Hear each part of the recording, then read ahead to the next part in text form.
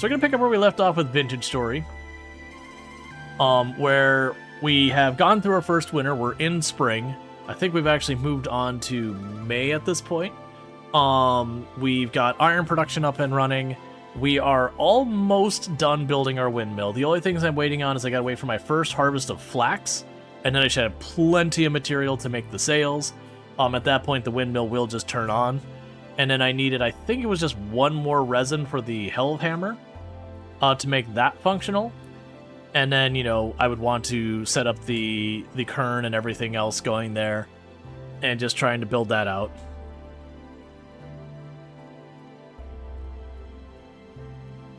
Your soul's seeking the same, though the other game was cool too. Yeah, no, I really liked for those on the YouTube side, we've been playing Lost Skies because it just went 1.0 and they were kind enough to sponsor the stream and everything.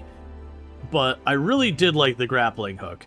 That is one of those games I feel like by the end of it, you're going to be doing, oh, right, I had to leave you all on a cliffhanger because we were in the middle of a temporal storm, and I was like, I got to go to bed because I couldn't delay the ad anymore. So we got to wait out the, I think it's a medium temporal storm. It's fine. Do I have food? I do not have food. But yeah. No, definitely had a good time with the game and all that. I think the strong suits is the grappling thing is really cool. I'm curious how involved the airship like construction side of it will get, because I can see a lot of fun there. But we'll have to see. I'm wondering with the ship how big it can get. Like, did the limit we had right there at the beginning, is that the hard limit or what? No food, no blankies, panic. Yep. No comforts, just nightmare fuel.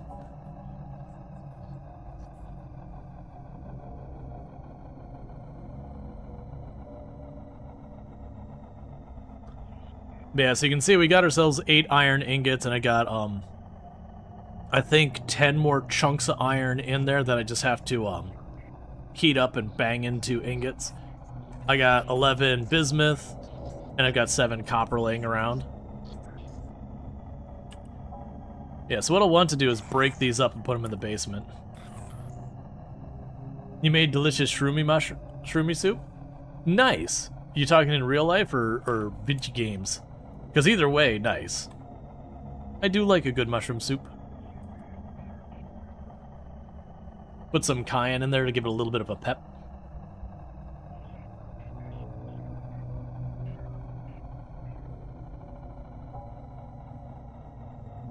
There's another like potato soup, you know, like potato leek soup, mushroom soup.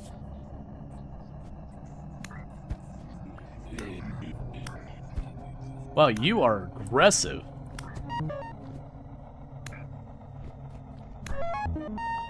Oh, you hit like absolute death.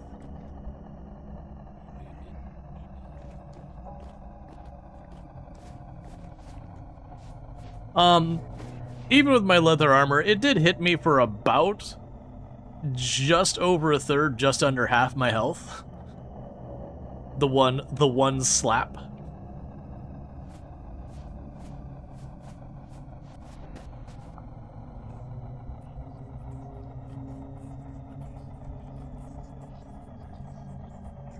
But yeah, for those who also missed, we got our bees going and all that. I'm gonna have to massively increase the amount of reeds we're getting.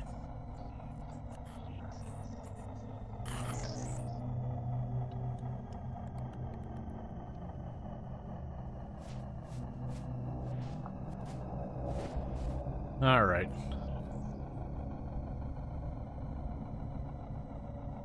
Got you some shiitakes? Nice.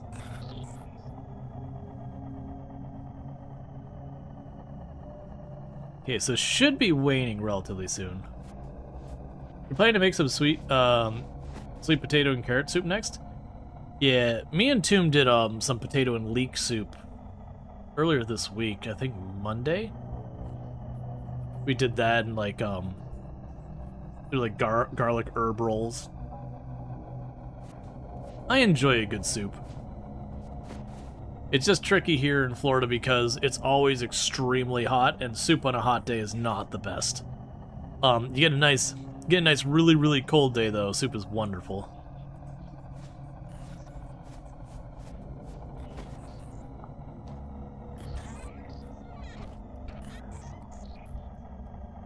So we can chuck that away for right now.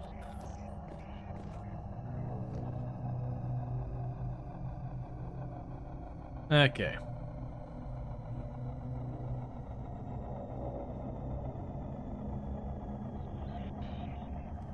But behind the side of the AC, it's still wonderful. Yeah, no, it can be. It's definitely, if you're just like staying at home comfort food, soup's great. But right, so some of the things we've been working on is, you'll notice I got all these little pins for resin over here. We're trying to get the resin. I needed a total of 5 to get the health hammer online, and I've got 4. So I just need to get 1 more. We have been filling up, we're getting pretty low on our charcoal. I'm down to 21 charcoal. So that is dangerously low. But what I've been doing is I've been taking the time to grab as much as I can in regards of the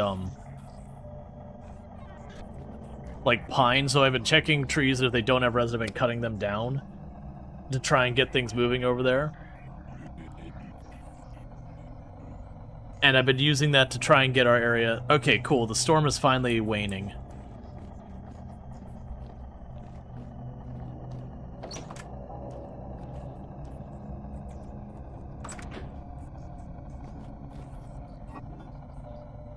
Let's go. Oh, right. My inventory is super full.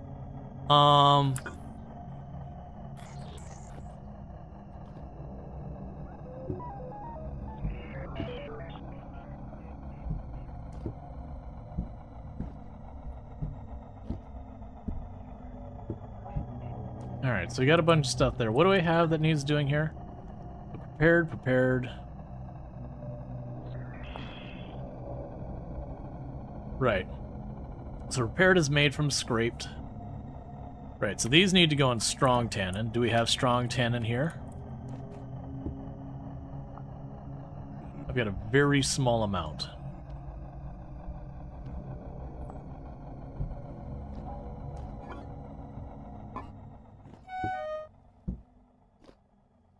Okay, and that's the starvation kicking in.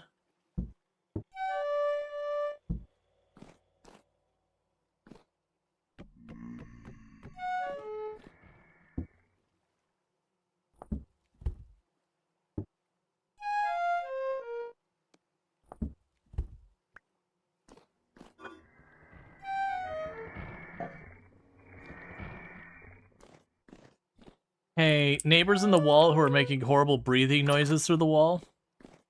Could you not do that?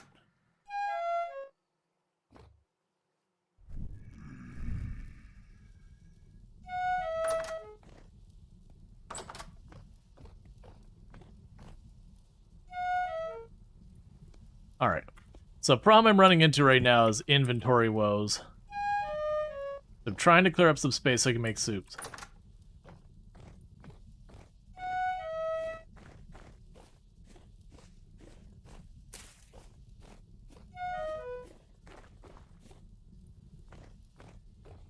Have we conquered the land through the power of science yet? Not yet.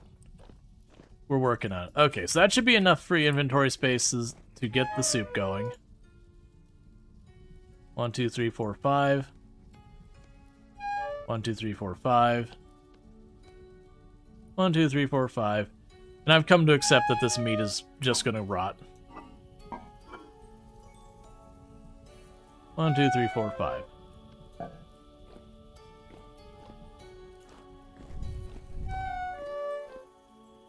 Okay.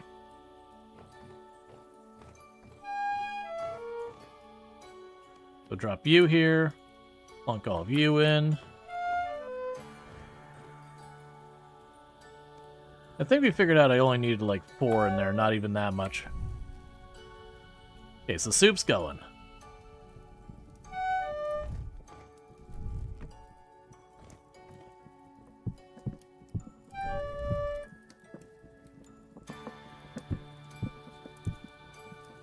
So that'll take a minute. In the meantime, we'll slowly die.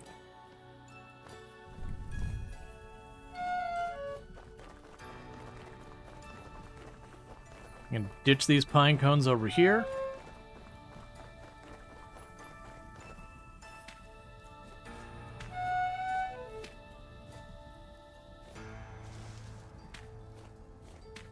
So you just plant a whole bunch of trees for us to cut down later for more firewood as I need it. More importantly, I'm freeing up inventory space. Okay.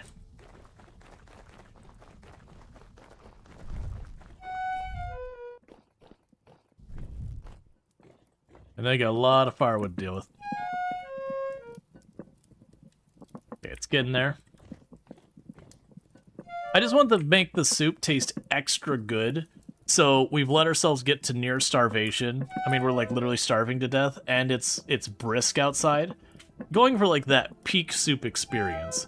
That no soup will ever taste as good as this soup because of just the desire for it so much.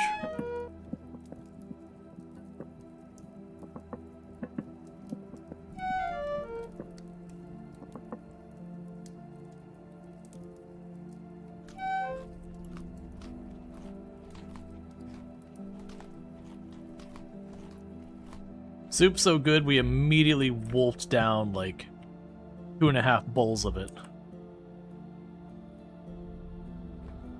Alright, now's the tricky part, which is going to be dealing with the basement situation.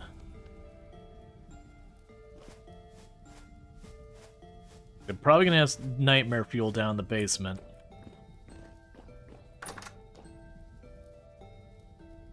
Or not, or it'll just be fine. That's perfect. I like when everything's fine. I don't have to do anything to make it that way.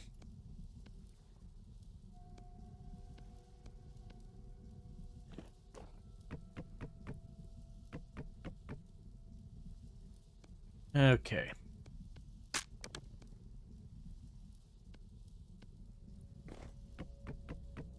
There's gonna be a little bit of back and forth here because I don't have enough inventory space for everything.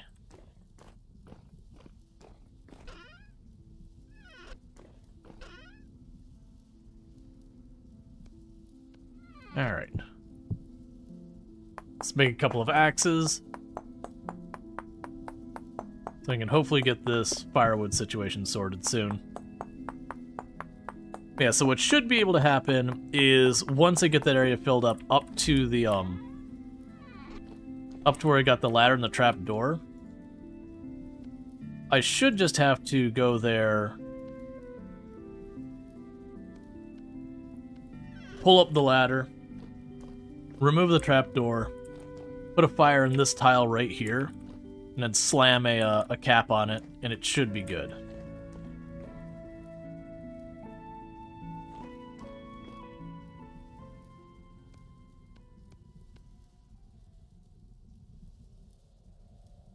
All right.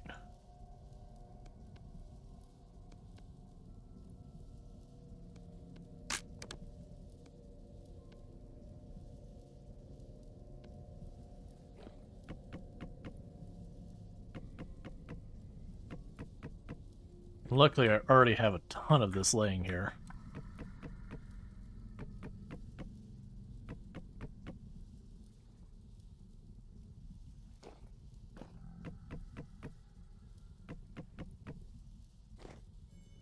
Cool.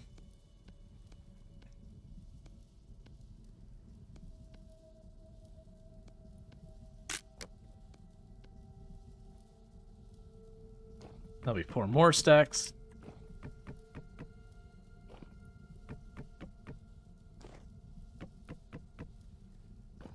Now more axes. I'm really looking forward to getting that charcoal super sorted. Plus, it does feel good when you have like a major amount of material like that, and you can just get it done.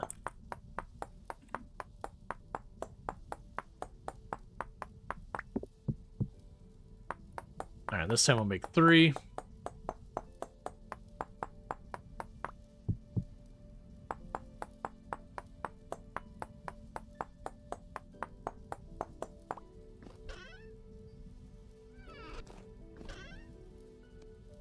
1, 2, 3.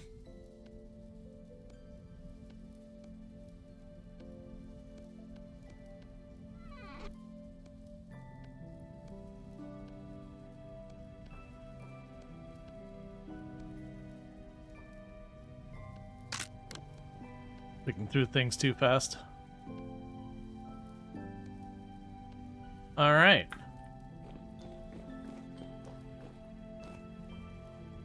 That should be almost like a whole extra row of these.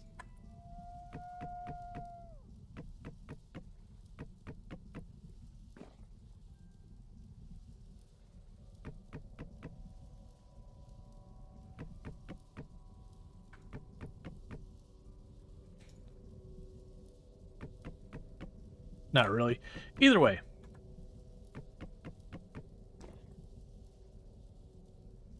That's concerning. There we go. I accidentally picked up some, so I have to be careful about that, because if I leave a gap, then I believe the whole thing can just catch fire. So instead of charcoal, I just lose an obnoxious amount of wood.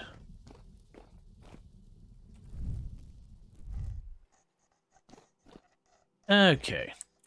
And you're all doing your thing right now. That's more weak tannin. That's fine. So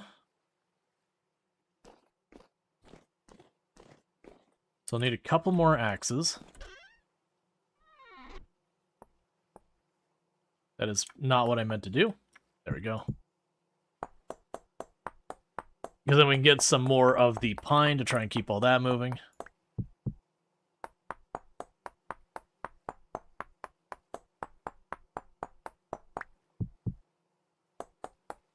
So we can go to the woods, hopefully get the resin.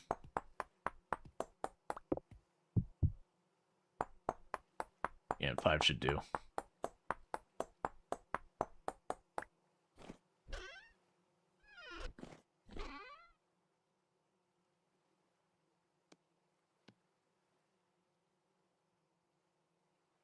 Yeah, honestly, for right now, I'll keep them as the axe heads. Then I can assemble more axes using the sticks as we need to out there. Alright, so let's drop the extra firewood here.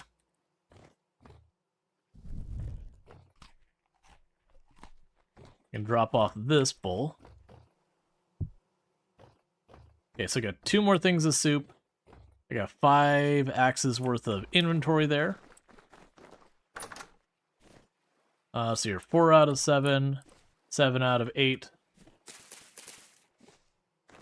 6 out of 9, 6 out of 9, 7 out of 9, 7 out of 9, 6 out of 7 on that one. Yeah, so those are all looking pretty good, and a lot of that's flax, and that's what's going to get those done. Oh, we got some 4 out of 5s here. Cool. Let's go check out our bees as well.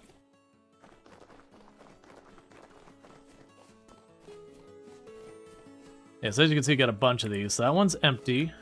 Empty. I've got my large beehive that I'm deliberately not messing with. Yeah, so all the other ones are empty except my one main hive in the middle that we deliberately did not mess with. So nothing to do there. Oh, good. My fruit trees are actually getting green leaves on them. Love to see that. So in the meantime, let's run over here.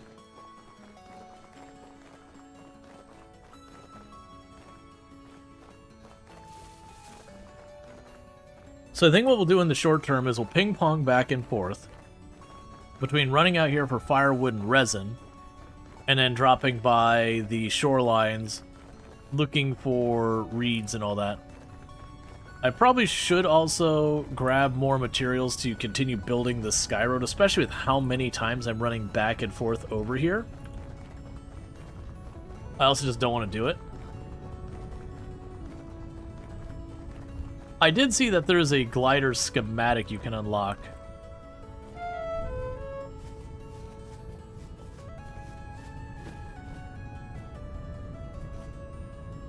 And I could see getting a lot of mileage out of that. Alright, so this trip is a resin and pine trip. Next trip, we're going to go after more reeds. Keep those beehives going.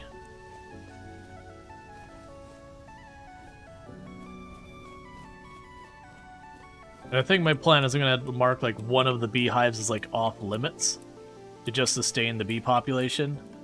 And all the other beehives can be what I use for my honey.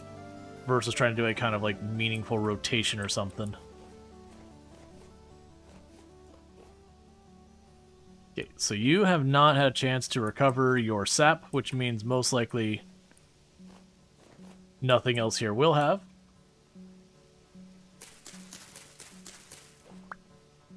Oh, and after stream yesterday, because of my offline playthrough, I did get a mod that gives the bees like an animation, all that, so they're a little bit easier to notice.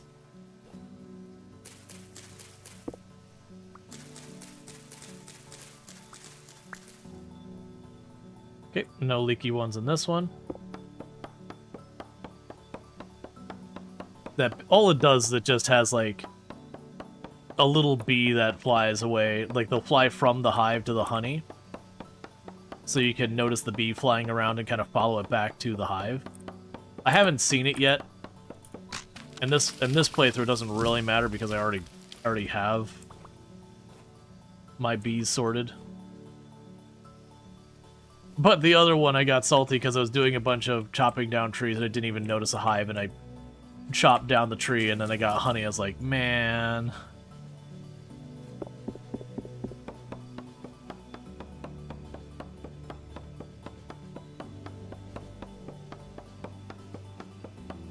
Alright.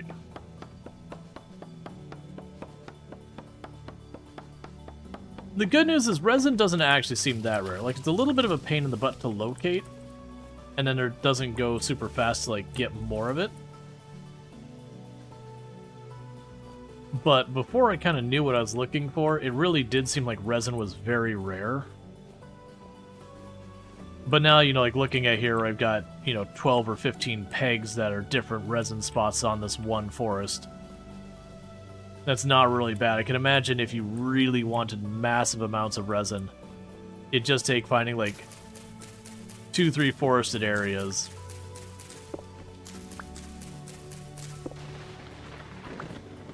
And you'd go to one and then move on to the other one. Yeah, we can't eat these funeral bells, but I'll add them in for stuff to rot. Work at getting our better fertilizer.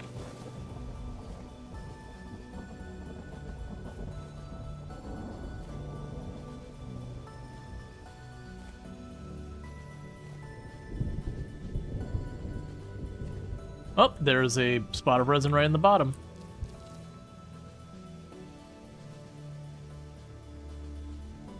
Do I not actually have any sticks? Oh, I have sticks. There we go.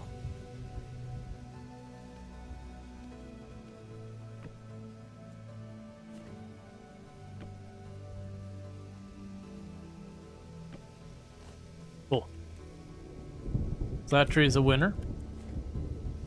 So it's officially enough resin that I can get the Hellhammer set up. As soon as I get the blades for,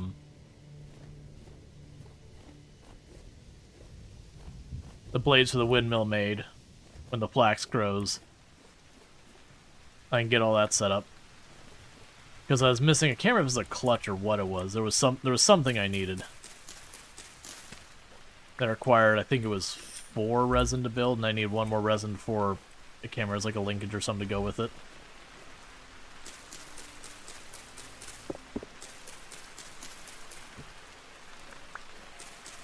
Okay.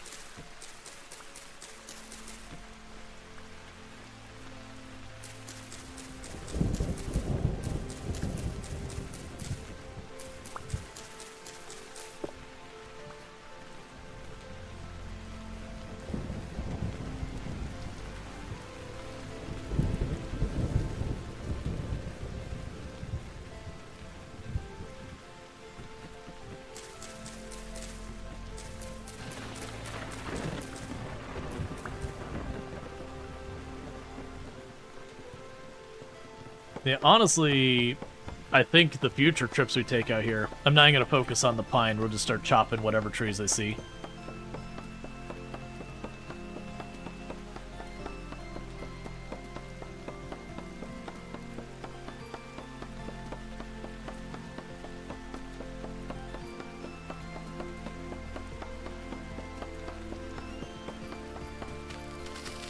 I'm kind of at that point where, one, cleared out most of the pine trees. And then two, it's just firewood, so there's no reason for me to run all over the place looking for it.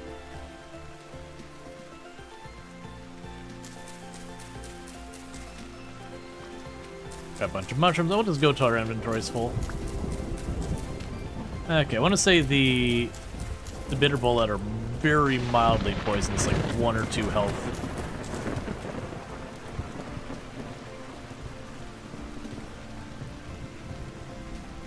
So definitely one of those ones, if you're starving, it'd be worth, like, eating one to make it so you don't take damage for several seconds.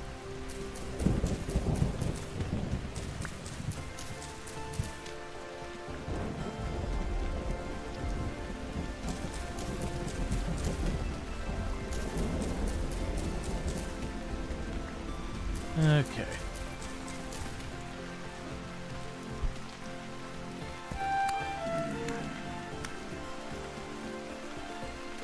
Trying to enjoy my mushroom farming, if you don't mind.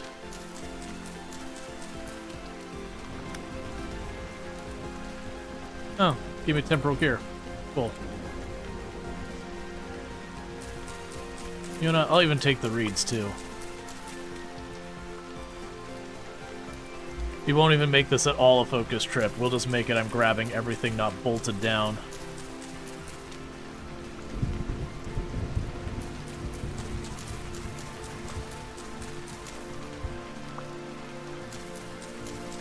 How many days? No, it's only 10 some.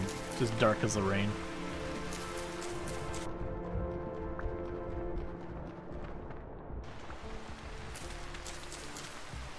Okay.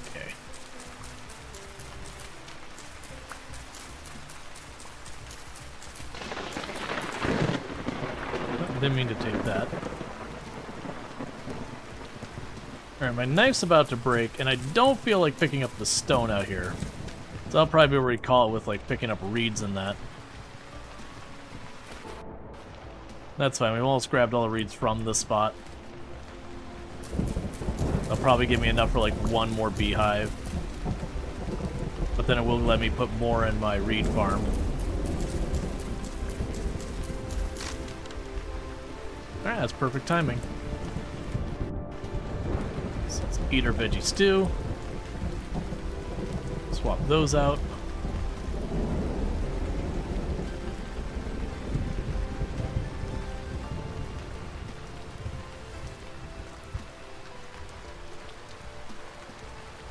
Yeah, so down here we're not seeing pine. Ooh!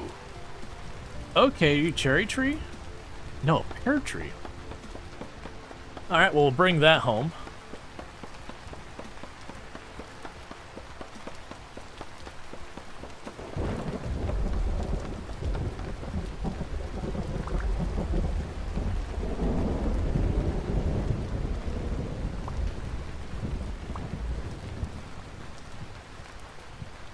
Yeah, so that gave us 6 chunks towards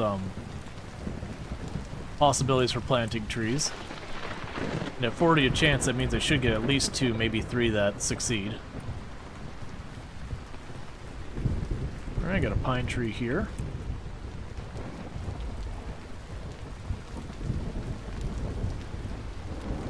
Okay.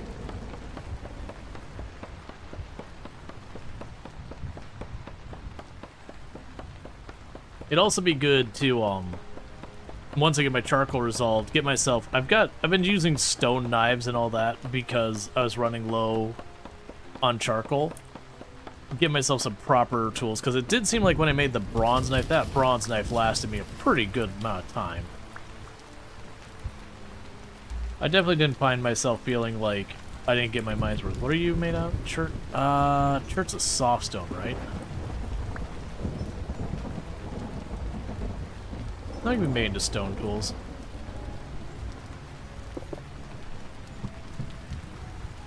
It's fine, I'll make a knife. I wasn't going to, but that's fine.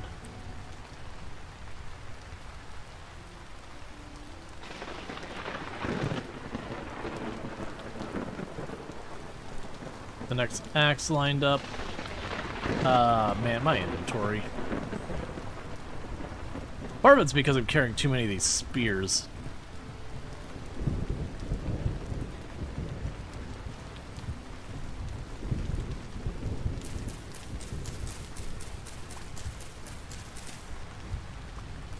I'm just seeing all these reeds thinking, I'm going to be coming for these in a minute anyways.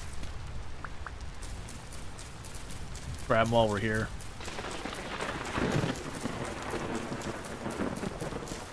Not approach this with just one mission in order, just any resource of opportunity that I know I'm going to need more of, just grab it on the go through.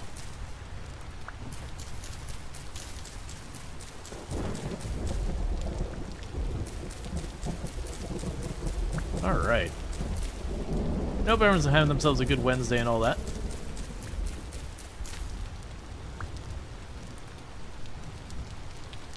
Trying to think of the art games I want to get going on the channel here soon.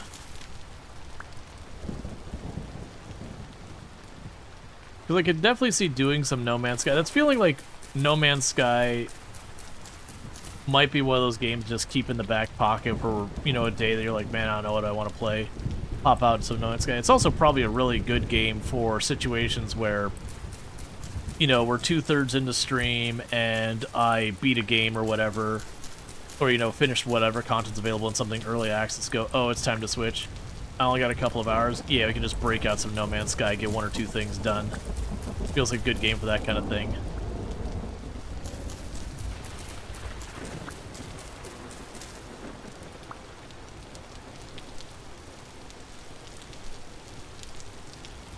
Don't do this to me, game.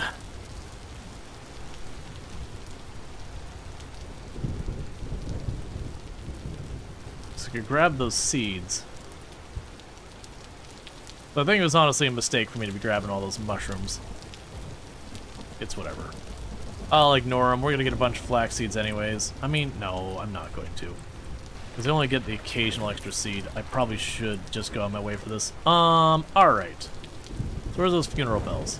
If you're super poisonous, get out of my life.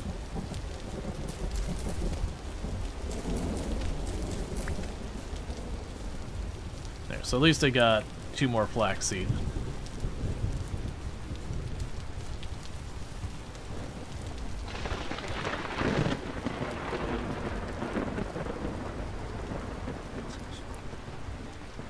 Okay.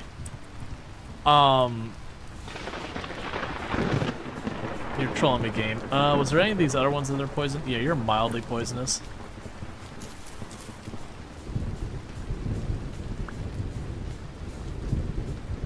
Grab you. Gotta enjoy the looting versus inventory space game. Yep. Always a classic. If there's an inventory in a game, there will be putting too much into it and then trying to navigate that whole thing. Ooh. Alright, so there is a leaky spot here. I don't have enough sticks for it.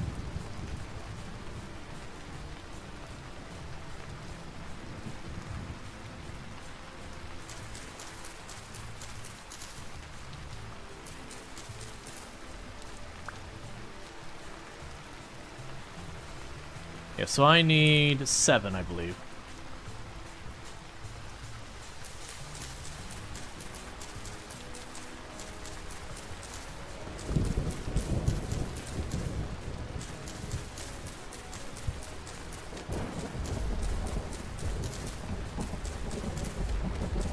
So just hoping we get ourselves a couple of sticks.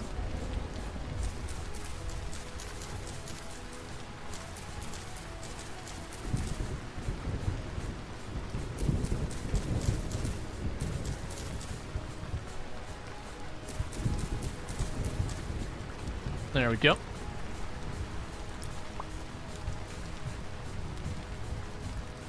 So I can go over here.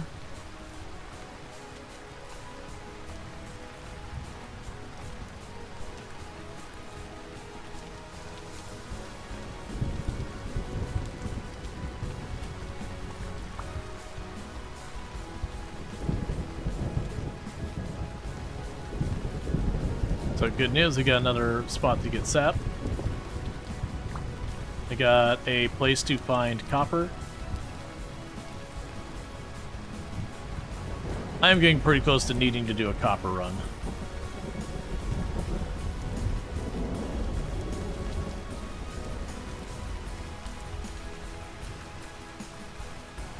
Okay. Do you worry that you may cut down sap trees? Yes, that's actually the reason I'm putting all the stairs on them, or ladders. It's that way when I walk up to a tree and I see a ladder on it, I know it's a tree with resin in it, so I don't have to worry about it. And I'm sure I've cut down probably several trees that have the sap. Luckily, it's not that rare.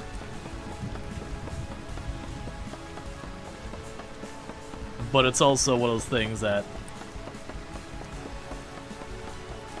certainly is a concern.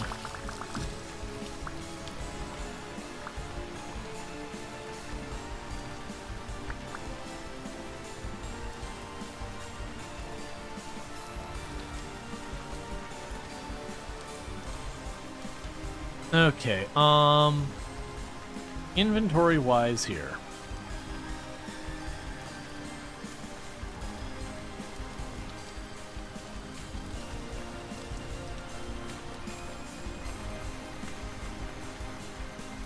Do that.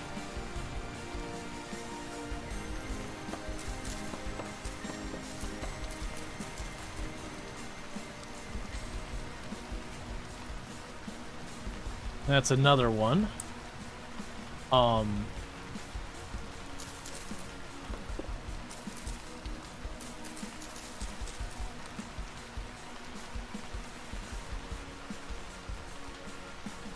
going to need another stick.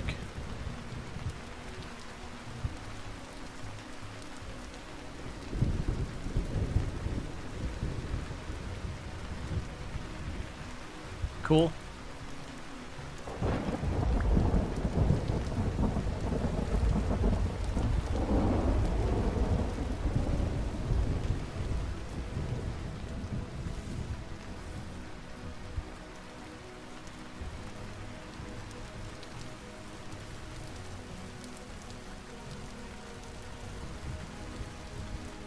Alright, that one's clear for me to cut. So I'm trying to just slowly shift our inventory over to being more wood. There's definitely a trip we're not going to bring back as much wood, but we're going to be bringing back all the resin I need for right now. I'm sure I'll need much more over time. At least for these 2 seconds, we're going to be good.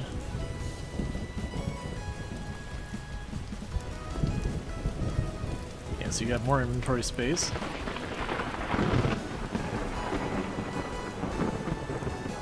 Let's not climb around the giant hole.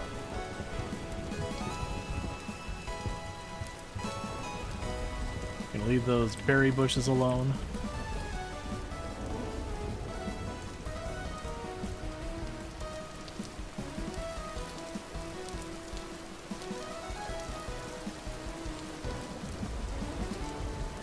Okay.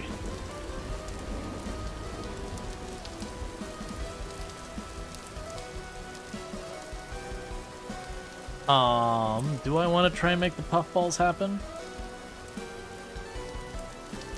Probably not. They can sit there and I can come back from later.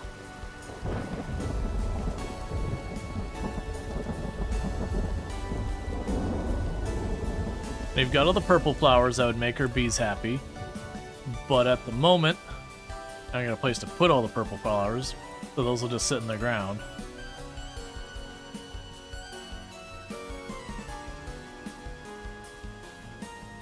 Okay. So I'll break our axe on this one, and I'll be able to make another axe.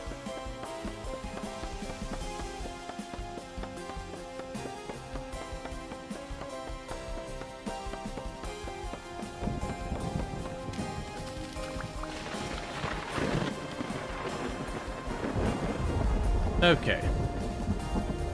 It's not anticipating that still being good.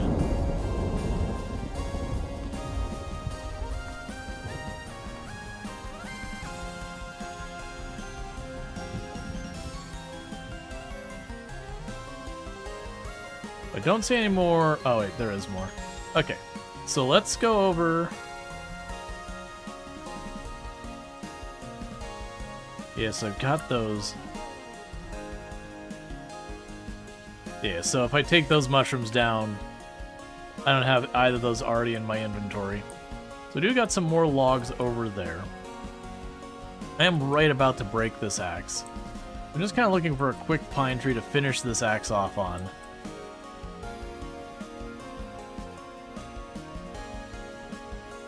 I mean, grab these logs here and move over.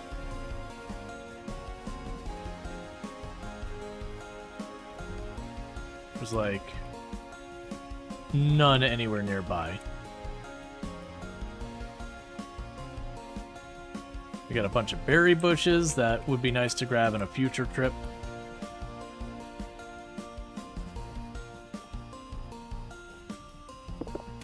Another place that we found native copper. That's like 4 different areas I found native copper here. So the good news is when I do want copper, it's looking like this is the place to be.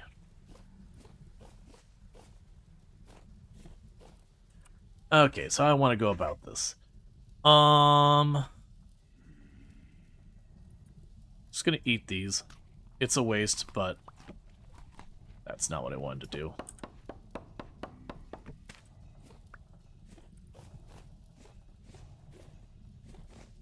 Let's start heading back and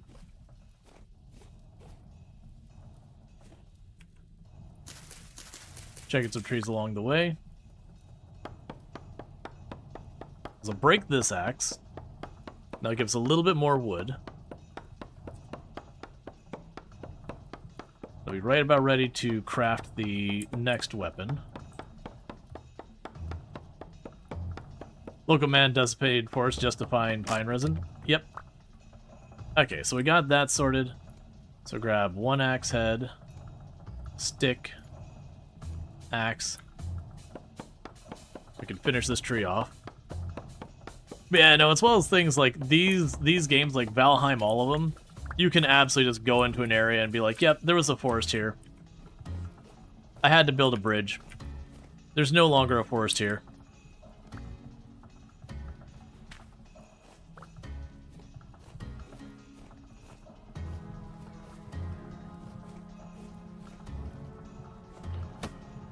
Wait, what?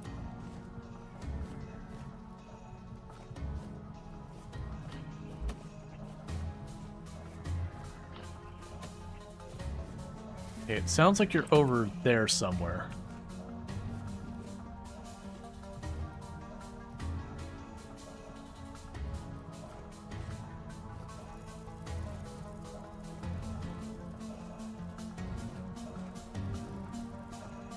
There you are.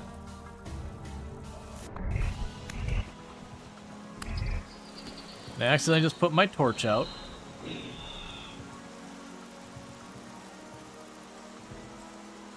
You can keep it.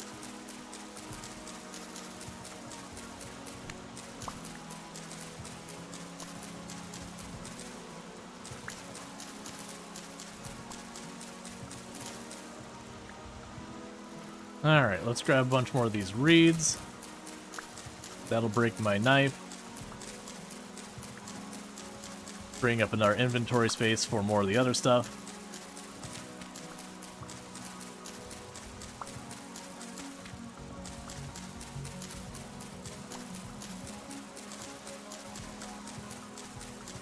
Okay, and it's getting to be nighttime, which is not what you want when I don't have a torch lit or an easy means of lighting the torch without having to stop, pull up grass, make the thing. Could you not be the way you are?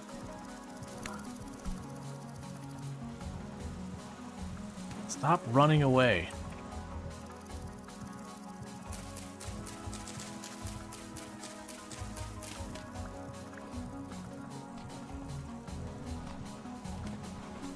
I was really hoping that would finish it. So I can clear up one more inventory spot real fast. I can quickly make the thing to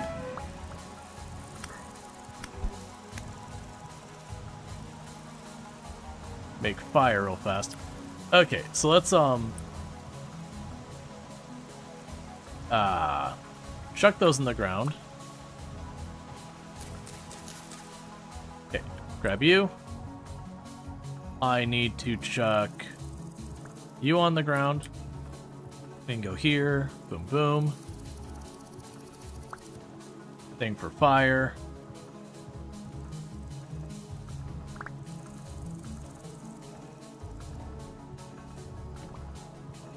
I need to get this lit. Have you tried cattail? I know I have. I don't remember much about it. I had a lot of random things because I did, when I was in the Scouts, I did, like, the survivalist thing. So there was a lot of, like, random things. They're like, oh, yeah, you can eat the petals of this. Oh, yeah, you can eat the roots of that. You know, they had it where we would eat bugs. Know which bugs you should and shouldn't eat. Like, they're like, yeah, you can eat ants. Don't bother. They're super acidic, give you almost no calories. Like, it's just, you're better off using your time for pretty much anything else.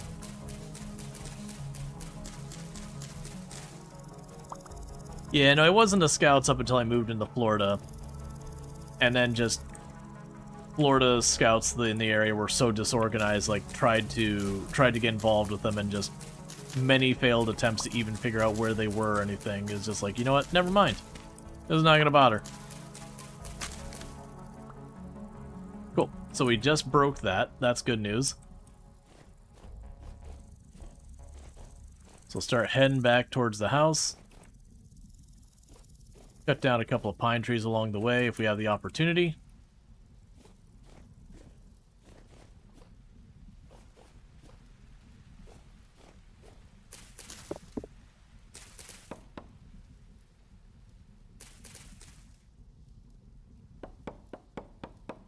They're acidic, just use the ants for salad dressing.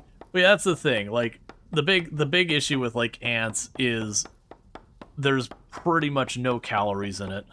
And when you're in the survival situation, you know, calories are king.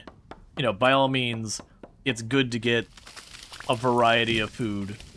But that's kind of long-term survival concerns, where when you're just out in the wilderness, you're usually not worried about, oh, I need to survive for the next 10 years. How do I do? You're usually like, okay, I need to survive tonight. And then maybe a couple of days after that until rescue comes. Or, you know, till you're in the opportunity to go find your way out. You're usually only worried about, like, not succumbing to the elements, water, and then maybe a bit of food to just get you a little bit longer. If you're starting to think long-term survival, there's a lot more, you know, like, there's a lot of problems going on.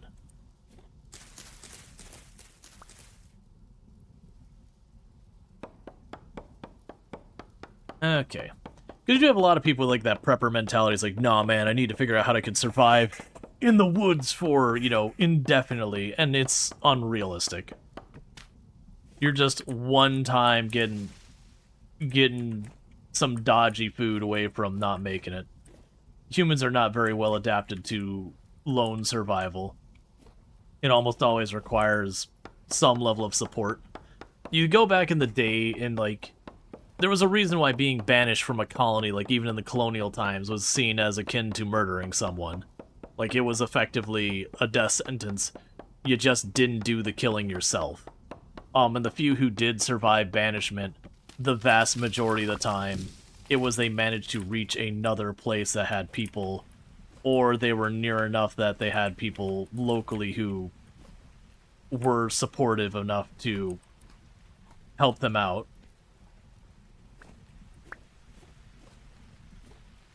For better or worse, as a species, we are a very communal species.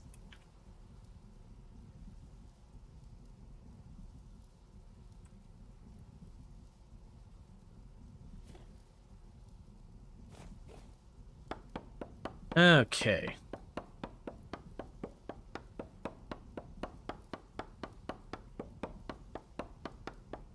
Now granted, for like storytelling in video games and all that, it does make for like really fantastic stories about the person who, you know, they get downed in the plain and they're surviving in the wilderness, like the hardiness of all that. We like to celebrate that kind of stuff. You know, people overcoming truly, truly awful situations. And there are people who do that in real life. There are individuals who very famously survive pretty awful situations, but that's why they're so noteworthy. Is it's such an extreme outlier.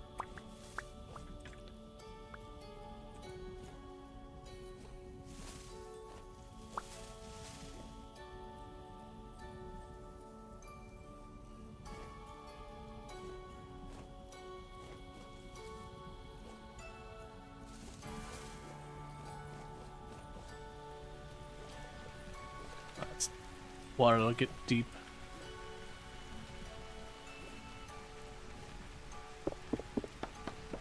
Alright.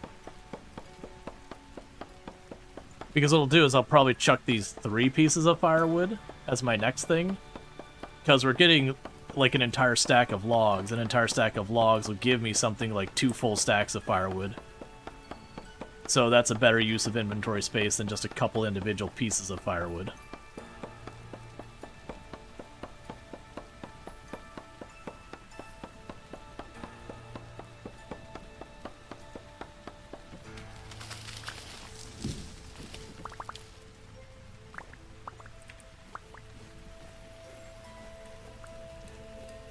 Oh, there was a beehive in that one.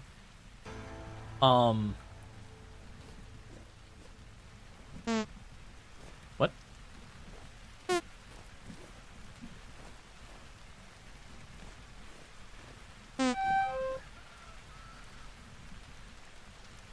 Could you go away? I want to collect your sweet, sweet honey. That way you didn't lose your hive in vain.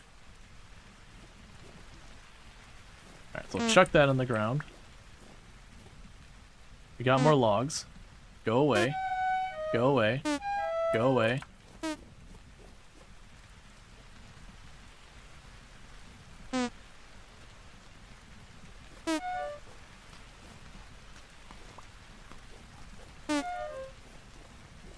So I can do next. Let's grab that, make this. You're an axe, chuck that in the ground.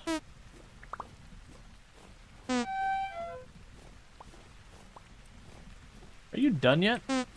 You don't even hurt that much, you're just obnoxious.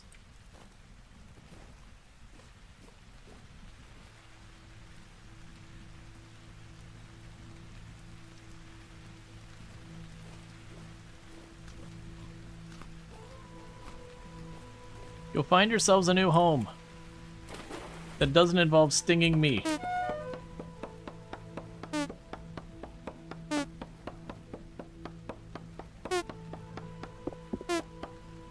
Yeah, no, I'm thinking that's...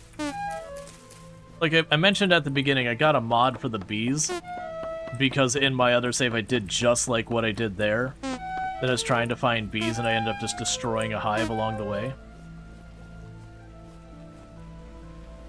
I didn't realize it'd be quite as big of a squeak noise, though.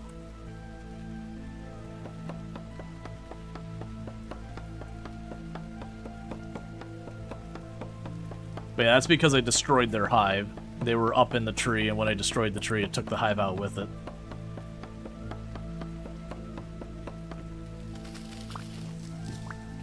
Yeah, you can see, even mostly just ignoring them and trying to work around them, they really don't do that much damage.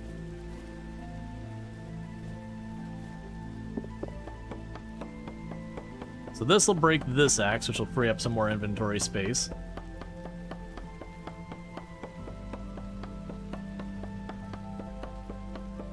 But yeah, no, all in all, good run. We got a whole bunch of resin. More than, like, we got enough resin to finish what projects we've got going right now.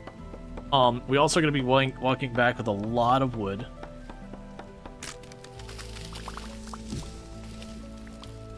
We did get honey, for what it's worth. I mean, honestly, I think that's fine. Getting the honey instead. We got a ton of the reeds and all that as well.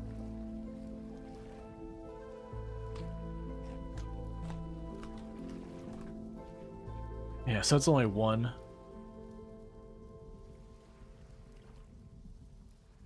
Yeah, I think we just head back. We're not gonna bother cutting anything else down. I was seeing if I could like free up the tree or what, or free up the inventory spot.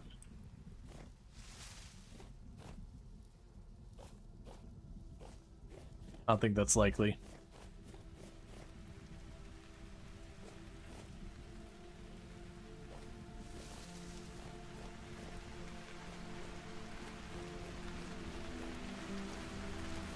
Just save the axe for making firewood on the other side. You got more on wild one? Yeah, so I do have one wild beehive I've got marked that is still fine. And then I've got a bunch of hives, one with bees at home. How's the windmill going? It's going pretty good. We were playing Lost Skies at the beginning. We just switched to this not too long ago, maybe 30 minutes ago or so. And so we're just waiting for our flax to come in. Like, I've got it planted. But once the flax comes in, we'll be able to have our sails up. I just got the resin I needed to get the Hellhammer online, too.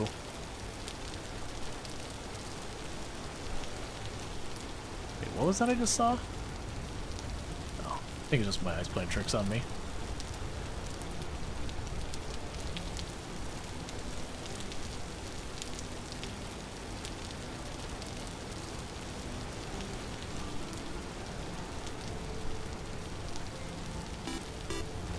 Thank you Mahan Rai for subscribing for 17 months. Well, that's not what I wanted.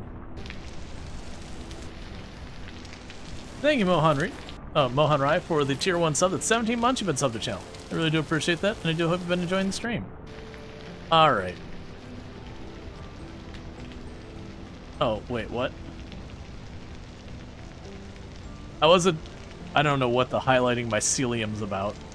I was trying to pull up my map while swimming across this.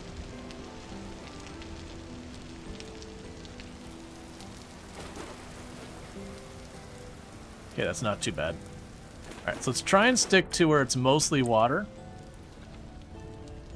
That way I don't accidentally jump down some tunnel.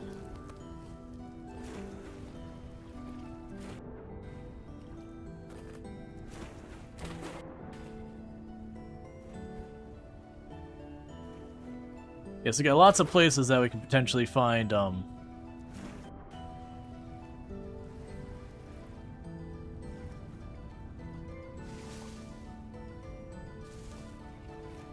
Yeah, that's what I'm guessing. I'm wondering if that's a mod or something that did that. Because I didn't grab any mods specifically for showing where stuff grows or anything like that.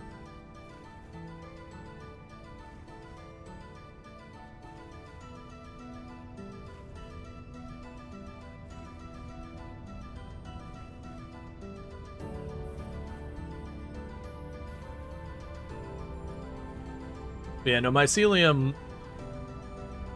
Yeah, like the sort of roots of mushrooms. The interesting thing is that whole under... Is it vanilla? Interesting.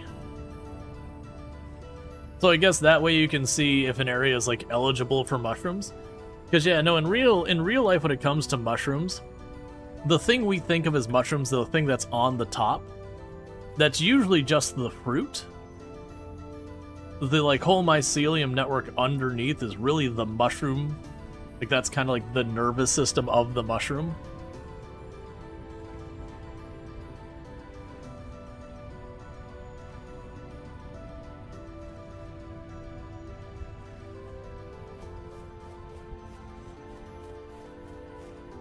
I need to put more lights around here.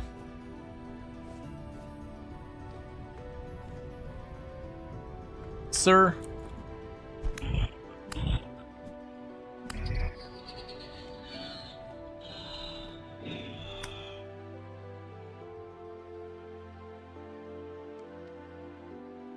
Okay.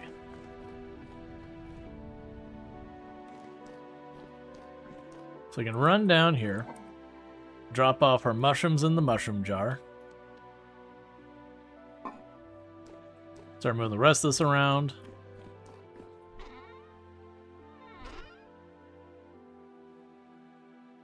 There's the resin, so we're good on resin for the moment. I'm going to need you to deal with this.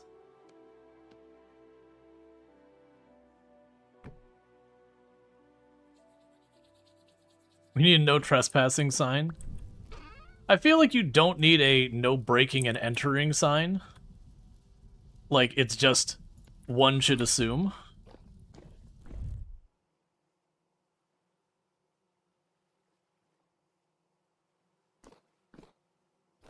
Did I not already have... Let's see, where's the rest of the honey?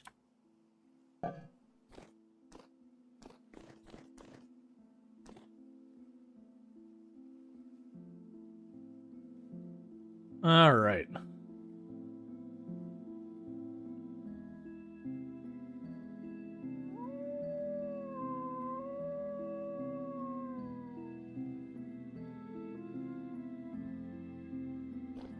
Slowly but surely getting a bigger and bigger chunk of wet honey goo.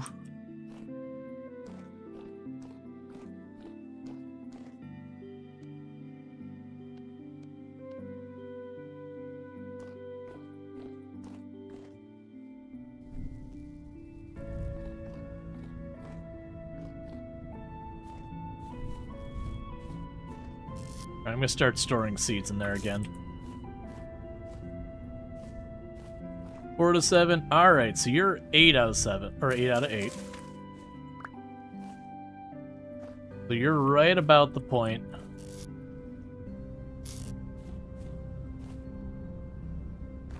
Of being ready for all that. 6 out of 9, 6 out of 9, 6 out of 9, 7 out of 9, 7 out of 9. Those are real close. Those are 6 out of 7.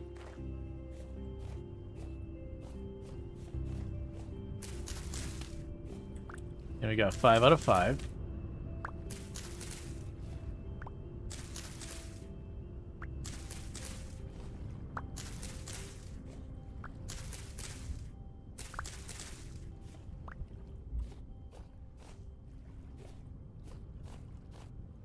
And those are 6 out of 7, so those are getting pretty close to harvest. Okay. So I got a bunch of these seeds.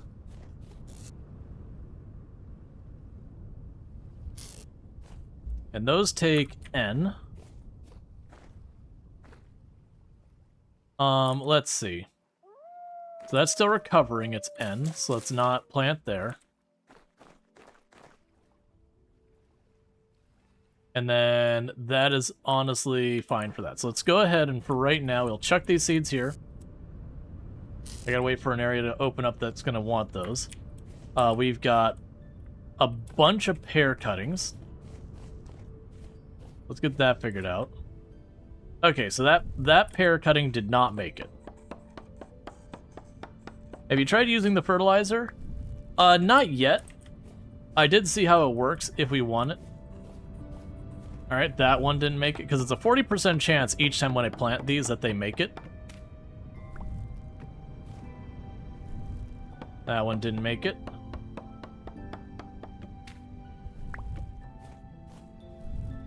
Bad luck on this set.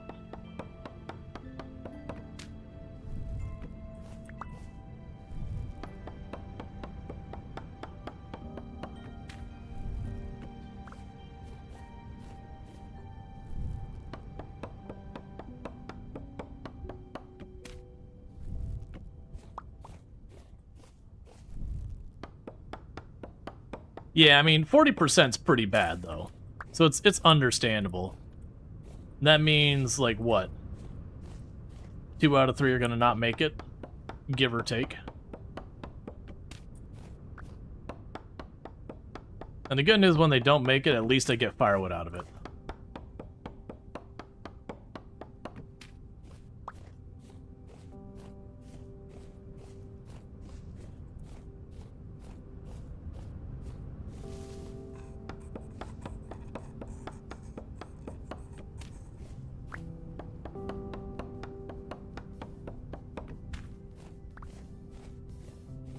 But then the idea would be, with the ones that survive, I think I'm going to keep that first row there. And once they grow up to a certain stage, I chop off the entire top half to just keep getting myself more and more pieces for it. Okay, so let's see what else we got. Alright, so we got the soup bowls. We can drop those off.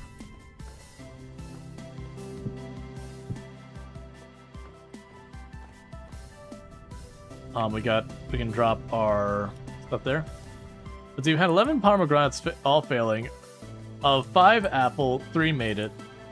3 fine olives. Yeah, that's honestly one of the ones that's going to be interesting for me is when I get to the point of... Let's see that one. We'll stack those. So let's go 1, 2, 3, 4, 5. 1, 2, 3, 4, 5. 1, 2, 3, 4, 5.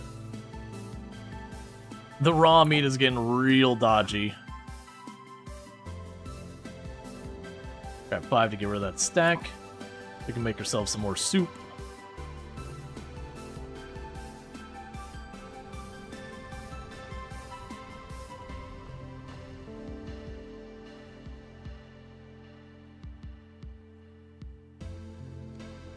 One, 2, 3, 4. We already know that 4 is enough. 3 might even be enough. But... Okay, so I've got that cooking. We're not going to stack those yet. Okay, so I've got the reeds and all that to plant. So you're going to need a couple stacks of dirt.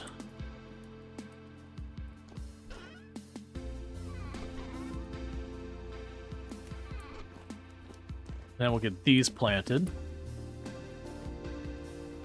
And I'll try and get more skep set up for the bees.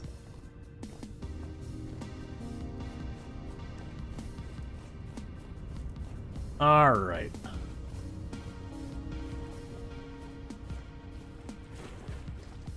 And those are ready for harvesting, which is lovely to see.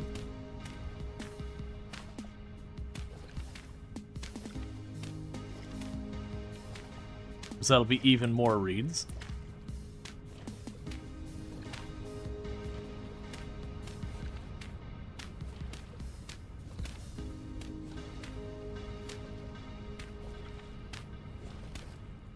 And strictly speaking, I don't believe you have to plant these underneath the water. I think you can plant them near the water too.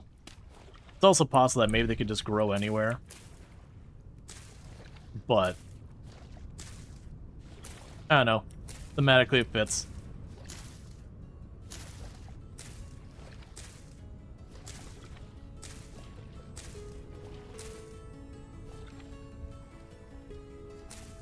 Alright.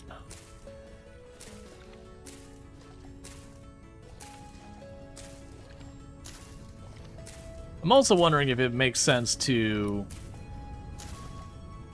fill in every single tile. I've been leaving the spacing just to make it easier to see.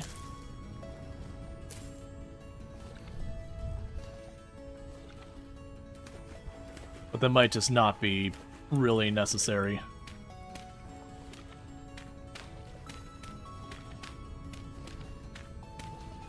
Get our next row going.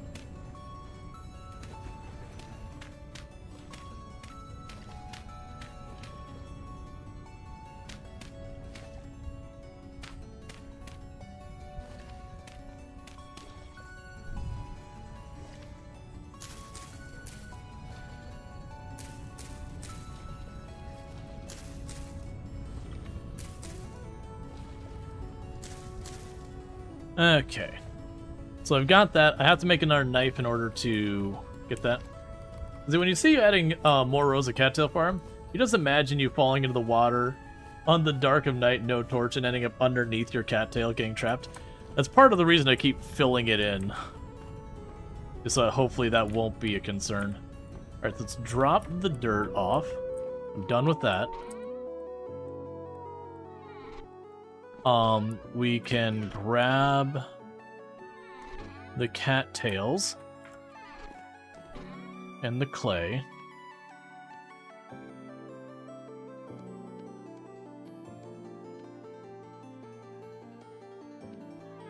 That's a bunch more skeps for us.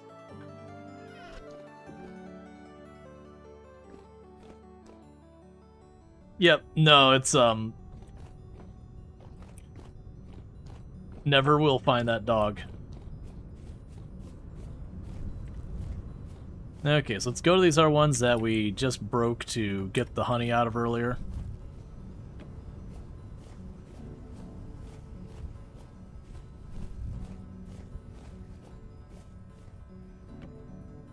There goes those. Yeah, so let's see. Yeah, so we got the harvestable skep.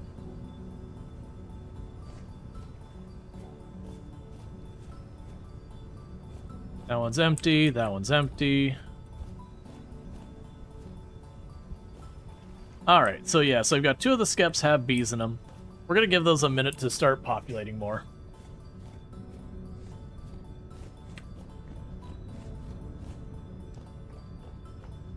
Okay, let's grab our soup.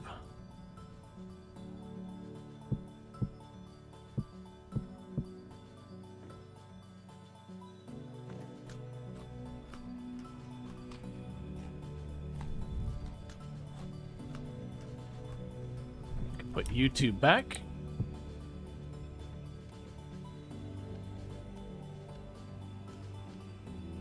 Okay, let's go downstairs, drop the rest of those reeds off.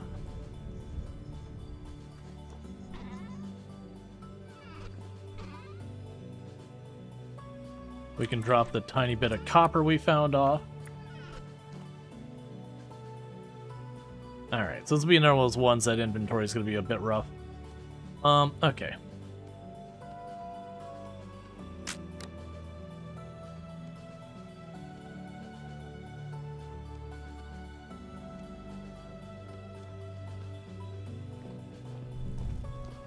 So we can drop that down. I also need to check on our leather working again.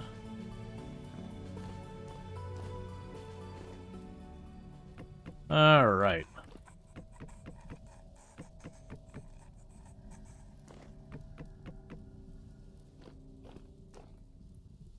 Because of that, we're going to end up having a bunch more goodies down here. Let's grab you.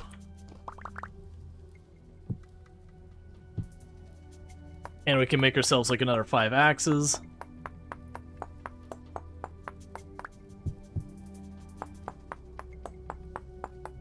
And I'm just waiting for me to have made something wrong and to burn down my whole house. Now granted, honestly, this lower area, most of it is surrounded by stone. So even if I did, like, really badly miscalculate where the fire spreads, I don't think we could lose everything too easily.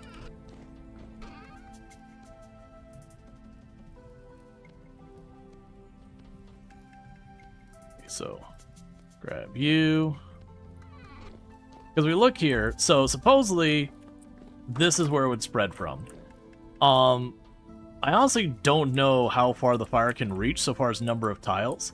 I would guess 3 is probably outside the range, which means if I messed up, that door would burn, and that door might burn, but I think everything else would be out of reach. And then I could be horribly wrong, and then all this gets burned, which would be pretty bad if that happens. Okay, so we got a bunch of the strong tannin. Oh, we can chuck this stuff in here to keep this moving.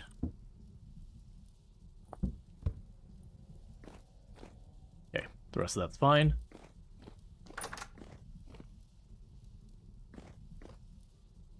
All right.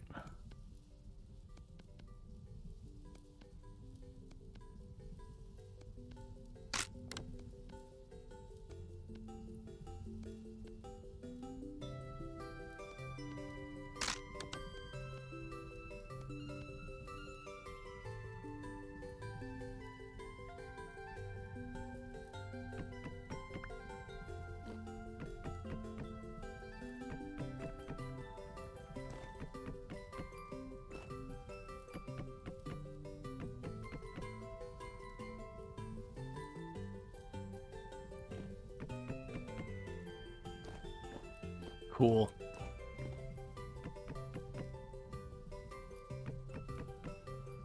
Take a slightly different approach since we're getting to the last little bit here.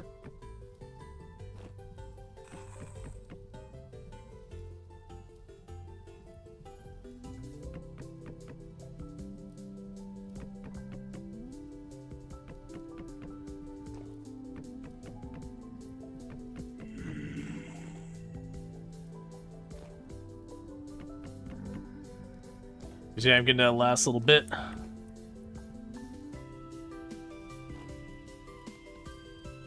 Love to see that. All right. I'll definitely need more axes. Because I was going to make that trip exclusively for the purposes of the cattail. Grabbing a whole extra stack yesterday did good. And then plus I still actually have more to harvest. I'm gonna make 4 of these and a knife. And that should be good. And so I know we're doing a lot of wood cutting. It's gonna be one of those things that pretty soon we're gonna finish that, and I won't need to do any meaningful wood cutting for a while. I'll probably be able to just knock down some of the birch trees and that we've been growing over here locally for a good while. Eventually I'll definitely need more wood, because you always do. It's just the rule of like all of these games. Okay, so here's the knife, so I can get those reeds.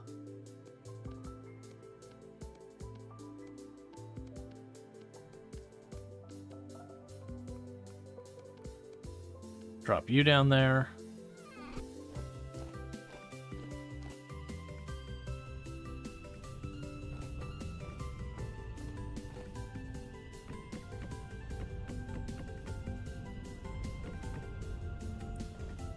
Might honestly be thinking not too long to just cannibalize some of my power there. Oh, let's also check. How are all you doing? So I've got a bunch of these that are now flowering. So a bunch of them are going to start actually giving me stuff soon. Let's pop in here again because a bunch of these were almost done.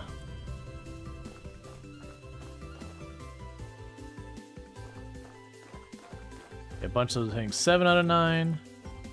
Yeah, so those onions are about to finish.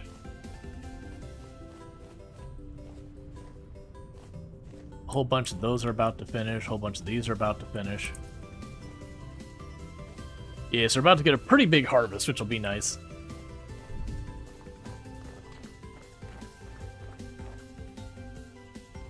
Oh, with that I can get a review before we head out. That's not the right way. Alright.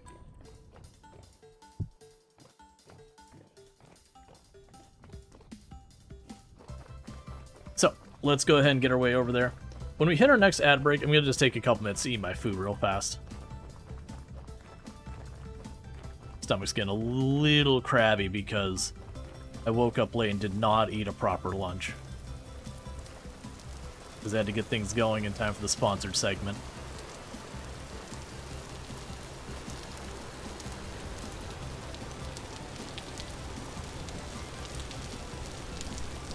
Oh, right. We're going... Well, no, it's actually only noon. It's just the rain making it dark. I was gonna say, I still need to grab that. But see, turnips with only 5 growth stages are your fastest crop. Which means they multiply their seeds faster, too. Since you don't know what moderation is, other fields are large, but the turnips, points everywhere. Yep. But no, that's kind of one of those things, though, where I could store those in... Or I could toast those in, like, in a box. And they just stay good for a long time. That's totally fine by me. Alright. So now we're not being picky about our trees. I'm not specifically targeting the pine or the resin, we're just going to cut down trees.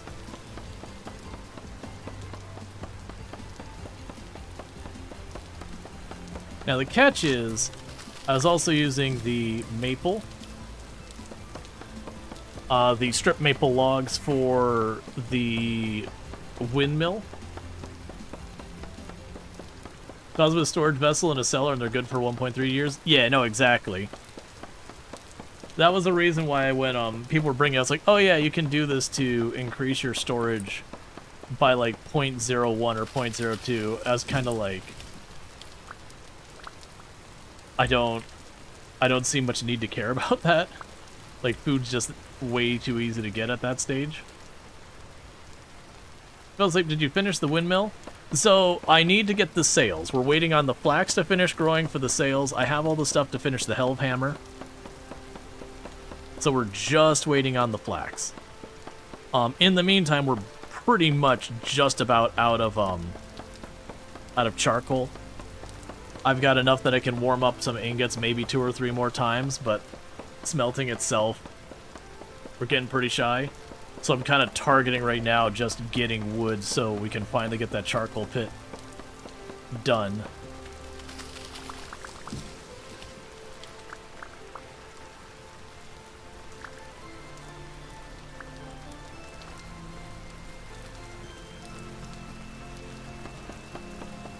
Yeah, first winter is, did you prepare check? If you did, everything after that is easy food-wise.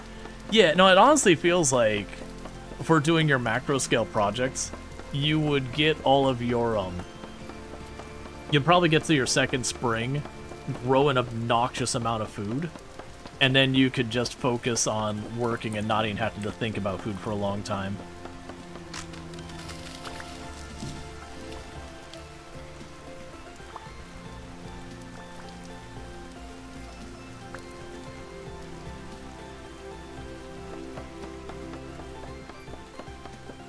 All right. And slowly but surely, we're going to convert this into another set of rolling hills.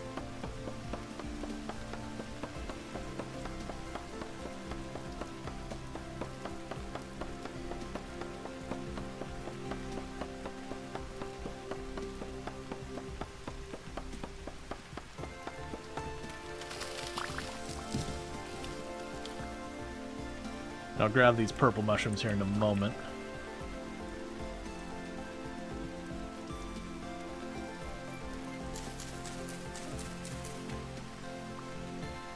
Okay, and those are safety.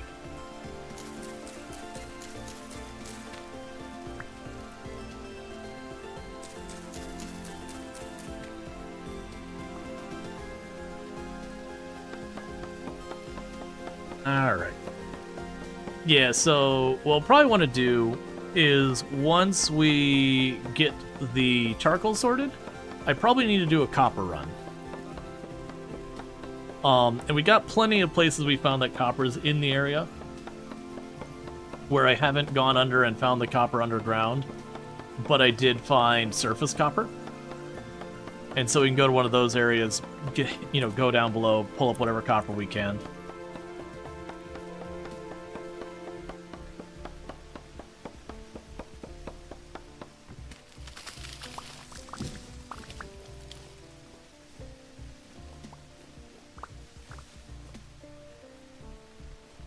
Is a mushroom farm a thing? No, not really.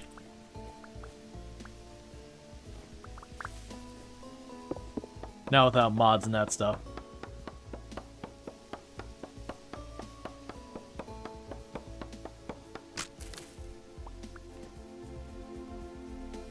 Alright, chat. So I was going to wait till the other ad, like the next ad break happens naturally. My stomach's getting pretty upset. I'm going to quickly step away, see if I can't deal with that, and I'll be back in just a couple minutes. I'll play the ad thing early, which just means it'll be longer to the next ad break, so I do apologize. But something's got my stomach upset, and I want to try and get ahead of it before it gets worse. So I'll be back in just a couple minutes, and thank you again for tuning in, and I'll be right back.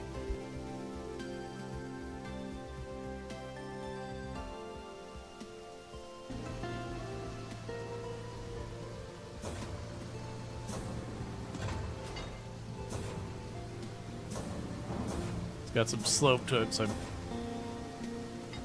Okay. We're alright. I don't know how we unscrew this, but...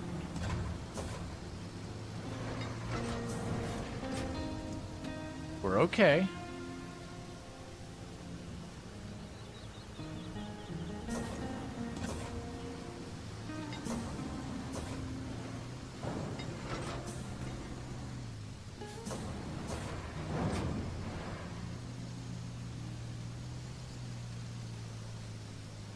Alright. It is not a channel name? How is Questionable Decisions not a channel name? No, he ripped everything else off, which is fair. Yeah, that's not stressful as all get out. Okay. So, what we would like to do is... if we go this way, because the orbit's going around this way, I believe... there's those mounds people talked about. Now, if only you kids could pick up litter this efficiently, we'd have the cleanest town in this side of Gem Sea. Vote for Mayor Lewis, my jokes are terrible. And now, the winner of this year's egg hunt is... give me my hat. Do it. Jas and Vincent. Wait, hang on. Hold up. Hey guys, how's it going? I want a science, because we haven't done this, so... hey guys, wee!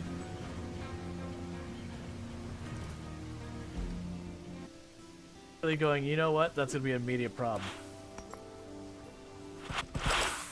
I can't move. I am physically one with the emeralds. The emeralds are me. I am the emerald. Help. I regret this decision. Unstuck.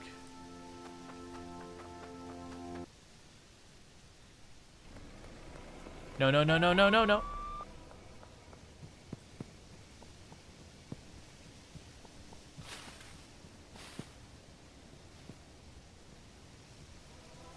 Oh, Jesus. He didn't make any noise. And I just turned and there were lights. There were eyeballs.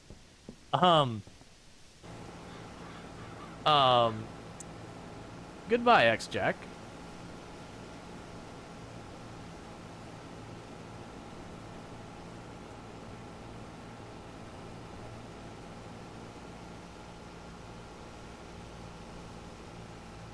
That was certainly an original entrance. I will give them that much. That was a unique entrance. You know what we should do that our characters haven't done? Let's have a lantern. A sky lantern thing. We've done this, I think, 3 or 4 times in this run, and we have had not a single one that has been a positive experience. So, we'll see if this one's better. It's the first time we've had one with clear skies.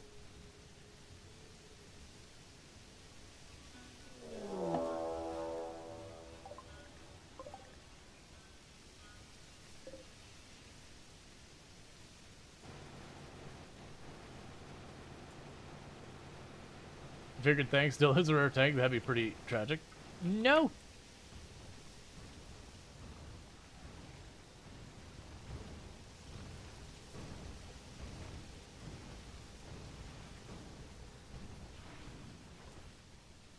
Well, we lost the tank.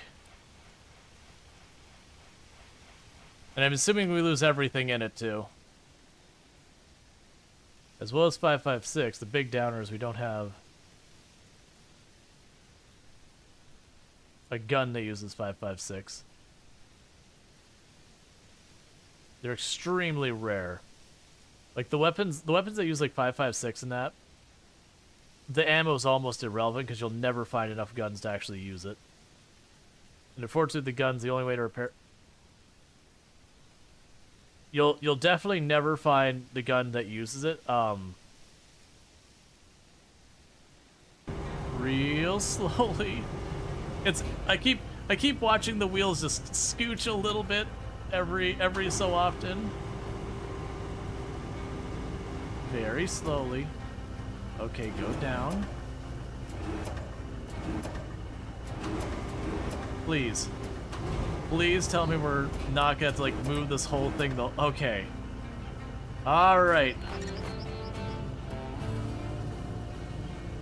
Alright, the correct way to do this mission. Cause these aren't, I'm not wearing pants right now. As best we can, the seeds around here. That way when I add the sprinklers, there was another tree.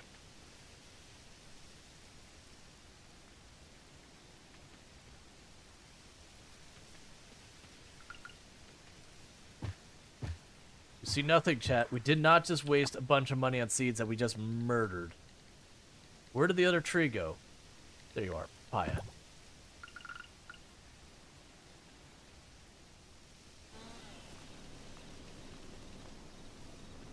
Hey, hey, hey, hey, hey.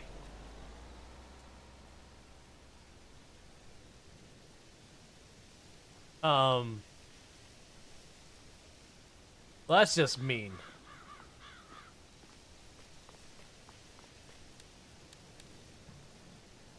The least they could have done is driven it over to the other part of town.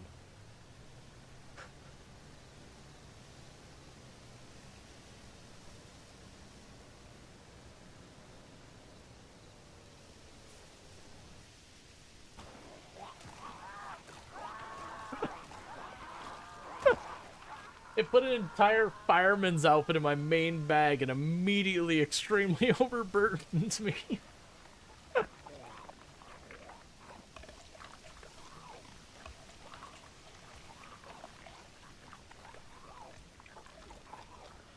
I was just like instantly drugged to a halt. I'm like, oh no.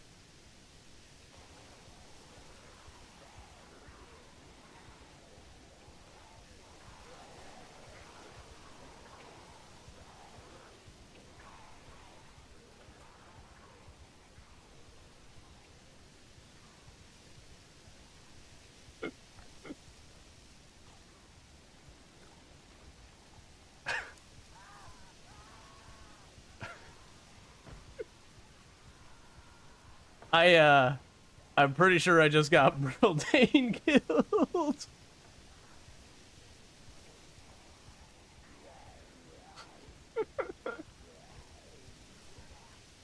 Not gonna call it any specific group because again, it's not about individual groups or whatever like that.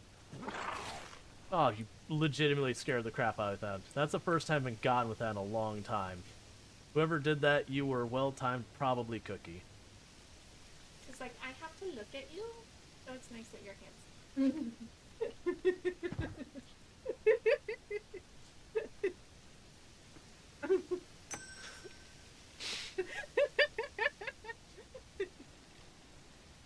Love. Love.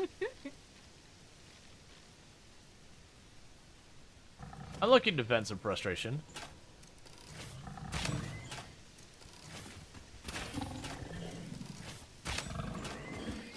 I feel slightly better.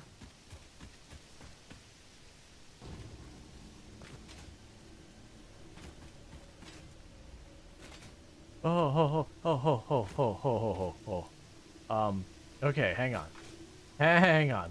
Little too ambitious with that jump. Yep, let's, take a minor detour.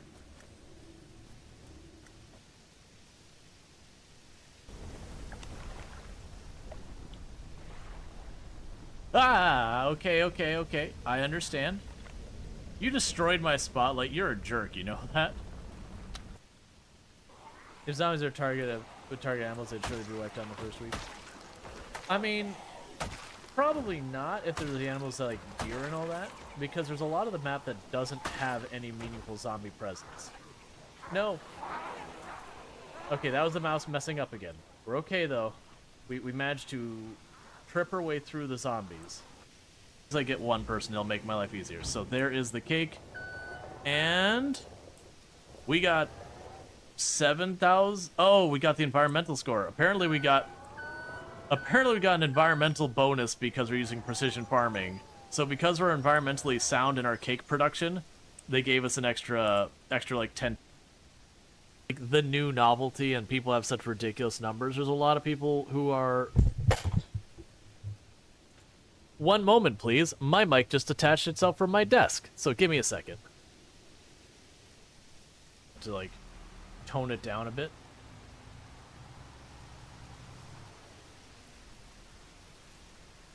Alright, so we should... Oh, that's a river. I was too focused on trying to, like, watch, it's like, okay, where's the gap in the tree is gonna be? Of course, I'd wedge it.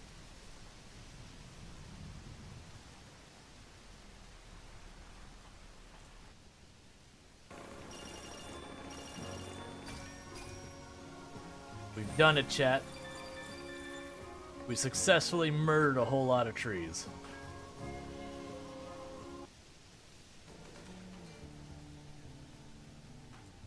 The good news is they're not aggroed to me.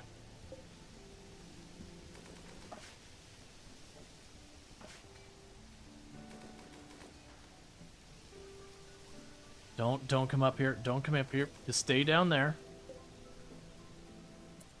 That's not what you want.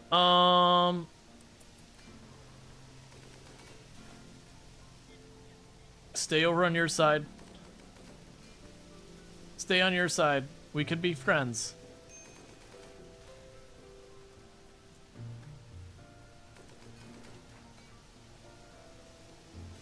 Go to the right. That's right. Stay on your side.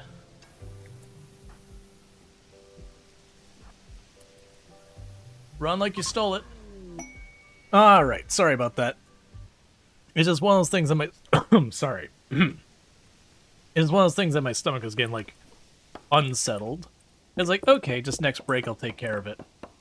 And then it just, like, really quickly got really upset. I'm like, no, I gotta take a moment to deal with this now. So I took something to help settle it. Finished my dinner real quick so that way I had, like, some food in my system and all that, and it's already calmed down a little bit, so hopefully that'll go away. But yeah, that was as well as ones that came on pretty quick. That happens. It's actually shocking, like, how fast some things can, like, really get rough. Like, it's, like, one thing that can be, like, surprisingly rough is just, like, regular old boring gas pain that you could just be gassy, but it gets bad enough. It can give you sharp chest pains. Like, and, like, can honestly be pretty debilitating. Because when your body doesn't know what to do, it's just like, okay, lightheaded, nauseous, everything wrong. I haven't done that in ages. Like, that's not what's going on right now. It wasn't nearly that bad. I didn't stream if it was that bad. But, like, I've had that where it's just, you know, you're sitting there, you're like, cold sweat, utter misery, and you're like, well, what's wrong? Oh, you're just gassy. And you're going, how do people live?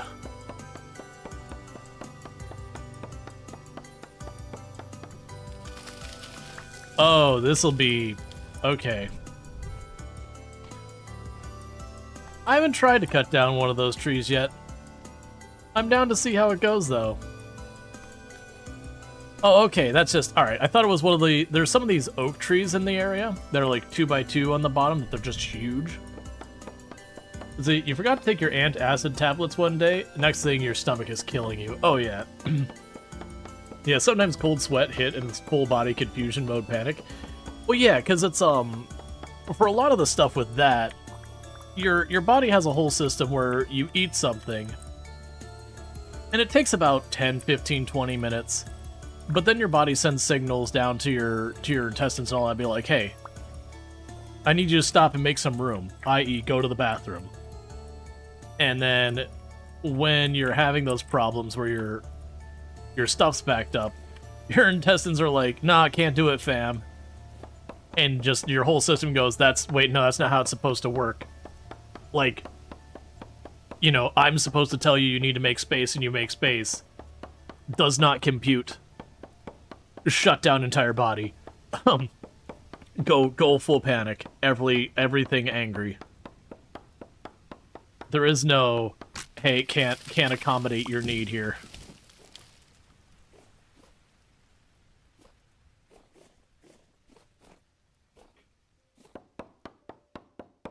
You get hot flashes a lot? Can't handle it. Yeah, no, I haven't had that one. So, I don't have hot flash or anything like that. The one I do run into, and it's something that's been like an ongoing medical thing about trying to figure out, is I have zero tolerance for heat now. That, when I go around, I have like a very slight, almost pinkish hue to me. And it's because for whatever reason, my body reacts even at normal temperatures at times as if I'm overheating. So your body shunts the blood out to your extremities to help get rid of heat. The problem is when you do that before you're hot, it is utterly useless and makes it way worse. You overheat faster. We've been trying to get to the bottom of that, and it's just been one test after the other, being like, okay, well, is it the thyroid? No, all the I'm gonna get the term wrong, like enzymes or whatever are where they should be, like your reading on your thyroid is all good. Okay, well, is it, is it poor circulation? No, we checked the veins in your legs and all that, and everything's looking good there. Is it neurological? No, have an MRI, everything looks good there. Hormones? I mean, yeah, okay, yeah, no, for the thyroid, I guess that'd be hormones.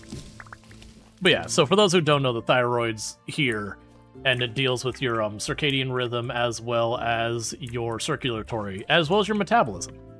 Like, the thing is really important. It's kind of the thing that is the throttle on all those systems in your body. And so temperature regulation, all of that goes through there. So you can have hyperthyroidism or hypothyroidism, which is whether it's either making too much of the stuff, so your metabolism's going really fast, and I believe with that you're more likely to overheat. Or the otherwise side, hypo, which is where it's making not enough, so you end up having a very slow metabolism, so it's very hard to keep weight off and all that.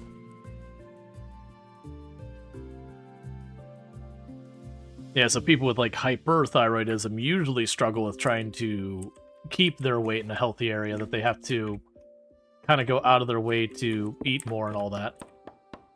And it can be rough. Which hypo is the one that's far more common, where your metabolism is slowed down, and I believe you don't handle cold as well.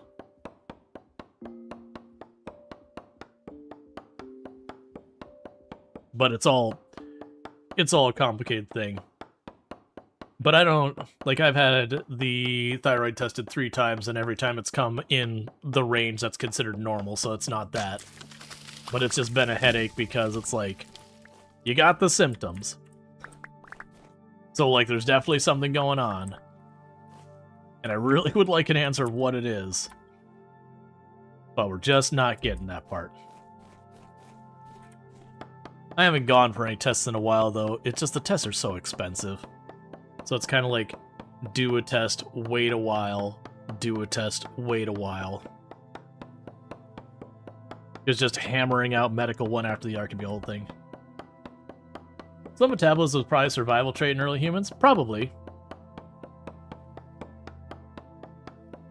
Like, it definitely, something like a slow metabolism would benefit during something like, well, there's a catch-22 with a slow metabolism for something like the Ice Age, where you'd have a very hard limit on getting food, but at the same time, the slow metabolism also would make you more susceptible to cold. Just the way all that stuff's kind of interlinked. But no, I'd be curious. I'm sure someone with like a medical background who'd be like, no, we definitely know where that came from or whatever. Versus I just have basic kind of passing knowledge from looking into this stuff, trying to, while the doctors are doing their thing and coming up empty, being like, all right, is there another test we can run that maybe is not getting thought of? Or, you hear about there's a lot of conditions that have poorly documented symptoms, or like rare symptoms, I guess I should say, not poorly documented. That, there are people who have those.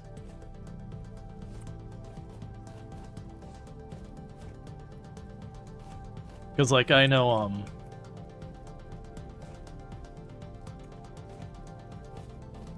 I've known a few people who had stuff like mono, that they had just had very atypical symptoms, and it resulted in it taking a very long time to get the proper diagnosis to deal with it. That they're just, like, in the hospital being put on a liquid diet because they're like, we don't know if we're going to need to do surgery or anything, so we're gonna keep you on standby because you're really not well, and we don't know why. So we're kind of keeping all of our options open so that if we can get a test to figure it out, and then when they realize it's mono, they have treatment for that.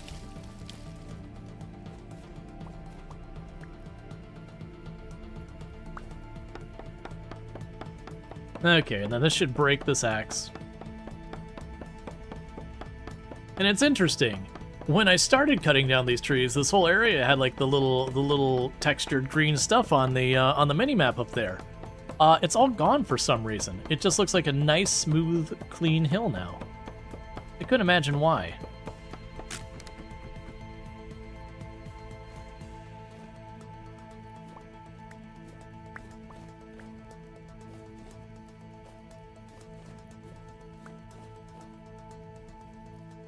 All right.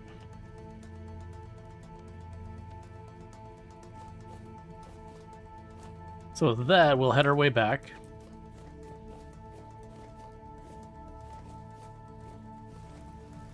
Oh. Adorable little butterflies. There is a bug net in the game. I haven't quite figured out what you would want to use some of that for.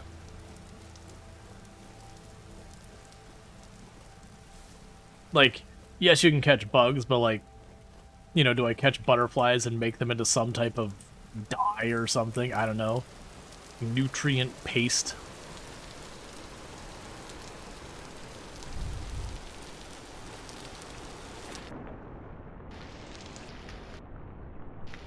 Giving the peninsula a nice shape? Yeah. Next time we didn't put our torch out, I just shoved it in my inventory so I could just swim across. Who wouldn't want to collect bugs? You haven't found any butterfly recipes, but there are display cases, so you're thinking something to do late game. Yeah, no, I could definitely see that, like, getting late game, and then just kind of taking the time to, taking the time with all those, like, butterflies, and just, you know, having your little display room. Your little museum, so you got, like, all your little butterflies on this side. Collect one of each of... You know, that's kind of a cool thing, because I noticed you could put down the different ores, like quartz, you could put down just the individual ones. I could see doing that, having your little collection room, so you'd have, like, the one shelf, and it'd have, you know, one sample of each and every ore, and so you just have, like, all your little individual samples, like, on the shelves. So you've got, you know, your characters keeping their rock collection kind of thing. I could see that being fun.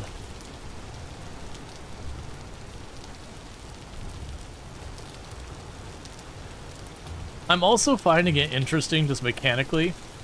There's snow that's been underneath that that sky bridge this whole time. And so even though it's getting to be 60, 70, 80 degrees outside, it's not melting.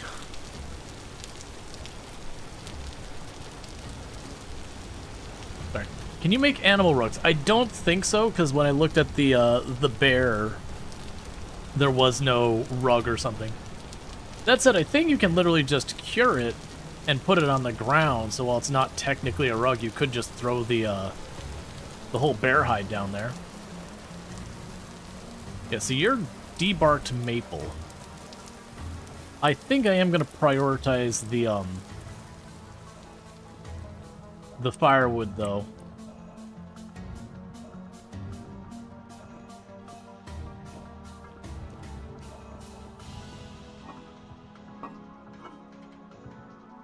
Okay, more mushrooms to put away.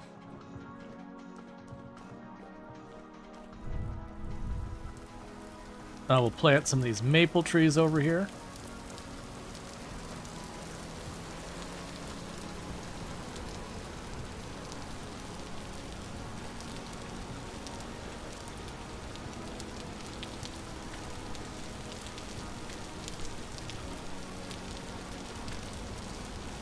As we're slowly making a forest by our house.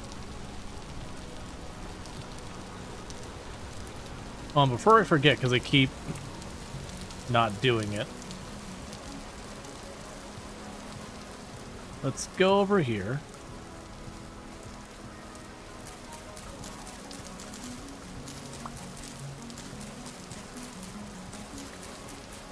Get our next round of reeds.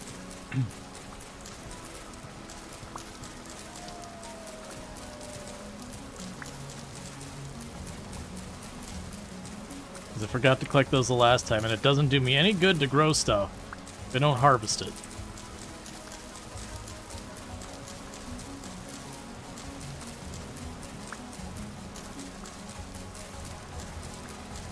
And I'm figuring every round we do this is probably at least one more skep.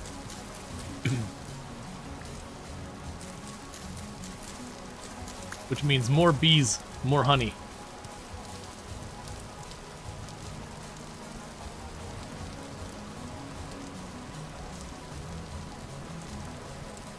Alright, so we can pop on down here.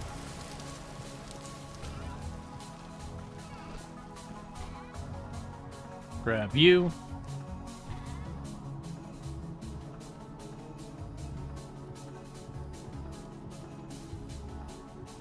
And that'll be 2 more beehives.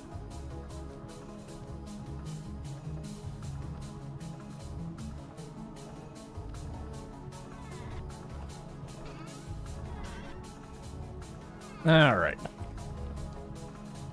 Then we're just going to do our back and forth, get the beehives done, get stuff planted, yada yada.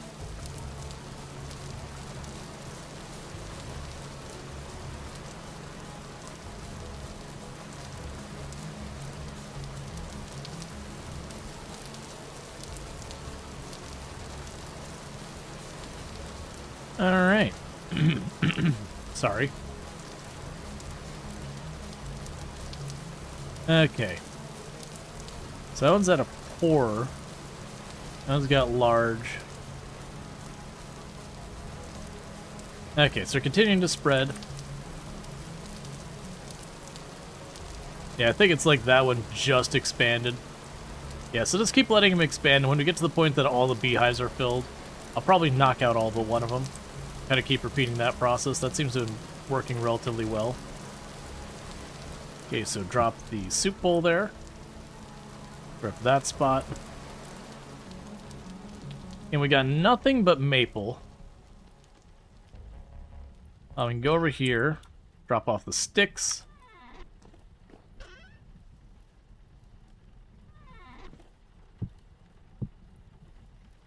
So we'll make some more axes and keep these going.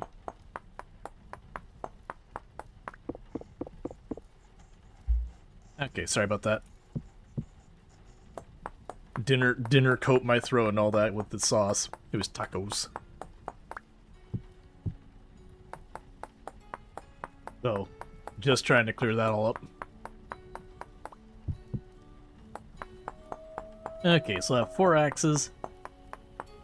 We're getting down to the home stretch where I'm just about to get that charcoal pit ready.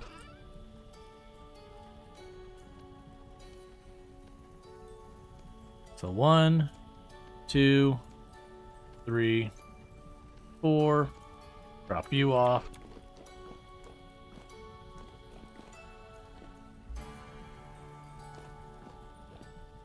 Okay.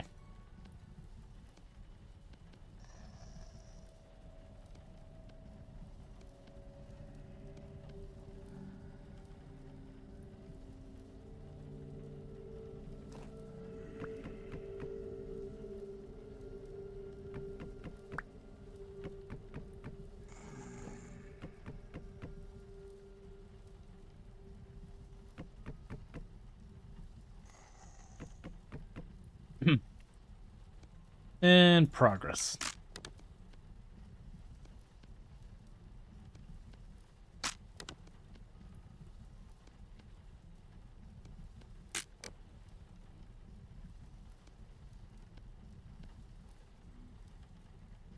All right. It's basically you evolve from a caveman to a Victorian hopping a lodge with full taxidermy. It is certainly the interesting progression arc.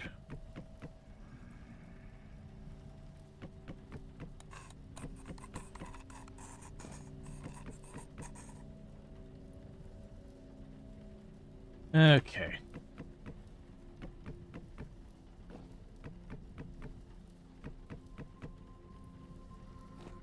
Getting mighty cozy down there. Let's go ahead and finish this axe before we go far. Ooh, I'm glad we looked, because I missed a spot.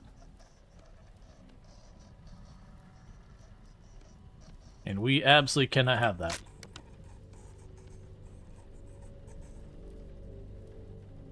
Like that there, if I had missed it, instead of getting a room full of charcoal, the likes we've never seen, I would get no charcoal. The entire room would just burn down.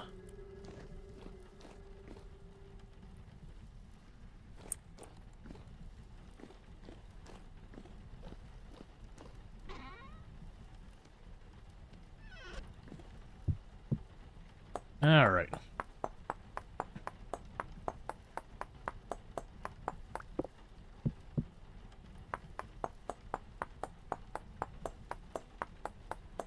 Yeah, that would have sucked. Oh yeah. Well, it's such a thing that it's so easy to make the mistake.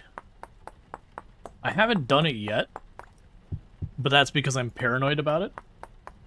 When do you build leather wing chairs? And Brandy, there's gotta get my blue suede shoes, which is not at all Victorian, but you know, if we're gonna have all sorts of fun, outrageous styles, blue suede shoes. Why not?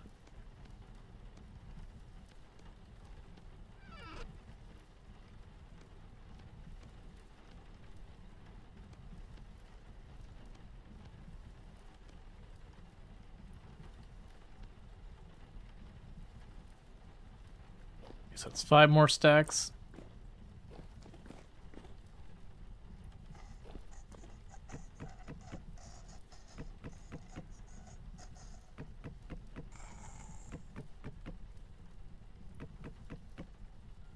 Cool.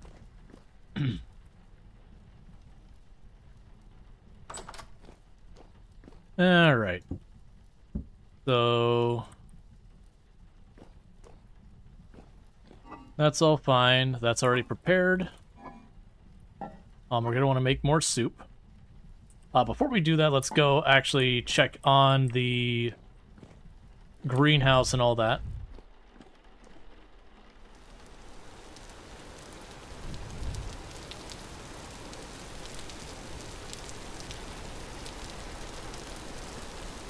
Okay, you're at 5 out of 7, 7 out of 7.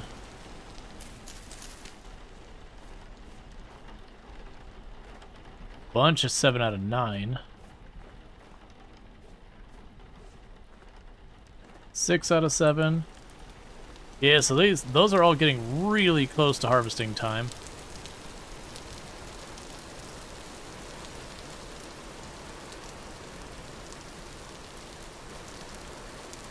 These are coming along nicely. The carrots are almost ready. We got more turnips that are almost ready. There's nothing to do right this second. But a bunch are almost there. Hey, Nuclear, how's it going? Let's go grab ourselves some more veggies for soup. So 1, 2, 3, 4, 5. 1, 2, 3, 4, 5. 1, 2, 3, 4, 5. 1, 2, 3, 4, 5.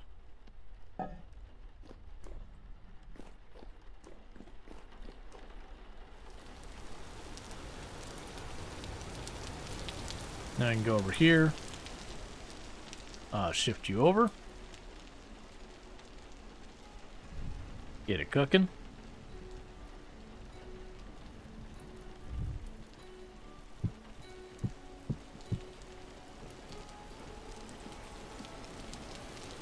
Probably give ourselves another axe.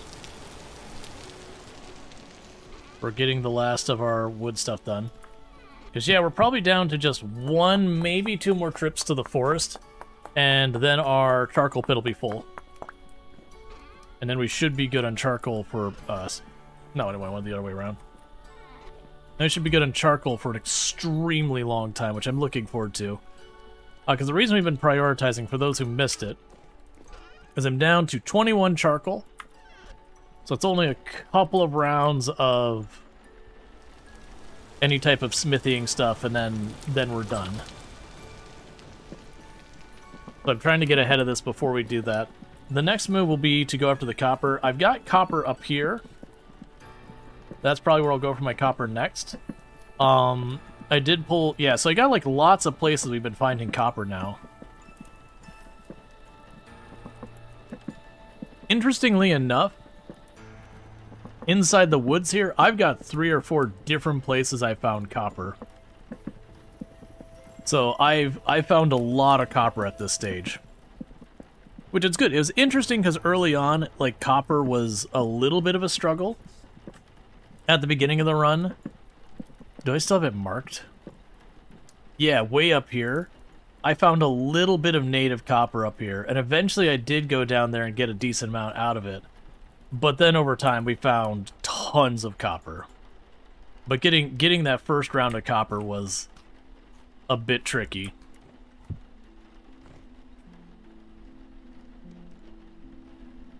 Alright. Time-wise, yeah, I can go to sleep. We'll wake up around 10.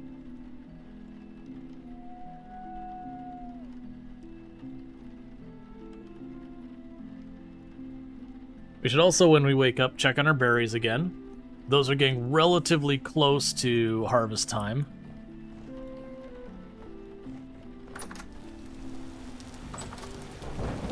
Yes, do our circuit of checking on all our plants. So those are 5 out of 7. Okay. Those parsnips are done. Okay, so I need something that takes N or K.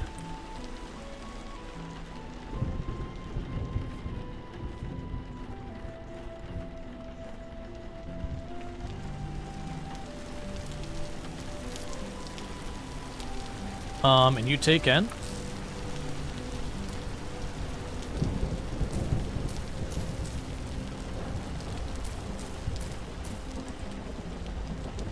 Okay, and you need to not be N. So we've got that going.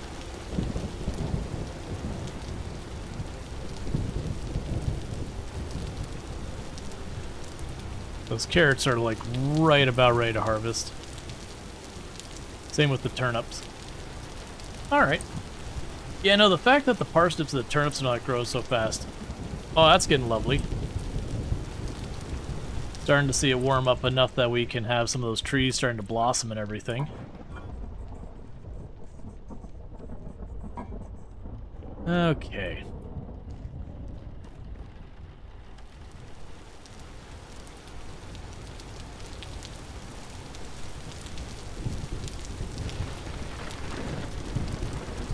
Yeah, so it's flowering.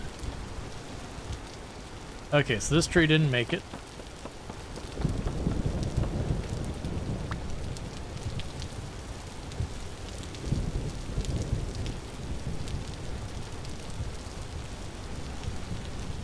Let's do a quick inventory of these trees.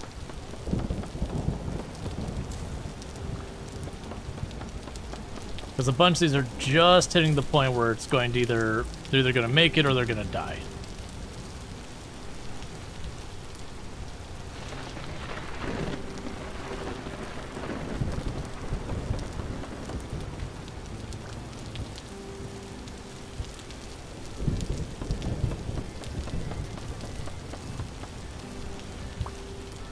Okay.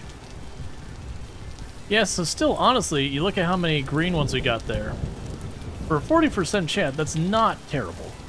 I'd certainly love to have more, but it's definitely not one of those ones that are like, oh man, got wrecked or whatever. Okay, so we got those sorted. Let's take our quick peek over here. So I got a bunch of these that are at 6 and 7 days that they will ripen. Cool. Are any of these grown in? Nope. Okay. Are we second year now? Yes, we are in the second year. This is our second spring. So one full year has gone by. Okay, so let's get back over here. I've got a bunch of axes, a bunch of soup. Let's get this charcoal pit done so we can resupply our charcoal. And then, like I said, I think the next move will be to re-up our copper, because we're very low on copper. After that, it'd be get more iron, which we have no shortage of iron. We finally did find a vein and hit it. And I've been working on that. I just haven't been prioritizing that because we are trying to get the windmill up. Oh, that's weird that Didn't hurt me. And until we have the windmill up, we can't really take too good of advantage of stuff.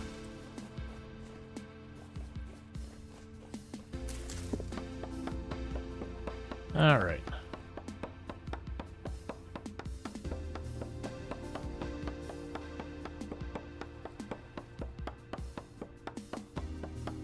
Yep, we're just going to keep chopping down all trees we see. No longer targeting the pine specifically, because we've already decimated most of the pine there. And I know we've got trees growing back home. I'm kind of just prioritizing cutting down the forest.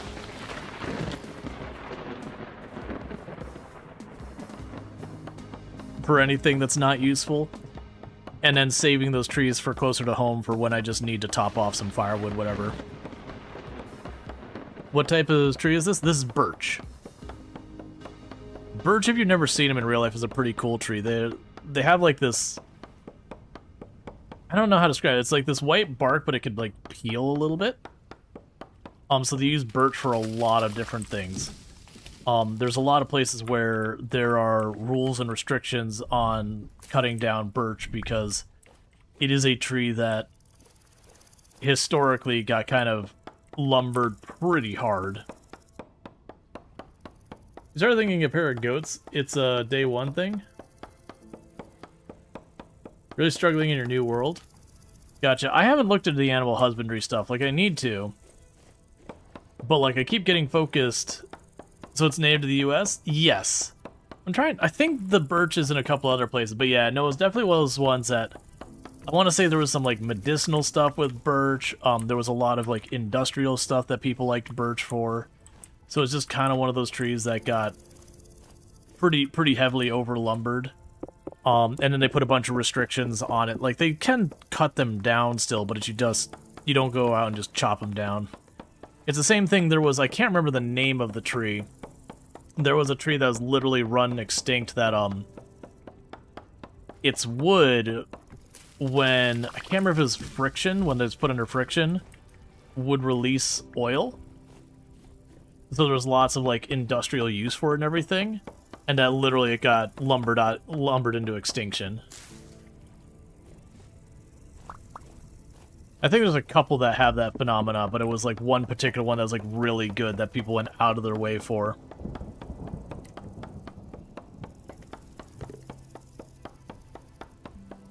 Birch are good for starting fires? Yes. The bark that peels off birch. That was, I mentioned being in the scouts and the survival thing, and that's one of the things they're talking about is, birch bark. Which is, again, it's not like bark like pine tree, like you get the chunks off of it. It almost peels up like a paper, like a veneer. It's really good for kindling.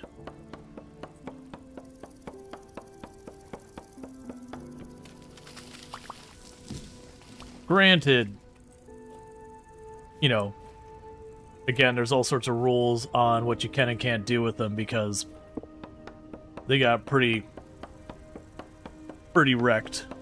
I think they're in a better place now than they were. I actually don't know what their status is anymore.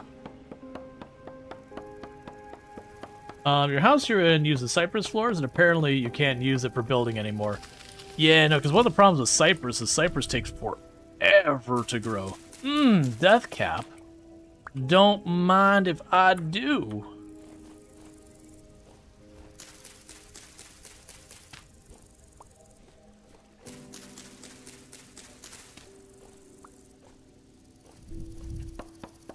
Okay.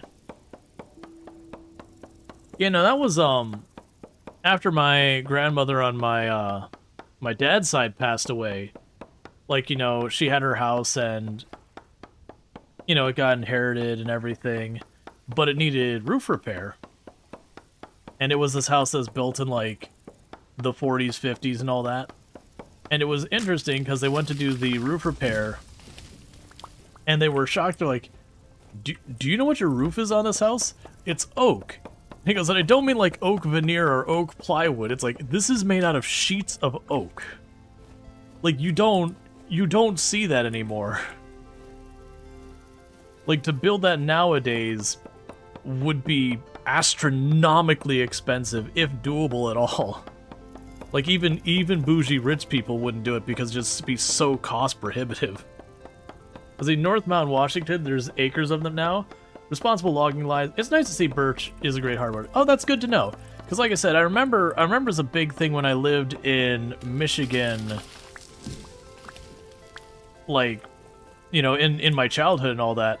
It was a big deal that, like, you do not cut down birch trees. It's like, very, very genuinely, you were only allowed to cut down the birch tree if, like, the tree was, like, dead or whatever. They had lots of rules around it because, again, it had been over-lumbered to the point it wasn't, like, on the fence of extinction. I don't want to overstate it. But there was genuine concern that if we didn't make changes, it was going to go away pretty quick. Because, again, the oil-releasing wood that... I think that went extinct in, like, the 60s or 70s, I want to say. And it was just one of those things. It was just a very desirable wood, so people went out of their way and were willing to pay a pretty significant price increase and literally wiped the tree out.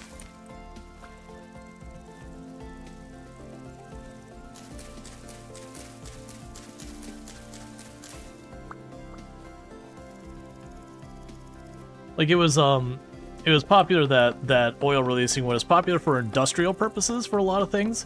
It was very, very popular for doing stuff like making model trains and stuff like that, where you need really small, fine detail stuff, where lubricating those things was really hard. You would just use this wood, and again, when friction happened, it would release the oil. So it was effectively, you could use it for small machinery that'd be the self-lubricating thing. That, you know, you'd have to worry about your bearings and all that wearing out before it would stop lubricating.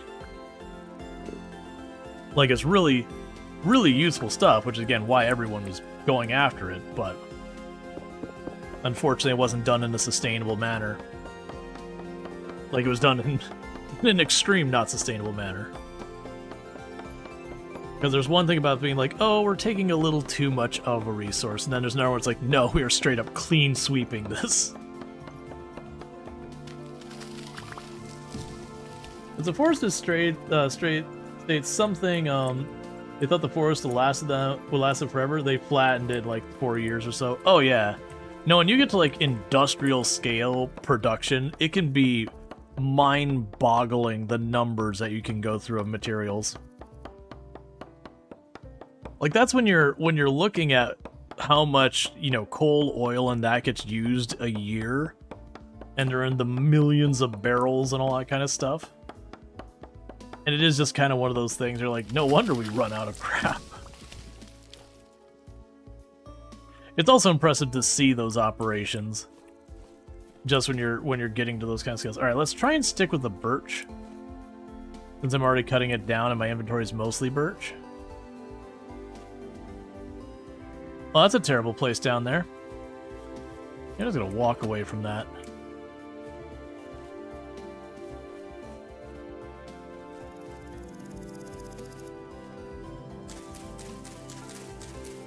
Hey, Kim, how's it going?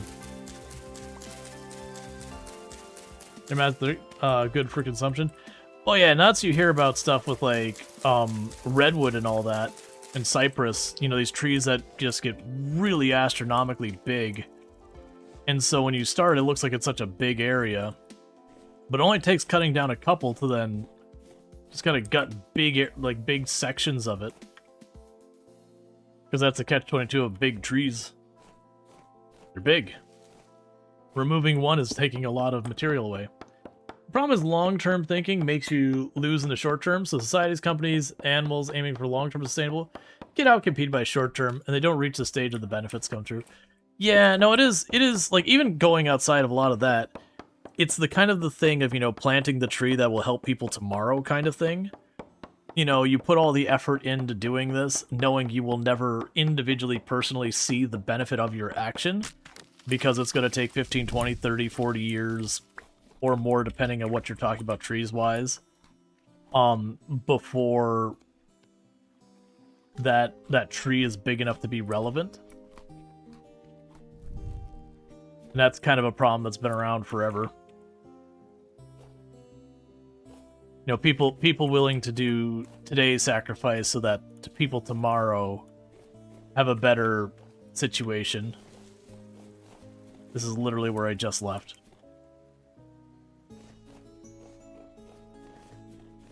And I mean, it even goes into a lot of things. Like, one of the things that we're having for a really big, scary thing going on in tech right now is with, like, all the... And this is even before generative AI, to be fair. Even before all the AI stuff, we already had a problem where companies were less and less willing to hire entry-level people. And it's like, okay, cool, you wanna hire someone who's got experience. Fair enough. But we were running into a problem where the number of people hiring entry-level was getting less and less and less, to a point that we're like... Okay, you do understand someone has to hire the entry-level people so that they could do the job long enough to become experienced people, right? You get that, right? And that was a conversation we were having back then, and then with, like, the whole AI stuff and what's going on with tech right now, where mass layoffs and all that, it's hitting a lot of the... It's either hitting people who are extremely experienced, and then people at entry level, the two ends that are getting hit really hard. And so it is creating that problem again, where you're trying to hire those people who are somewhat experienced, but not to the point that they're really expensive yet. And then going, why can't I find these people? Well, yeah, but no one's hiring the entry level. Someone has to be there for the people to get experience and to train and all that. And it's becoming a thing that we're going, okay, well, we might be making better money right now, but 10, 15 years from now, when there's no one with experience because you pushed them out of the industry, we're going to be in a real bad place when there's just not experienced people working in tech. Even back in time, into the Mangura era, we could log the crap out, it'd probably be fine. Well, yeah, and if you're also talking about going back in the day,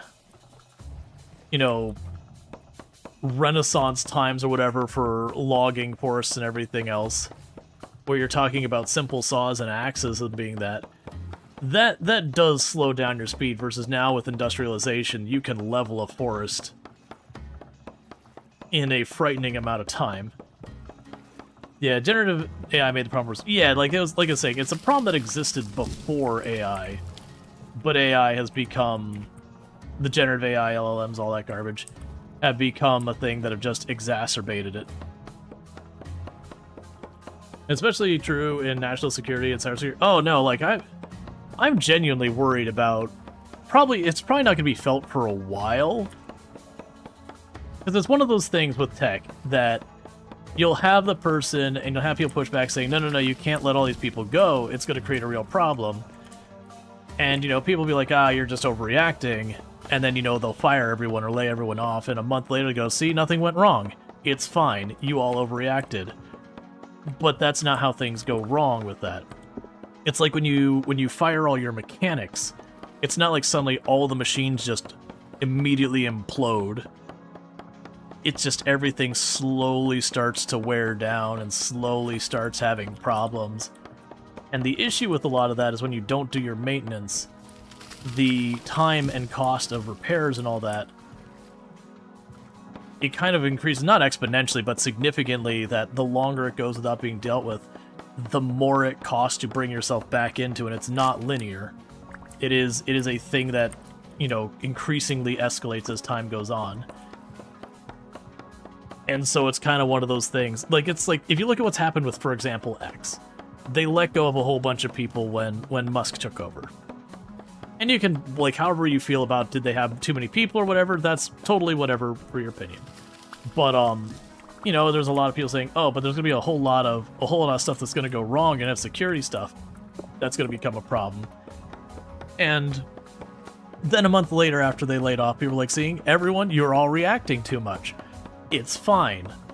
But now, how many times have they had all sorts of, like, major concerns? They've had data breaches and all that have happened in X since then, that, genuinely didn't really happen at any significant level before that. And that's just what happens. It was just that slow attrition of things getting worse and getting a bit messier, and things not getting done in a timely manner, and cutting corners when implementing things, so they just don't have the resources to do it right. that, you know, as a platform, it's barely relevant anymore, which low-key I'm kind of on board with. Like, regardless of, like, the politics and all around that. That platform was getting pretty awful. So I'm kind of happy that, like, for me as a content creator, sometimes the sponsors will be like, okay, we want you to do 2 social media posts that basically just that, you know, their game is coming out, or you're doing a sponsored segment or whatever. They usually don't dictate verbiage or anything, because most of the time people would push back on that anyways.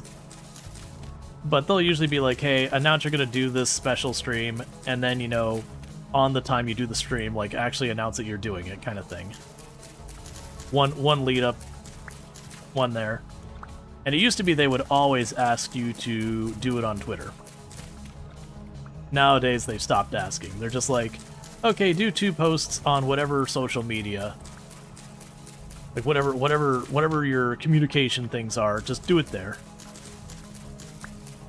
Be it X or Blue Sky or Instagram or Threads or whatever. They've learned it's better to just have you post on whatever platforms you frequent, because that's where your audience is going to be.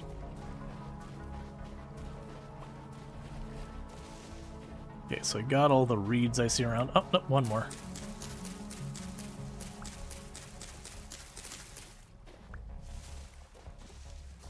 Because this is right about to break.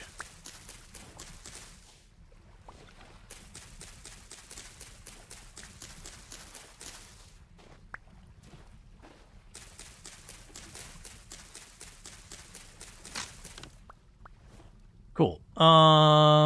Right. So I got 1 axe left.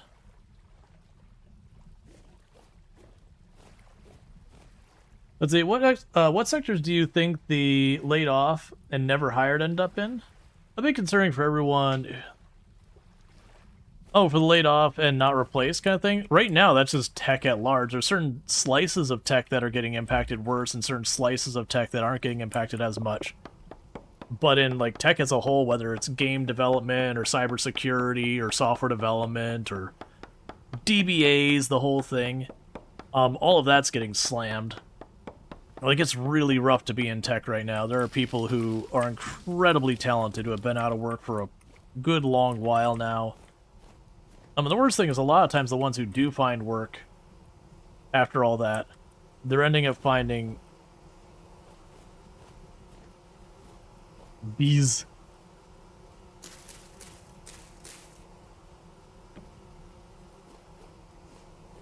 Bees. Just gonna leave that one alone.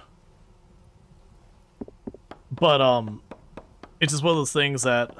And for the record, there's always been cycles in some of these industries where they overhire for a little while, and then they just absolutely kill the number of people they have, and then they overhire. Like, there are cycles to it.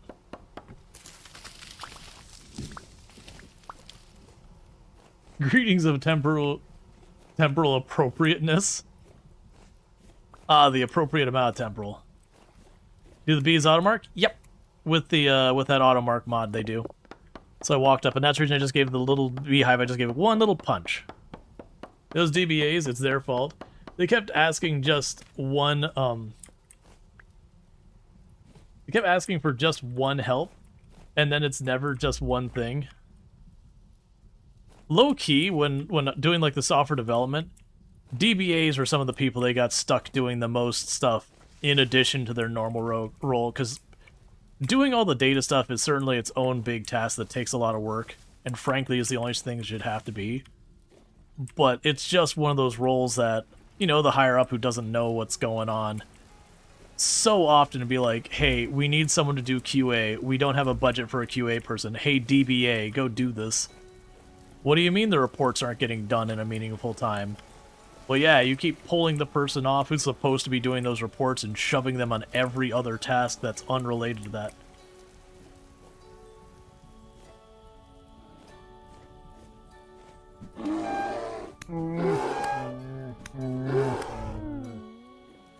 Hi, Bear. How you doing?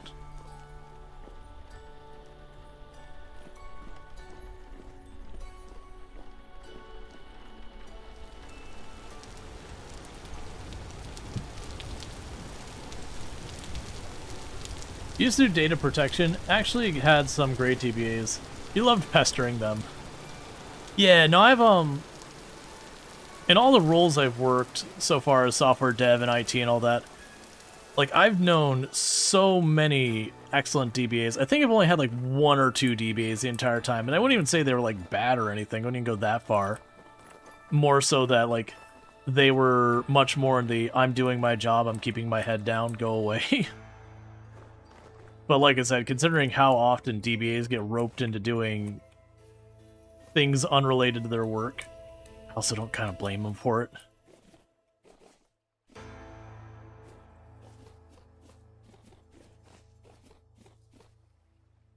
Let's try and run down here real fast to recover our stuff. That is the one downside, is our stuff only stays for like 10 minutes.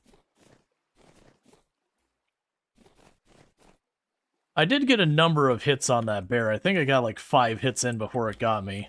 And I think it's like 6 or 7 with that weapon to kill a bear. But when it was right on top of me, I kind of figured we were probably dead.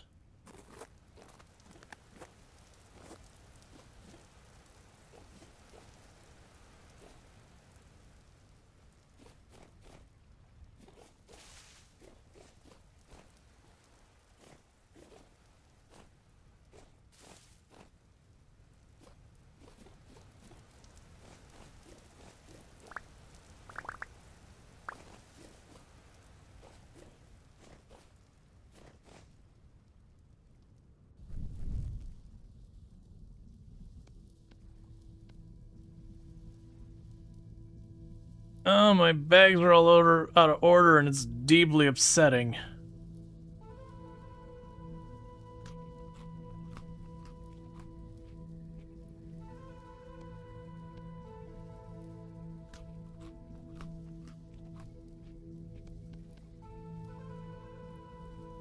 Okay.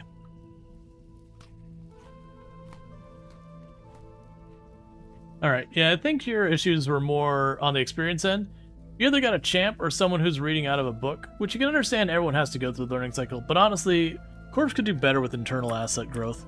Yeah, well that's one of the things that's definitely changed a lot over the years, and I would say very much not for the better, is if you think way, way, way back, the normal process of how people would, you know, get better at their jobs, learn all that kind of stuff, was you would get stuff like apprenticeships and all that kind of stuff, that the people would bring you in and they would train you at the workplace, and you were getting paid while you're being trained a lot of the time. Not always, but most of the time. Okay, we got another ruin here. And what slowly happened over the years is it's transitioned more and more and more to you as the individual need to train yourself. That the company is not going to cover it. So instead of this being a thing where you can make money to skill up to be a better employee, now it's up to you to try and skill up, and maybe not you get a job on the other side. And there's definitely been more and more companies who are unwilling to hire entry level, and they want someone else to train you, to put you through the ropes and all that. And then they can, you know, scoop you up after someone else has already done all that investment in you. And it's just one of those things that's really not sustainable. Because if everyone's trying to do it, like, no one's willing to do that. And sure, you can pay for your own college and get that kind of education, but that's not a substitute for proper like actually getting in there and doing the work. That isn't being dismissive of college. It's just like physical work experience is its own thing. But that's been a thing going on for a long time as well.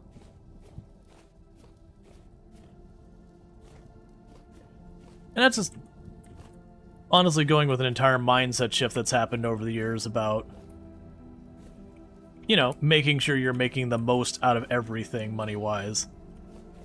And so the idea of investing in someone else who might leave your company leaves a whole bunch of people going, but why would I invest in someone who's just going to take all this value I've created and leave with? It's like, well, give them a reason to stay. It shouldn't be too hard. If you treated your employees right and paid them well, they could take that experience and you could keep it. And there are really dumb ones who require X number of years experience in a system that only existed for less than half time. Oh yeah, no, absolutely. And that's more of a thing where you'll have whoever your department head or team lead or whatever says, hey, I need a, let's see, I need a Go dev. Okay, you need a Go dev. Sure, let's, you want someone with experience? Yeah, we definitely want someone with experience. Okay, well, we need someone with 10 years experience in Go.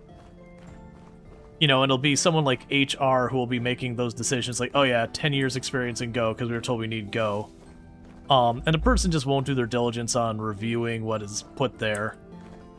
Not realizing what's being asked is physically impossible because that system didn't exist long enough for someone to have that experience. But see, you don't know. You say your experience has been the opposite. They loved continuous improvement, which they did give us access to many resources, but after racking your brain all on fixed low-budget environment, you didn't want to continue improvement. Yeah, no, that's, like, when I'm saying these things, to be clear, different companies are going to be different.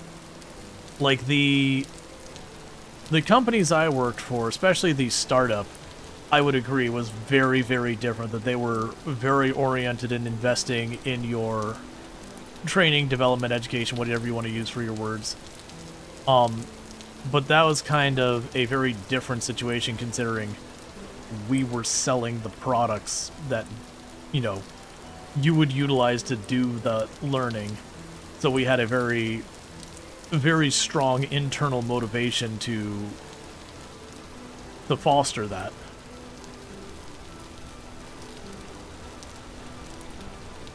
And that was, I mentioned it the other day when we were talking about some of this, that that's actually, to me, one of the things that was kind of the sign of the beginning of the end of that company, because they had gone through an acquisition by a financial firm who just didn't really understand the industry that they had invested in.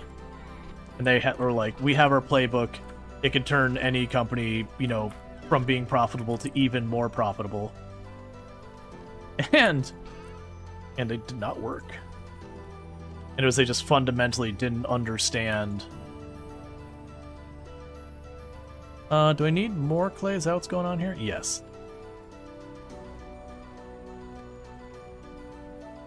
So I went from a company that was fairly profitable to filing bankruptcy in only a couple years. Like, really just utterly killed that company. Okay, so let's see. So I want to drop those off. We can worry about these in a minute. I want to drop the bowls off. Grab a couple of stacks of dirt. So I can get more of the reeds planted. See, one time they would not hire people without a degree, and sometimes, some places, these people have to get degrees, but yeah, go into that. Well, yeah, and that was one of the moves, is when things moved from a lot more of like the apprenticeship, that kind of stuff, to, okay, the university will do it. Who's paying for the university? You are. And that kind of flipped the whole thing on its head, where you were kind of having to cover that yourself. You heard someone talking about apply for a job like a while ago, and they were an expert in a programming language, and they've been released a few months ago. Enlisted. Yeah, no, that's the thing. I brought that one up. I've been subjected to that one. I can't tell you how many times. Like, one of the technologies I know is the newer .NET frameworks, .NET Core and all those. I know the old ones too, but that doesn't matter. No one cares about that. And the number of times I had jobs are like, okay, we want you to know .NET Core 5 or whatever the versions were. I don't remember what the current versions are right now. But it'd be like, we need you to know .NET Core 5 with like 7 years experience. And you're like, dude, that version's been out for a week. If someone tells you they have a year experience in that version, they're lying to you.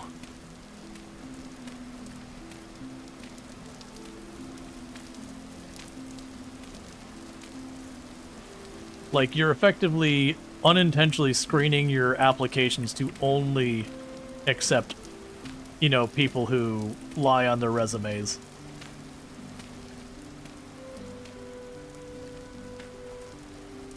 Not just expert, they wrote it. Oh yeah, no, absolutely.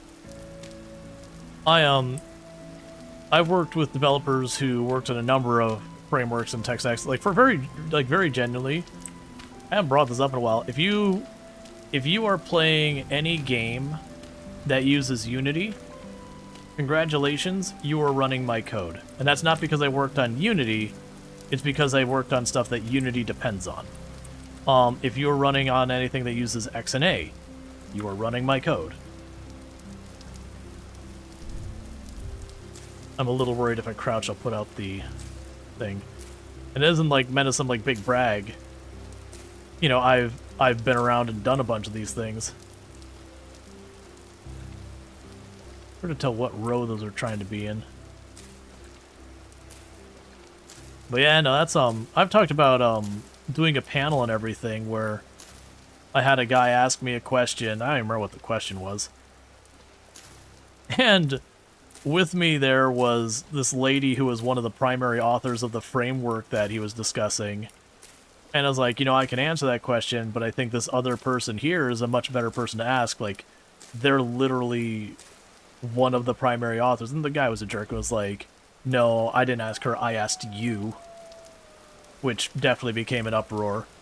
This guy's a dick. But yeah, no, I've got the pleasure of working with a lot of people. Yep, you've seen that. Now you know who to blame.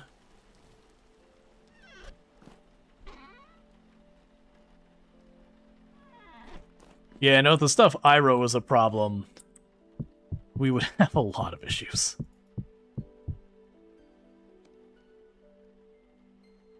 Because it was, like, the point is it was very low-level code, framework code. There'll be a whole thing.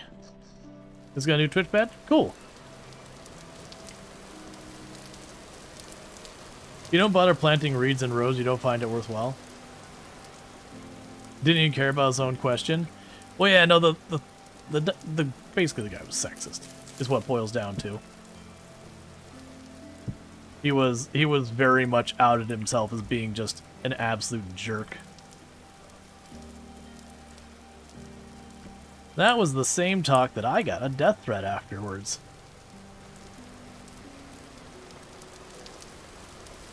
Which, unfortunately, here in the US, unless it's considered quote-unquote credible, as in there's enough there, they're like, oh yeah, this person's totally planning on doing this. There isn't crap you can do about it most of the time. And I do not agree with that. I personally think if someone sends you an email or something claiming they're going to kill you or whatever, that's enough. Like, that should be sufficient that you're in trouble. Assuming they can figure out who you are. Obviously, they gotta catch you. Can you ask why? Basically because tech, as an industry, can be incredibly sexist. Is the way I will phrase it. I will say that the first sentence in that email called me a beta cuck. Because I would advocate for women in tech. And to be fair, most people in tech are fine. Like, where I'm saying this, most people in tech are good, fine, all that. But unfortunately, there is enough people who are crappy. And it's, in a lot of ways, better than it used to be. Like, it's been improving. Like, I don't wanna make it sound doom and gloom. But it's still fairly prevalent of an issue. There's a lot of tech companies operate like a fraternity.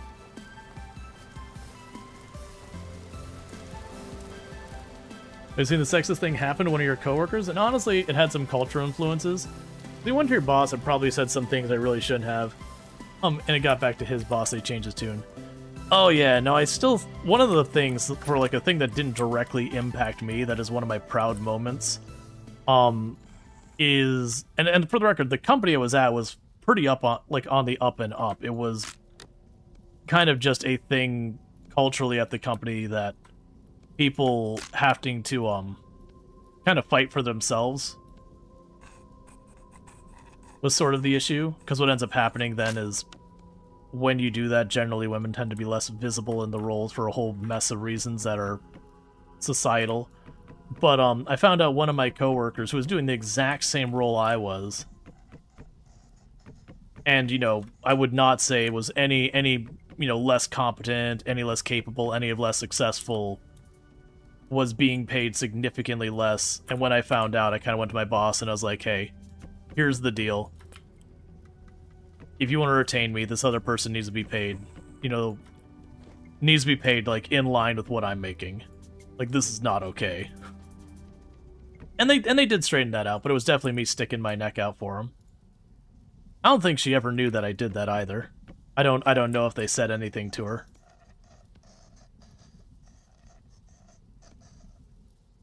Oh, there's enemies behind the wall here. It's hollow behind this wall, this dirt wall up here. So enemies are spawning back there. It's just too much space for me to, like, I don't want to fill it in. Just be too much effort.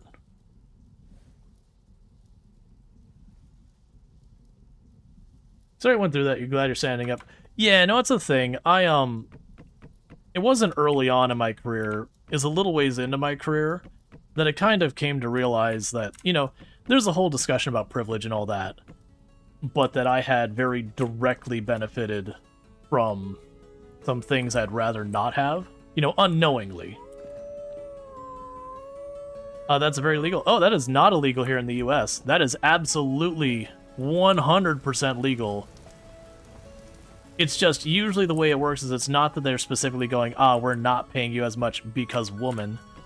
It's when it comes time to negotiate your wage and all that kind of stuff, that generally speaking, men have a little bit of an advantage on negotiations of wage and everything over women just because of a bunch of societal stuff. Like, you know, when women are more aggressive in pursuing those things, they're seen as a jerk or whatever, but if I, as a guy, do the exact same negotiation, it's like, oh, he's a go-getter. Like, that kind of stuff. So it's not like the overt discrimination that, like, the person is consciously going, oh, you know, I'm choosing to do this. It's more circumstantial. I think I just pulled that one up a little early. The Rights Act of 64? Is there a whole league? Yeah, but that's the whole thing. If it is directly discrimination, yes, you are correct. That would be a problem. But it is like the lowercase d discrimination, the circumstantial, the situational, not the overt one. Because a lot of companies, you do negotiate your own wage, and again, it isn't that they sat down and made a conscious choice to discriminate. It's more systemic, societal, that kind of thing, that just the way you interpret things is a little different. You're having a good time in there. Can you eat the enemies? I mean, sure, if they're edible. Like, don't get me wrong, regardless, it's bad and it's wrong and it shouldn't be permitted to continue. It's just, there's things happening to have a bad bias, a negative bias, a racist, sexist, whatever bias, and then there's the person making the conscious decision to do so. And those are very, very different situations.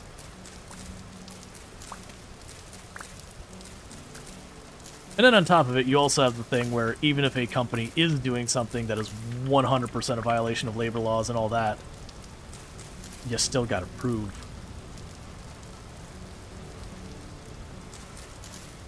And a lot of times it's very hard.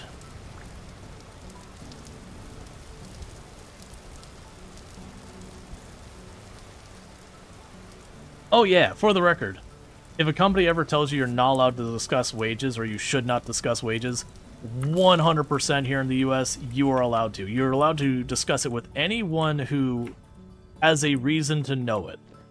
Your coworkers are included among that.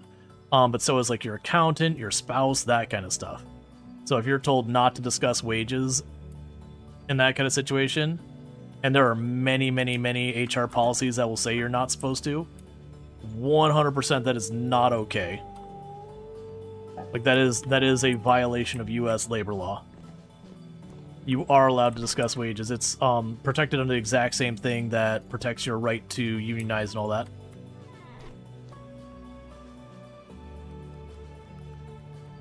Yeah, you see, if it's not on purpose, but similar jobs should get similar pay. Oh no, I agree 100%. I am very much for when you go to apply to a job or whatever, that it literally just kind of has listed on the tin, this job pays from X to Y, and that you are required to disclose that right from the get-go. And that they should have, you know, you're a level 1, level 2, whatever, those kind of things. And I know that has its own negatives, its own lack of benefit kind of things, but all that stuff, it can really help mitigate a lot of things where you can allow personal biases to influence a lot of those things.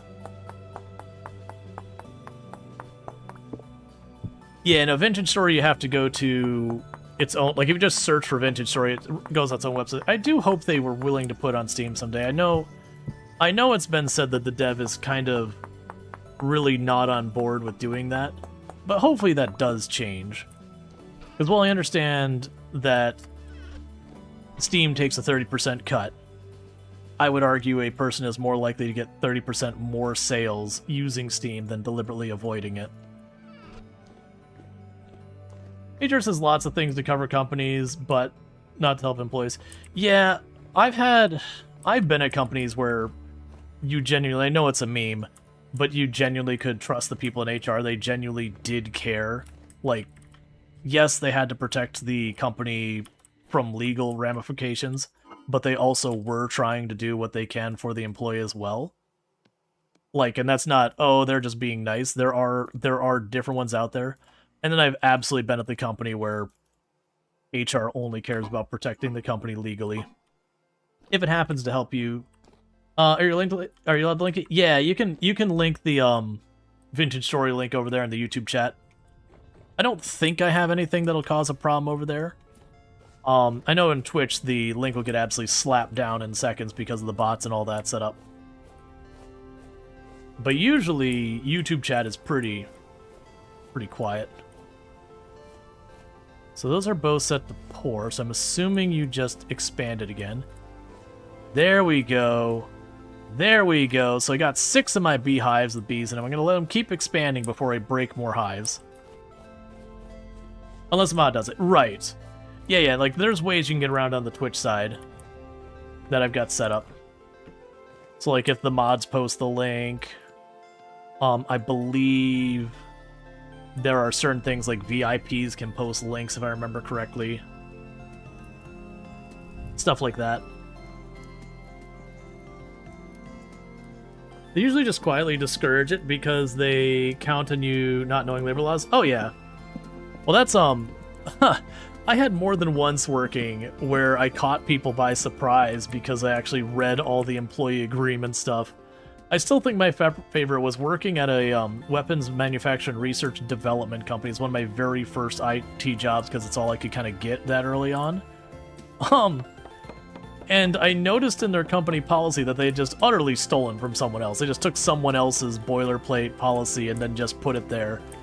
That one of the things was we weren't supposed to discuss, you know, guns, firearms, weapons, those kind of things in the workplace.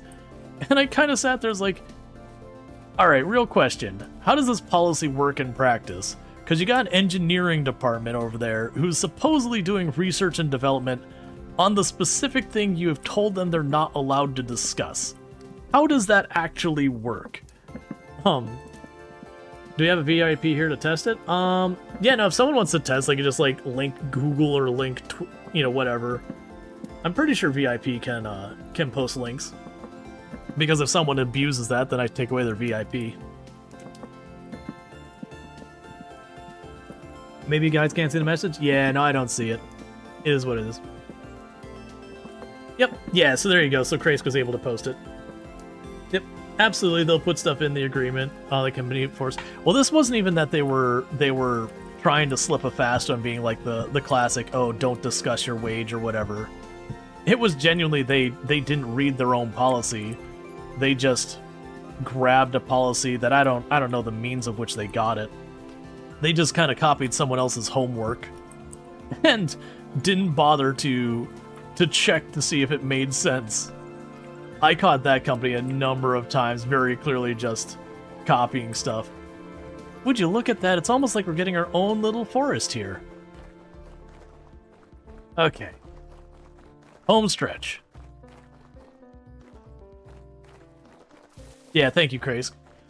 I was pretty sure that's true, but it's always good to check.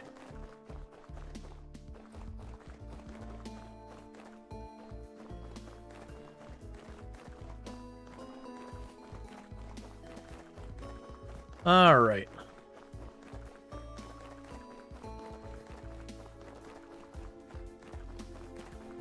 Because, yeah, we're really, really close. I know we're just going back and forth cutting down trees and occasionally getting the sap and all that, but that's a whole other thing. The other one I'm going to have to do is, in not too long, I'm going to need to also put in the,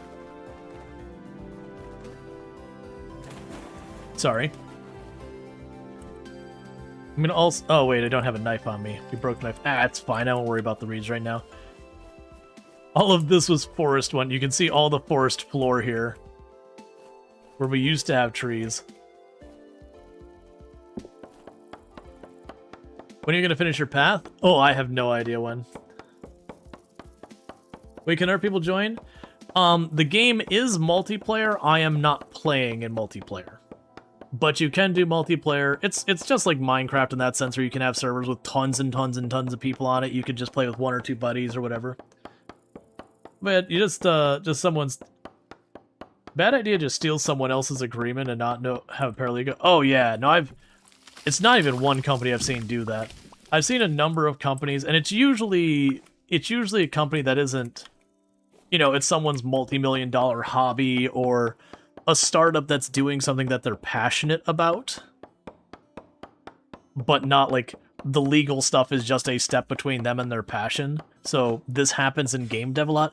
Like, for example, I've had a number of sponsor agreements who have come through that I've had to stop and be like, hey, hang on a second. Are you sure these are the terms, like, you want to bring up, because I can't agree to this? Like, it's not been something that feels like an okey doke they're trying to, you know, pull a fast one on you, so much as you're like, oh, you just grabbed an agreement from somewhere, and there's some important details missing from this. And usually it's more of an admission thing than something really bad, like, hey, like, with this, we really do need to specify who retains the rights to this.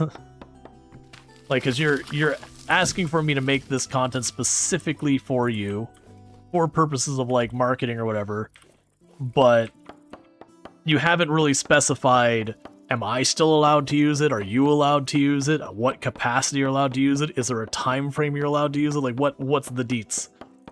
And again, it's usually one of those things that it's someone that they got a game idea, they're super excited about it, they put some money aside, they stopped working or are working on the game on the side, and they're like, okay, well, my game's getting ready to pop out, let me go ahead and just hire a bunch of people to influence, I'm just gonna throw some money at them to get them to do it or whatever, and just, you know, Google like an agreement and just post it, especially nowadays with the AI garbage. I imagine that's probably going to get even worse so far as stuff, because you also know those are a thing, because you'll have people who will pop up and they'll be like, hey, we want to do a sponsored stream, you know, we're willing to pay you like $20 for an hour. And like, I bet you wish you could pay $20 for an hour. No, that is insultingly low, and I've only had that twice now, I think, where something was that egregious where you're like, look, man, the amount you're offering is so incredibly insulting, you might as well have just said for free. You're like, I'm more likely to play it then, because at least I don't feel like you've insulted me to my face.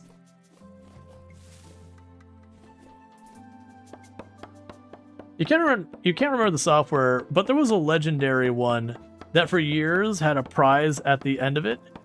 If you could actually reach that, no one claimed it. Oh yeah, no, I've seen that one a couple of times, that you'll have the legal agreements that somewhere tucked in there will be like, hey, the first person to respond to this, hey, the first 5 people to respond to this will do this thing. That's also been included by groups who are trying to change the laws around EULAs and all that, TOS and whatnot. All right, Lucas, you have a good one.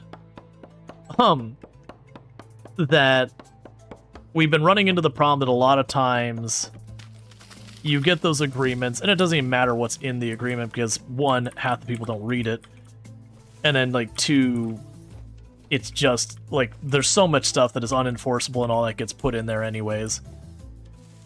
And so they've been trying to kind of pass laws being like, hey, you can't just hand wave away people's rights because the EULA or the TOS says something. That they're kind of going, hey, you have to have, like, in plain English before you spend money on the product, before you complete sign up, whatever. You have to present this in a format that people can understand. Because it's been a bit of a back and forth thing within the different court systems and how they go and settle on it, that at least here within the US, we do have a rule around contracts and different types of agreements, which most of those EULAs would fall under, that, you know, a contract is unadmissible if the parties involved don't understand what they're agreeing to, kind of thing. That if you can demonstrate that the person, like, was, you know, like the same thing where, like, if someone's agreeing to something under duress, that, you know, a contract would be then considered null and void. Because you're not allowed to do it that way. But, they were also kind of saying in that situation, if a person can't understand what they're agreeing to, that agreement is null and void as well. Because the idea with a contract isn't that you pulled a fast one and you managed to convince someone to do something that's not necessarily in their lines of the best interest and you benefit from it. It's supposed to be both parties involved have come to an agreement that's supposed to, in theory, be mutually beneficial. Way more than half do not read it. Yeah, padded, unenforceable, non-applicable. Yep. And thank you for the follow. Welcome to stream. It's good to have you. I definitely prefer Twitch over YouTube for a whole mess of reasons. But whatever platform people don't watch on, that's totally fine. But yeah, that's and it's a thing that I don't know where it's at now, but I've seen more courts in the last 10 years that when you have an agreement that's, like, very clearly convoluted, I've seen more courts side with whoever is supposedly being threatened by the EULA or the TOS or whatever, being like, hey, the way you wrote this is deliberately convoluted, misleading, confusing, and so we're going to side with, you know, the person who's complaining about it. I've been seeing more and more, and that does make me happy about it. And I know there's been a couple of companies that even sat there and, like, here's the legalese version of the EULA or TOS or whatever, and then here's the plain English one. So where you have to do that stuff about, like, okay, we're going to have these rights, and you got to use the specific legal terms of what rights you would have over copyright or whatever. Then you can have the layman's, yeah, we can use it for advertisements, but you retain ultimately the rights to this thing. Yeah, it's delayed over YouTube. Oh yeah, no, YouTube has a much more significant delay. Even if you take the time to do, like, the minimum delay thing, YouTube's always been the slower one. I've said it a couple times on the stream, not in a while, that it definitely feels like live streaming on YouTube is a thing for hosting videos, and they just kind of bolted live streaming onto the side of it, gave it a thumbs up and a wink, but never really did kind of clean it up, fix it up, make it nice, make it proper. They just took the existing functionality with video and just kind of rammed the live streaming stuff on there. And I feel like it's one of those things that it's for a bunch of YouTube creators who are like, hey, why can't I do this over here? This is where my audience is. That they kind of felt an obligation to do it, but that's about as far as they wanted to take it. They've done, to be fair though, they've done a couple of things on the YouTube live streaming things this past year or two that have made some improvements. But it definitely feels like not the priority, not the thing they care about, whatever. And that makes sense. They just want to compete with Twitch. But I would argue they, like, the way they've implemented it, it genuinely is kind of, like, it's not a good competition for Twitch. Like, if anything, it more justifies people to just go to Twitch. Because you get kind of, like, the very half-butted version of streaming. I could see it being a thing that, you know, the investors say, hey, why aren't you in this space? And they said, we can do that. You know, duct tape and bubble gum their way through getting it set up and being like, cool, I can tick my little box to make the investors happy. Regardless, it just doesn't seem a thing that they have as any meaningful priority.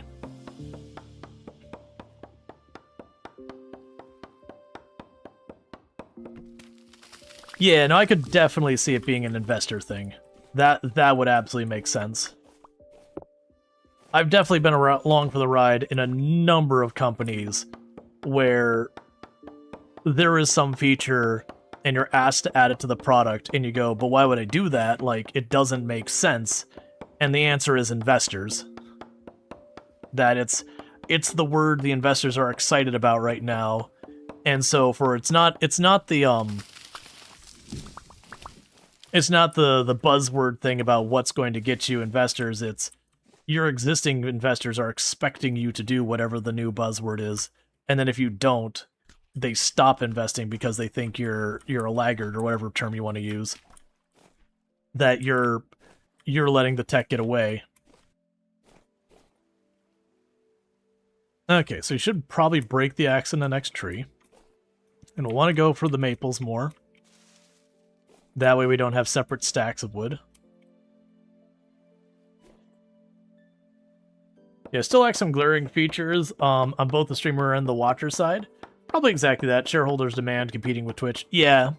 No, I wouldn't be surprised at all if it doesn't even have to be a big group of investors. If it just happens to be one big investor being like, hey, we really want you. It can even be on the creator side too. It can be the individual creators. Like there's enough of them that got into an uproar who are like, hey, you know, I want to be able to stream to my audience. And if enough of them were loud enough, they're like, okay, and kind of do the minimum required to get that noise to stop. You're mad? What are you mad about?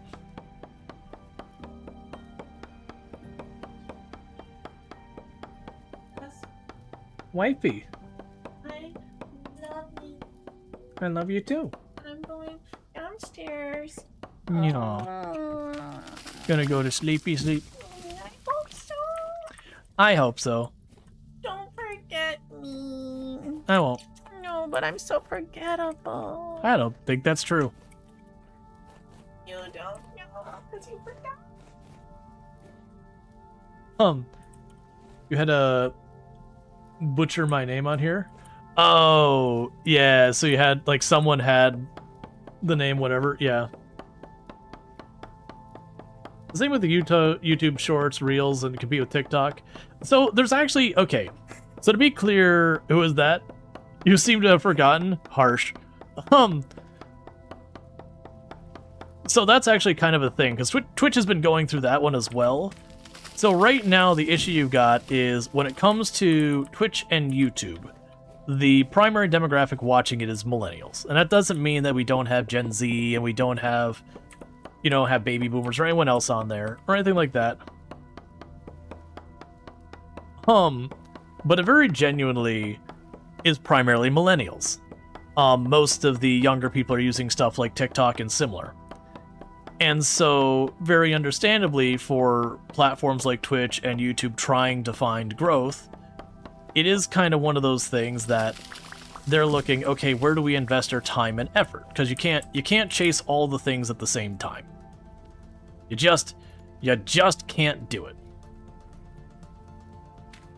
And so understandably, they're like, I can invest my time trying to chase more millennials, or I can try and invest in chasing baby boomers, or I can just invest in time chasing the younger audience. And a forward-thinking company, you're going to chase the younger audience. Luxray, you're a millennial. Millennial, I can't remember if it's either 1980 or 1982 or something like that. Is the elderly side of millennial, the older side of millennial. And then the younger side of millennial would be like 1998, 2000, somewhere around there would probably be. It was somewhere. It's like right after 2000 or something like that would be the young side of millennial.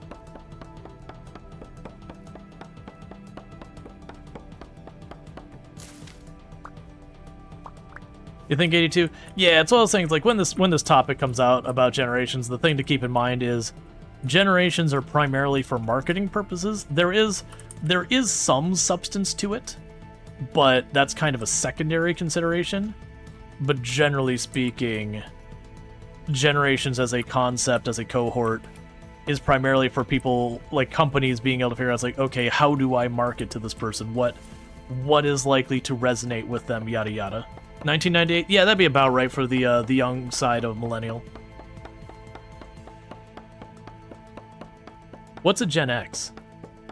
Are they relevant to anything? No, I'm teasing. Or Gen X. Like, Gen X kind of happened where it landed directly between major things going on. So very genuinely just gets left behind on everything, because like they were a bit early so far as the internet side of things. That is like what millennials kind of got sprungboard by, but then they're like, well after the baby boomer stuff. So they really just kind of fall in this middle spot. It's not that they didn't have anything else going on, it's just compared to the really significant societal impact on the other side, they do, like, depending on people's view, they'll just lump Gen X with millennials or boomers based on whatever conversation is happening. They just get roped in. They kind of don't get to have their own identity in half the time they're discussing things.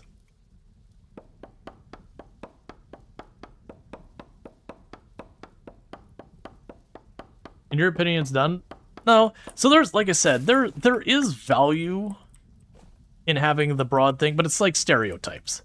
They're not useful from an informative position. They're not useful for a lot of things, but it can be a broad thing for, again, for stuff like marketing, being like, okay, I'm trying to figure out how to reach people who are in their 40s to 50s. Like that is a segment of the market I could see growth. What do they like? And kind of approaching it like that. There is value in doing that.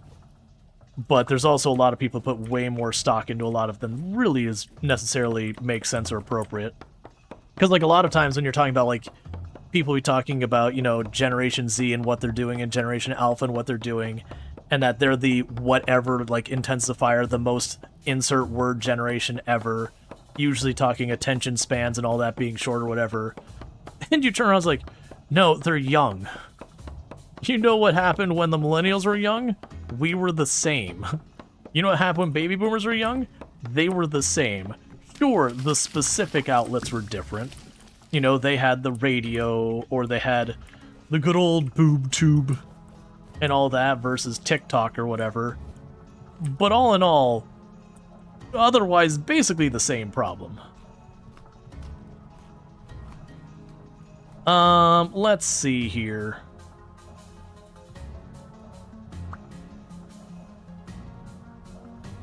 Gonna eat that mushroom. Let's see. Boomers refer to the babies needed to repopulate after World War II, which is born. Yeah, no, there's just like a huge population surge, which is why they got called the baby boomers. My favorite thing is about people talking about Gen Z as if they're all still tweens. Oh man, I have vented on this one before. The number of times that I've had, you know, someone like bad mouthing millennials, like when they're grown up, it's like, dude, I'm a millennial. I'm having to take fiber supplements. I've had a colonoscopy as like preventative treatment, not into diagnostics of something. How old do you want me to go before I get to be an adult? When is the point? Because, my man, we're in our 40s now.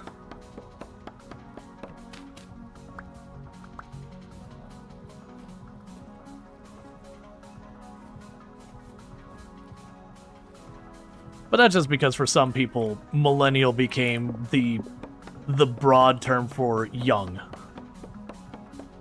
Kids have always been annoying, impatient, rude, loud, done idiotic stuff, except, yep. We are old. Oh, I'm not saying we're not.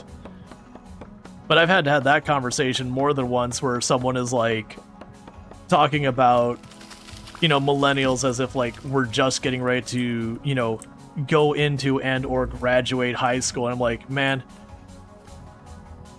it's like I hate to be the bearer of bad news and really hit you where the age hurts, but that's not a concern that we have anymore. Like, figuring out budgeting isn't something we gotta do anymore. We either figured it out or we went bankrupt. We're old enough that was the two possibilities. Like, we're worrying about our kids getting through college, not even high school, straight up college. Alright, Luxray, you take it easy. I feel the same about people around me in your teens. Yeah, I mean, there's different things. But yeah, so generally, that's the reasons why in the channel we try to like, I generally discourage people, you know, bad mouthing people based on like what generation they're in or whatever. And it's honestly for most stereotypes, because a lot of it just gets out of hand and is honestly not really, like, they're usually exaggerations. You're in your later 20s, and it's debated whether people born in your area, late 90s, early 2000s, are millennials or Gen Zers, or not. When people say, like, all Gen Z cares about is TikTok, skibbity toilet. Like, bro, I have a career. Oh yeah, no, absolutely. That's also another discussion when you're talking about stuff like generations, and this is true of pretty much every generation. The only one I don't know is with Gen X, because, like I said, I think Gen X is only 10 years. Like, it's for the generations, it is just a shorter window. But, when you look at it, you can look at, like, baby boomers, for example. And if you look at, like, an older baby boomer, they're far more likely to be like, oh, you work up the company ladder, you get to the other side, you do all that stuff, as a broad generalization. But if you look at the younger end of baby boomer, they're far more to be like, you owe those companies nothing, you take your dollar, you take them for everything they're worth. And it's because as the experience of where they were at age range, the older baby boomers were already working when the rug got pulled underneath their parents from, like, their pensions and everything. Whereas for the younger ones, they absolutely were in that age range where they got to watch, you know, mom or dad or whoever put their entire life into a company and then just have everything taken out from underneath them when they just shuttered the doors with no warning one day. Oh, that was an oak tree. That's why. I was like, man, why can't I pick all this up? Trying to remember what the recipe is for this.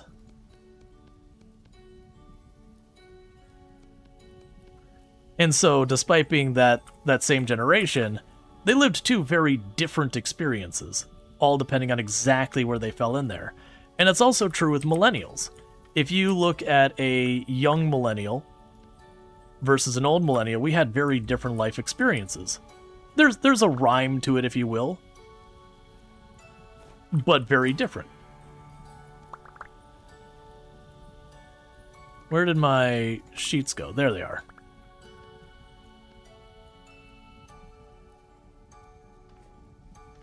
Because then I can put these down to store the sticks for later.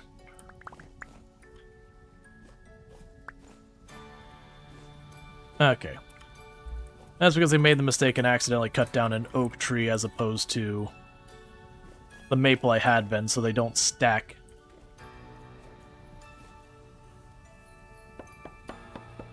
But yeah, so it's the same with millennials, that if you look at a older millennial, we had a time that we were around that the internet was not a thing you had at home. The internet kind of started picking up as a thing at home at like 95, 98, that time frame. So while we got to see the internet show up and kind of appear around us and all that stuff, that was kind of something that came a little bit later. But if you look at the younger side of millennial, someone who came like 20 years later or whatever it was that millennial 8 ends as an age range, then at that point stuff like instant messenger was just the state of the world. That's just how it was. And so that's a very different working experience from this cool new thing called instant messenger showed up to, oh yeah, instant messenger, it's always been here. Throw the spear out of here. I can make those cheap.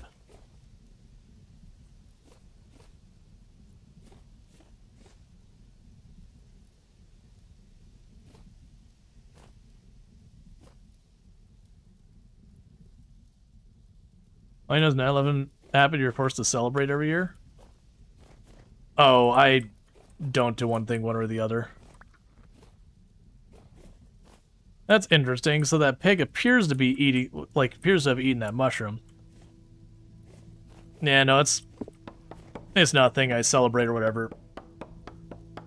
Like, it definitely was a very significant thing, but I don't know, I'm in the mindset of not remembering terrible times, like as an event. Like, obviously I'm going to remember and aware of it happening. It was an impactful thing on life.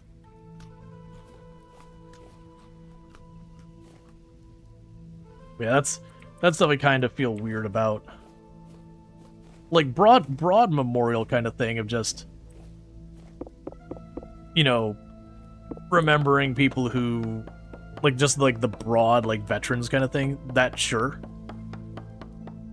But like, where you have people who they'll do like a remembrance of like Pearl Harbor and all that, I'm like, I'd rather just do like a Memorial Day. It feels weird.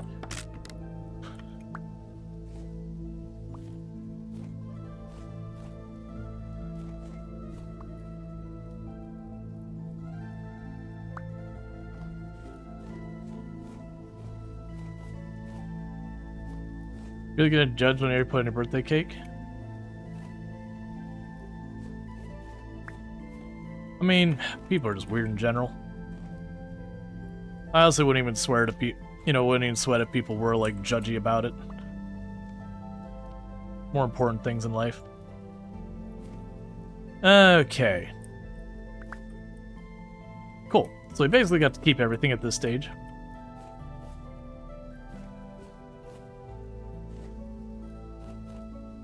Was your daughter was born on Australian? No, that's, oh, yeah, no, I gotcha. It's kind of the same thing. You have people who are born on Halloween, you have people who are born, you know, on all sorts of things, like good, bad, and otherwise.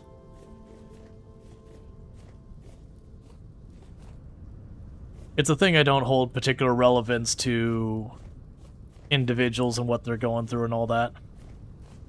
Like, it stinks because, like, for example, my niece's birthday is very close to Christmas. So it is kind of a whole... Oh yeah, that's not done yet. It is kind of a whole thing where they, you know, my brother and all that they don't kind of celebrate her birthday really on her actual birthday because the whole doing the birthday at the same time kind of thing. You lose out a lot when you have a birthday right next to a holiday. Well, sucks. Okay,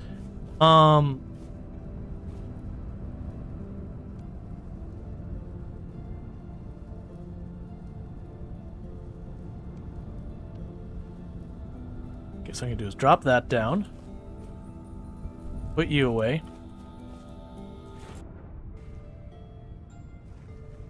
and swim home. But yeah, so they choose to do like her half birthday kind of thing that they celebrate in like July or whatever, which I think is fine. Though we had to be like, all right, you only get one of these birthdays. You're kind of getting 2 birthdays.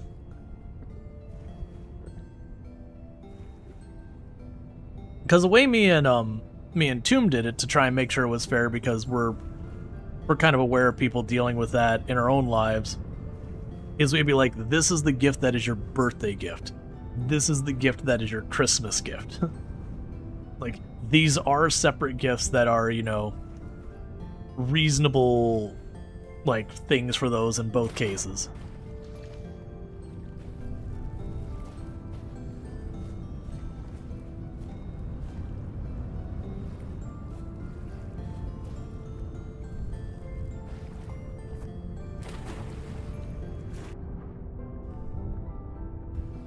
Well, actually, I pulled the torch out.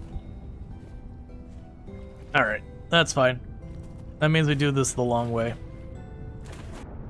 I thought I was standing in the line, and right as I pulled out the torch, I saw the air bubbles show up and the torch went out. You never had bad looks or anything? Just felt awkward is all? Yeah, that's the thing though, like, even sharing your day with something bad happening,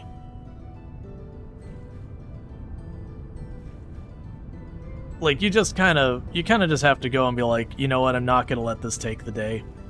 Because if someone's weird, they're like, how dare you celebrate your birthday on a day that something bad happened? It's like, hey man, I had this day first, or you didn't, it doesn't matter. As a December baby, you felt like you didn't get a birthday because too close to Christmas? Yeah, no, that's the whole thing. And like I said, for us, what we did for my niece is it's that we would do the birthday celebration in July at like the half birthday, and then like her actual birthday we wouldn't really do a whole lot. That way she could have like a day for her that she doesn't feel like she's sharing it with everybody else. Oh good, it's sun coming up, not down.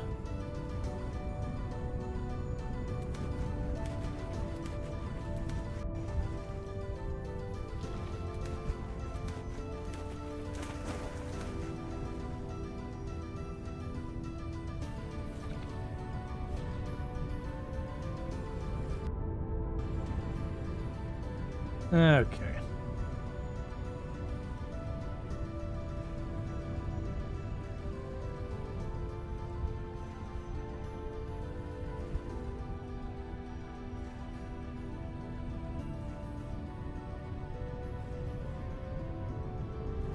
Yeah, something awful has happened on many days. If you go back far enough across the world.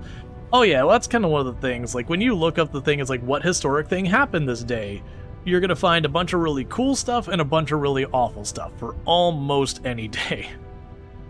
So you can sweat it and be like, oh, is this a good or a bad day? It's like, it's fine, man. It is what you mentally put yourself in for it to be.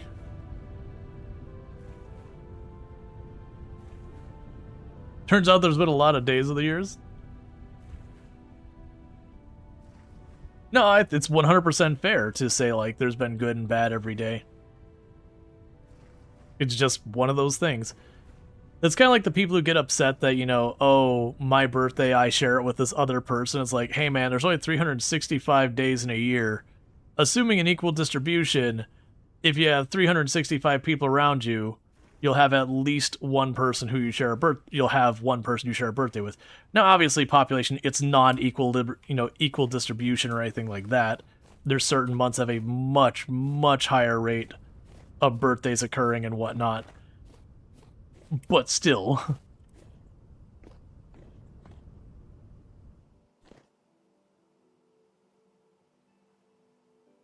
Yeah, I don't have a strong opinion with people sharing my birthday one way or the other. Would you not do that?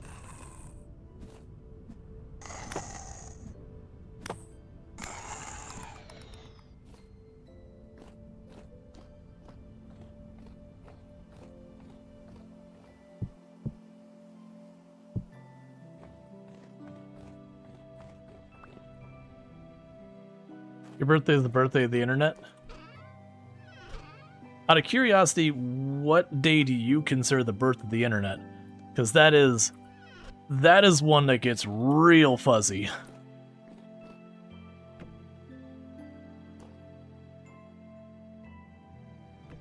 Because you've got like DARPANet and all that.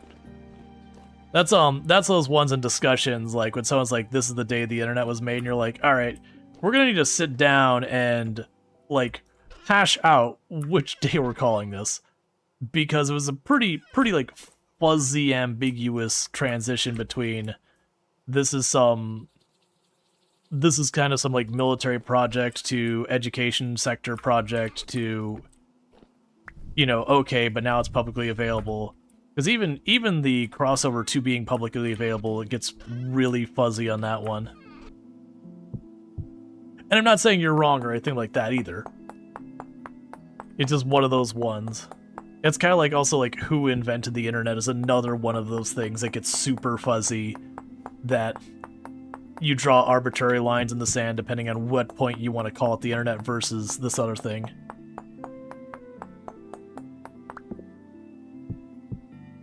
Public release of World Wide Web in 1991, not because it fits the best, but because of your birthday. That is a fair and valid reason to choose that day specifically. Because by all means, celebrate what you're gonna celebrate. Even if you gotta fudge the numbers a little bit to make it fit, nothing wrong with that when it's not gonna cause like any harm to anybody. Okay, so toss that on there. This will be a little bit of a booger to manage down here. But for every stack I split, it'll get a little easier to manage.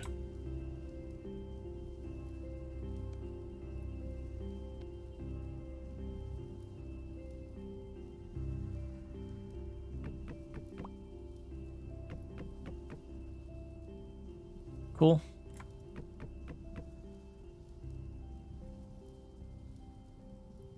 Oh, I'm too close to the ladder.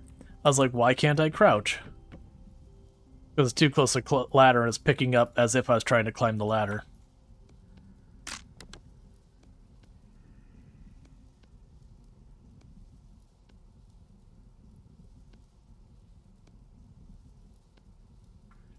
Oh yeah, this is gonna be enough.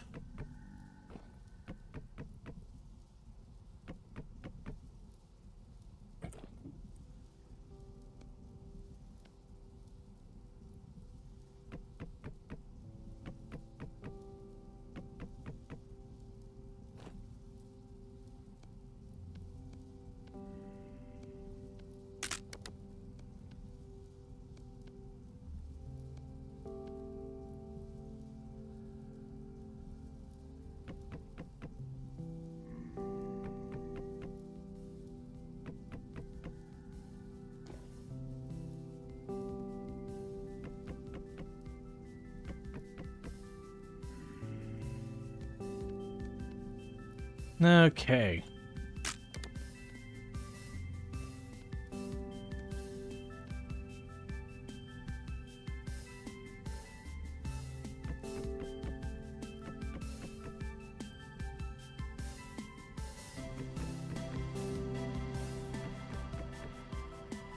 Heck yeah. Only 2 tiles left.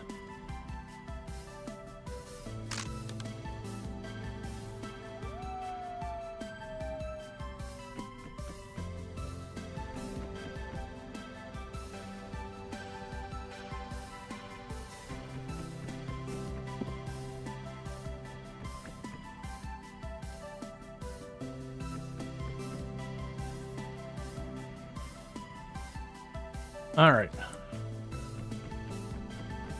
Need to pick up that piece of ladder here in a second.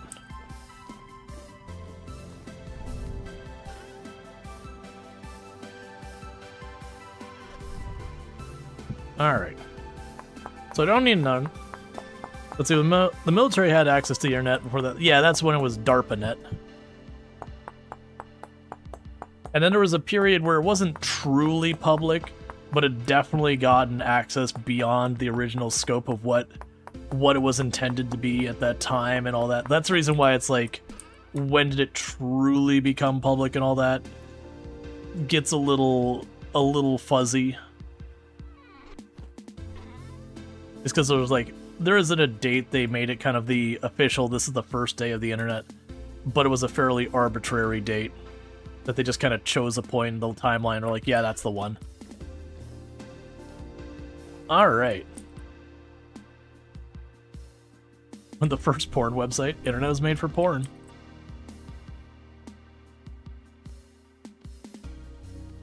Fun song.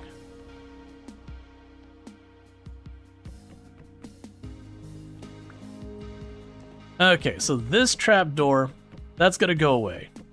Because my concern is that trapdoor is made out of wood, and I am worried it will burn. So what we need to do now, and this is the moment of truth where you get to decide if I just wasted a whole lot of time, is I need a piece of grass. Just one. Let's grab a little extra packed dirt.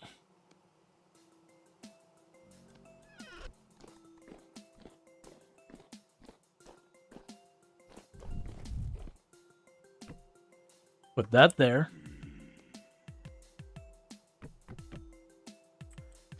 So the developer Tim Berners-Lee location CERN, Geneva Hardware, the next computer purpose to host the first website to provide access to the World Wide Web. Yeah, no, that's the one you'll get cited as a common choice. All right. So, if I've done this right, I can light you up. It recognizes the charcoal pit.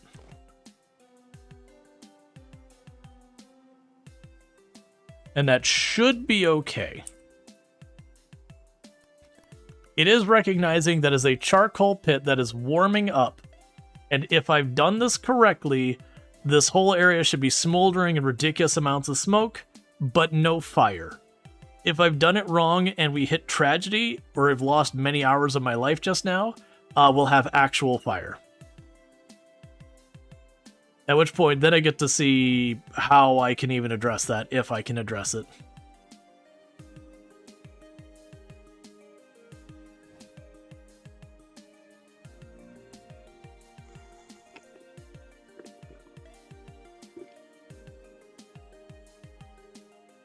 Regardless, we're going to have a ridiculous amount of smoke in here.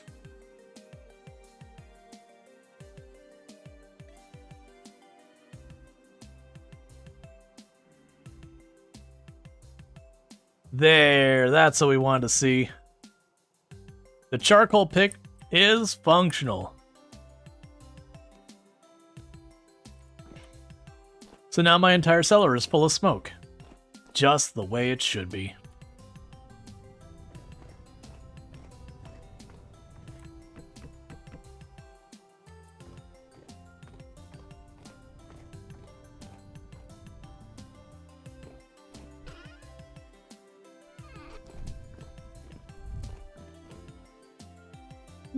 There's something not okay about you walk in this room and just the entire area underneath you is just emitting copious amounts of smoke.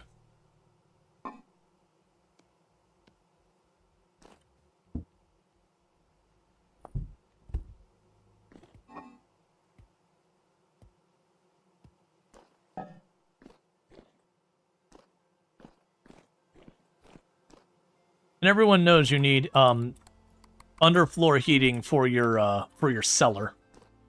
It definitely helps everything for you to have a literal smoldering pit underneath your cellar.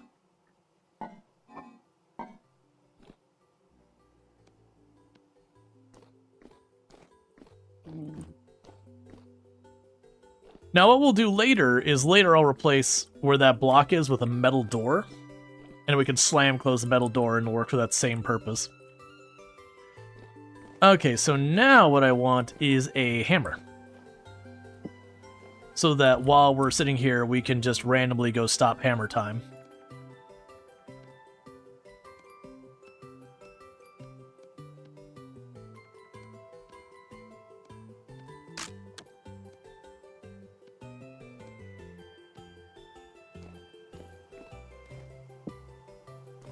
another, the stop hammer time, another reference right around the time that the internet properly started to become available.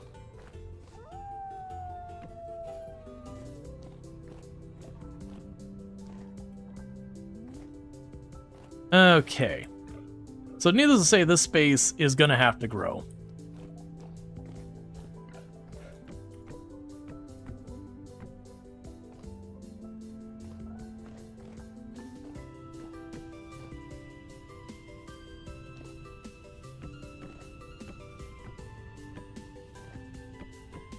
And I figure no matter how big I make the room, I'll probably need it to be bigger than that.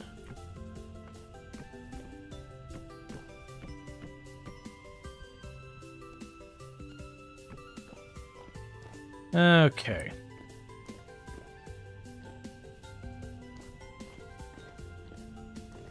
Yeah, I'll go up top and just make it one more higher.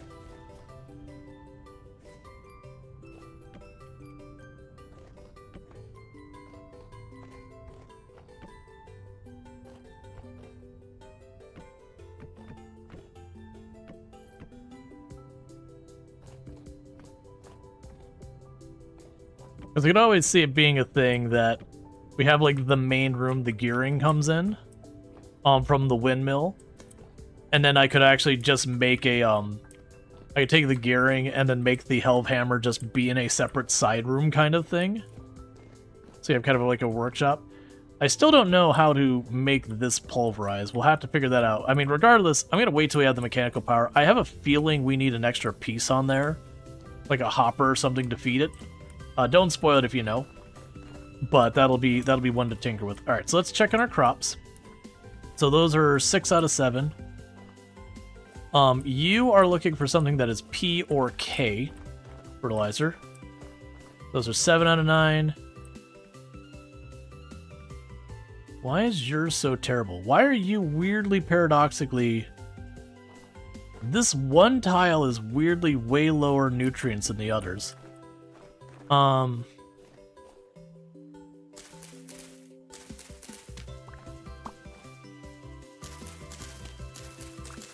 Okay. So this one needs to be N or K. That needs to grow for a little longer. And you are N.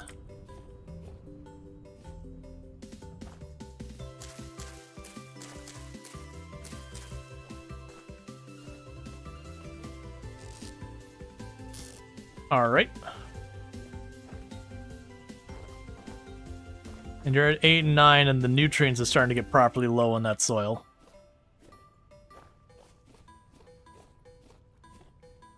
Okay.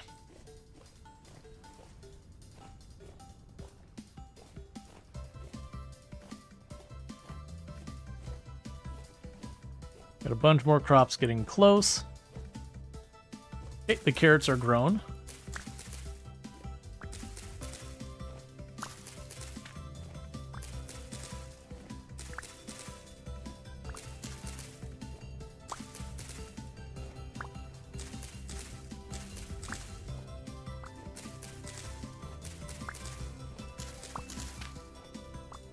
So we got 2.5 stacks of carrots.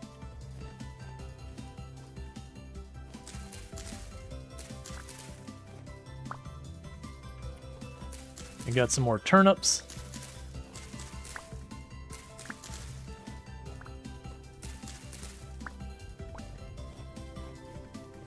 Okay, let's run back over here.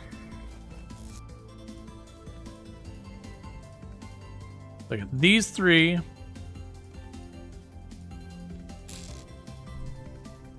I've got seeds for, so so we got NK, NP. Let's look at our soil. All right, so you have P or K can work. So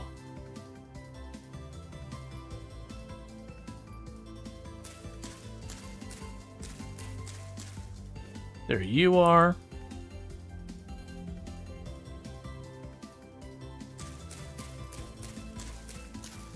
There you are. So I've got that fully planted.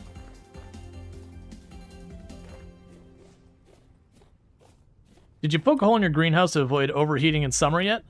I have not. I really don't know at what point I have to worry about that. Because, like, right now it's going to be 70-something degrees, which seems fine. But yeah, no, we're probably in that time frame where we can go. So that can be P or K.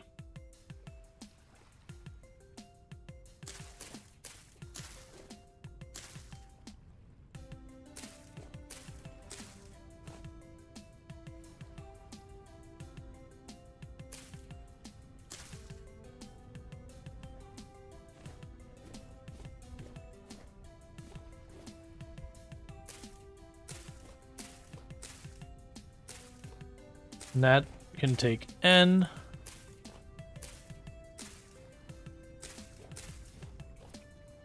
Yeah, pretty much all I'm doing right now is as able. I'm just planting whatever we can make happen.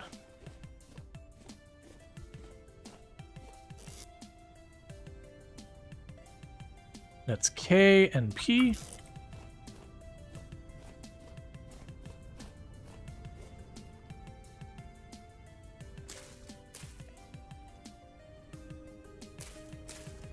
Cool.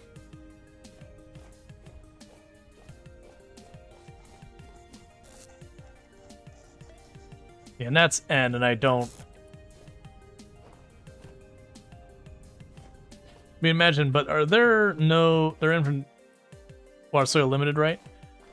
Yeah, but it's one of those things where it's, like, limited in the scale that, like... The way it goes, kind of mentioning, is, like, technically if you went to the beach and you picked up 1 grain of sand at a time, you could eventually count all of the grains of sand on the beach eventually. Which, of course, the reality is you can't, because while it is limited, the size and scale of the world, it might as well be unlimited. Because it is just astronomically large to a scale that you can't really realistically quantify it. Oh, we need to drop all of our veggies down here.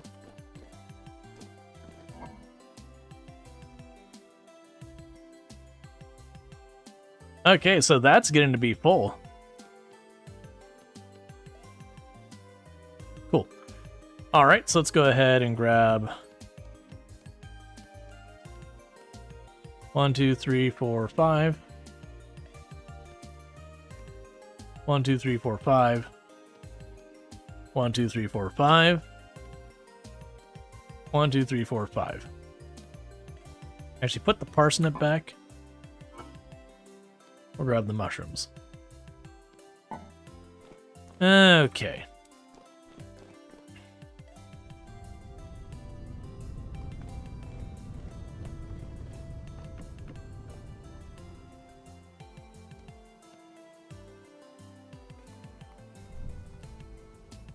May I ask why you go for 5? Pot limit is 6.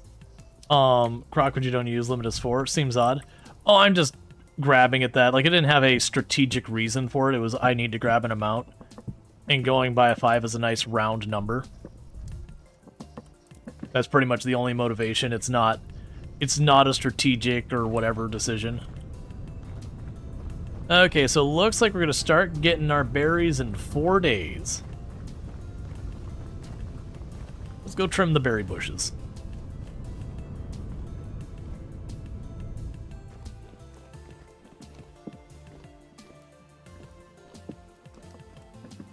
Okay, yes, I broke my copper ones. Can you grow flax? Yes. That's actually most of the stuff in the greenhouse right now is flax.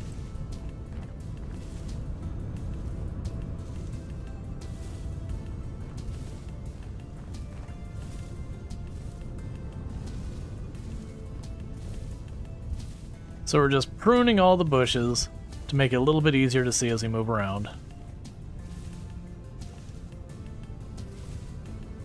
Is the advantage of growing in the greenhouse? The advantage of the growing in the greenhouse, to my knowledge, is just the fact that during the winter it gets too cold to grow stuff.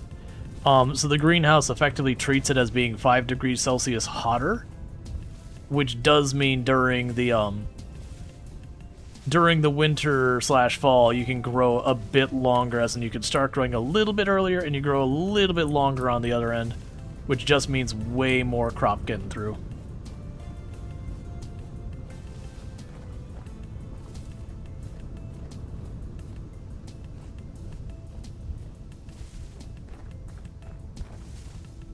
I wonder if this is a one and done thing where we trim these and then I never need to trim them again. I think it is a one and done. And once I've trimmed them, they're just good. And I believe it's purely an aesthetics, like visibility kind of thing.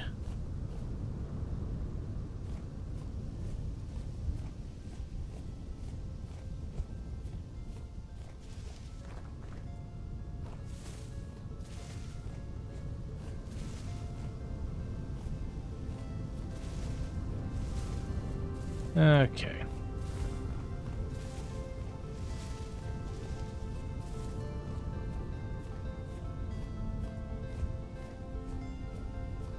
Or it could also be something we only have to do like once a year or whatever. We'll figure it out.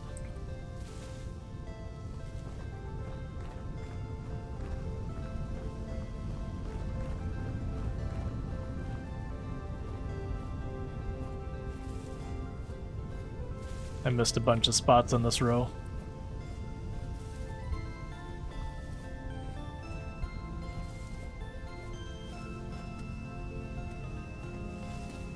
Cool. So with that, we've got all those trimmed.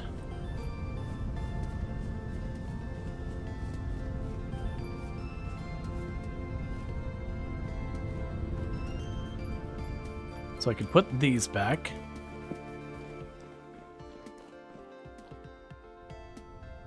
Go grab our soup.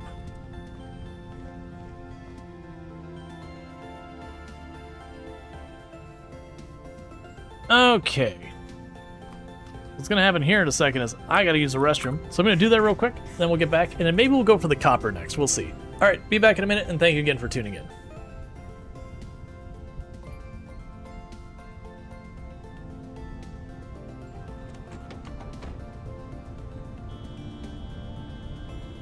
If at first you don't learn your lesson, honk the horn more.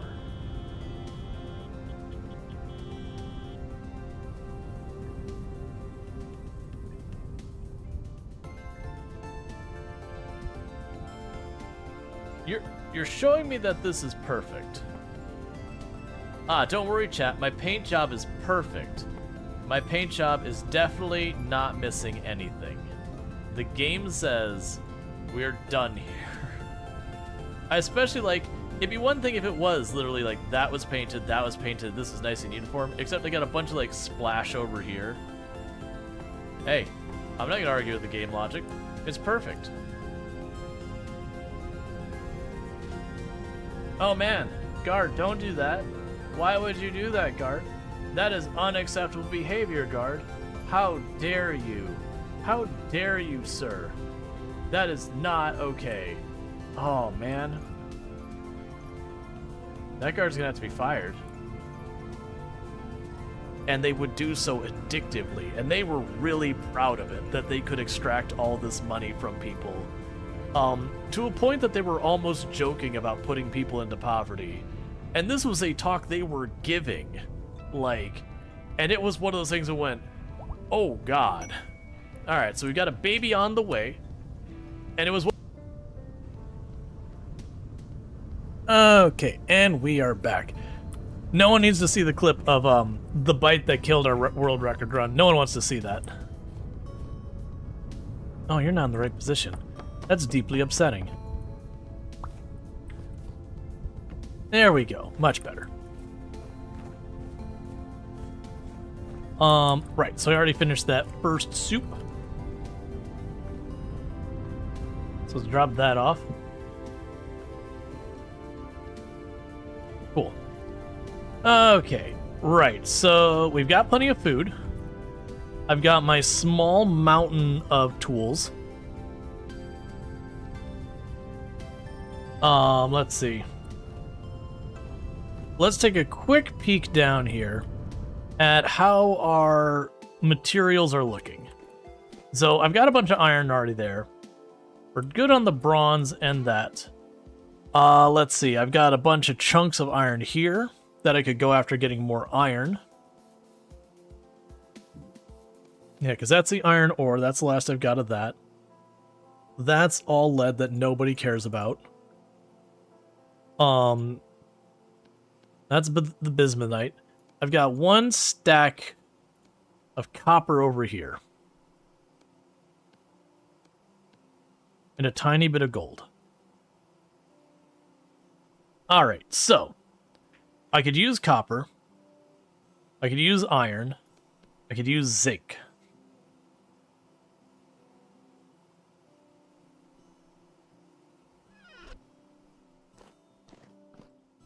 Yeah, no, I noticed we could make the leaded glass panes, and I've debated doing that just to put those to use.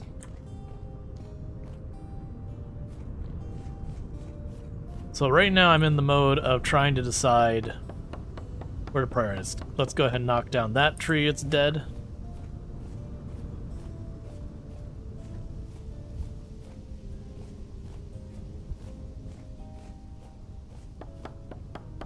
Yeah, I'd say we did relatively okay on the number of trees. Of the ones I planted we got, we did get at least one of each category grew. So that's good news. Yeah, what I'll probably do is after the season's done, I'll knock the top part off of those trees.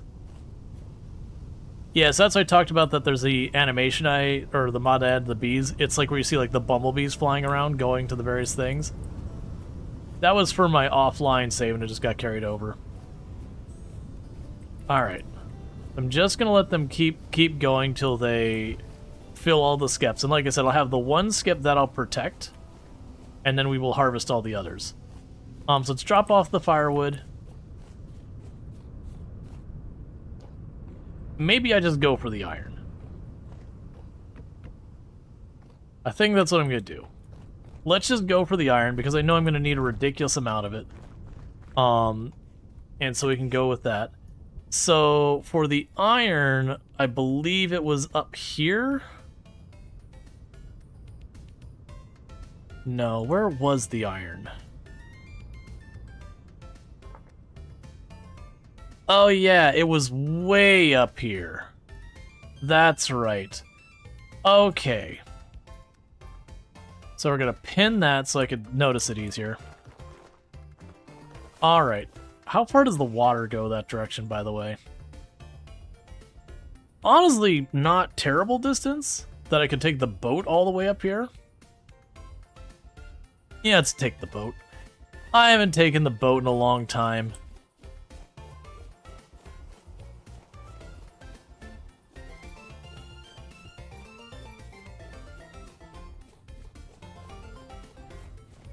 Boat should be around here somewhere.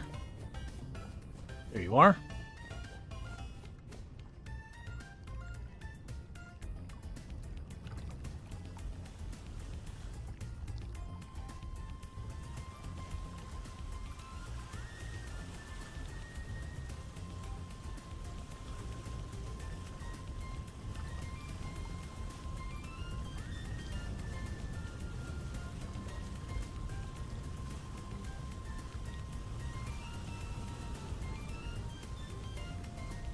Yeah, the sad news is, because the bodies of water aren't particularly joined together, it does really limit the use of the boat.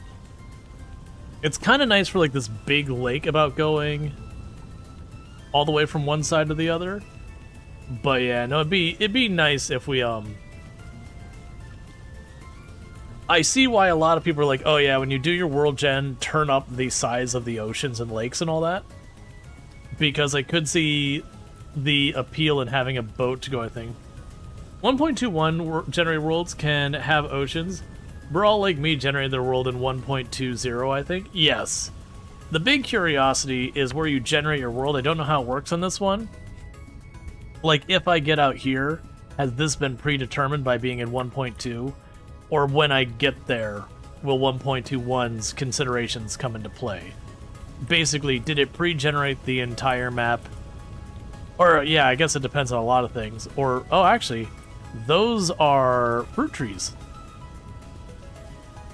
That's pretty convenient that those things brighten up that much.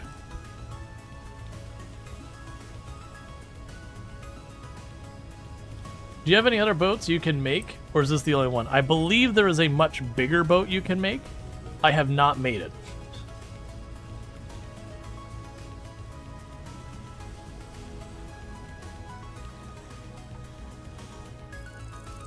So do that between streams? Maybe, we'll see.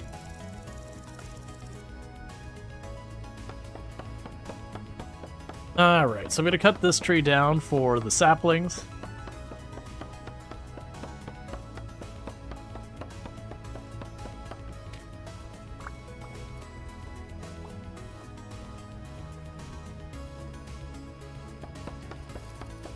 And this one too.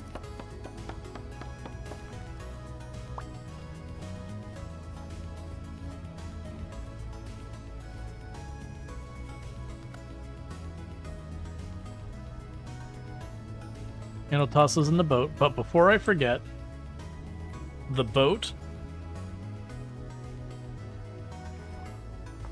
That's fine. Boat is there.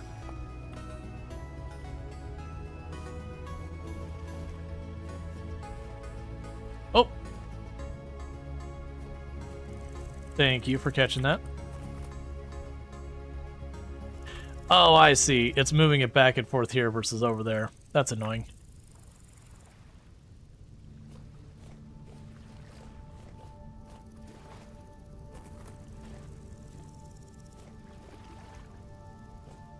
Okay, that was a baby wolf.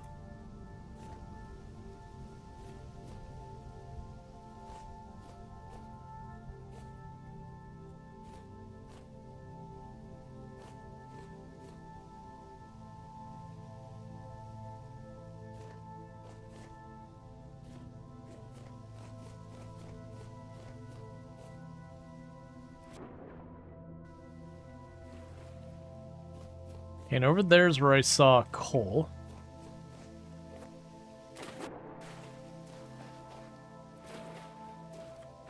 Still live? Yep.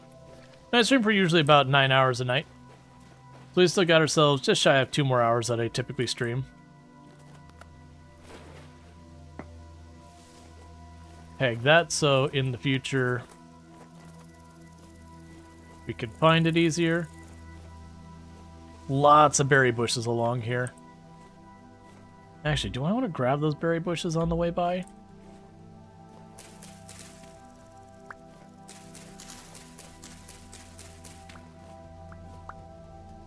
There's a lot of the ore and all that's going to go in my other part of the inventory.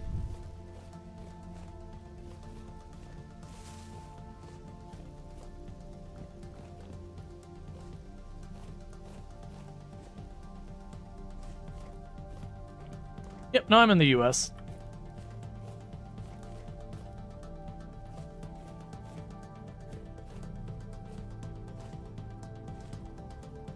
Okay.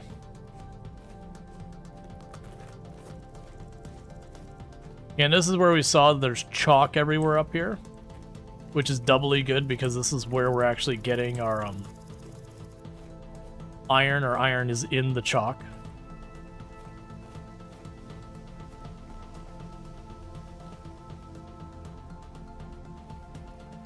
Yeah, I didn't bring a knife. It's fine.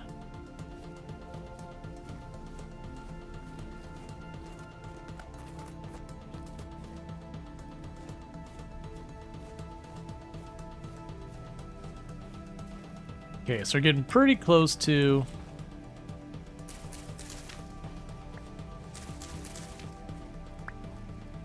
where all that is.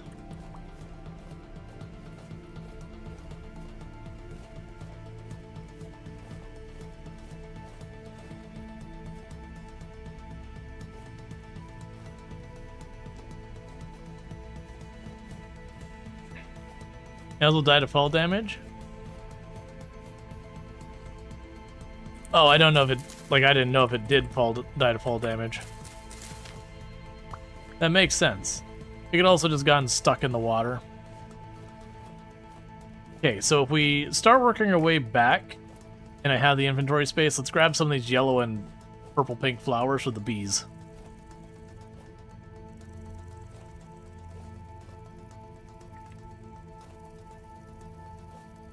I'm pretty sure the game doesn't care at all about flower variety or whatever for the bees. But that's fine. So here's where I found the iron, and I'm pretty sure somewhere around here I had a spot I just dug straight down looking for it.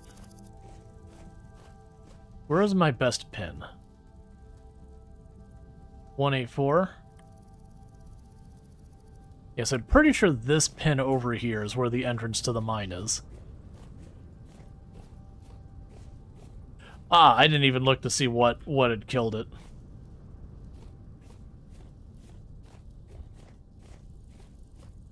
Here we go.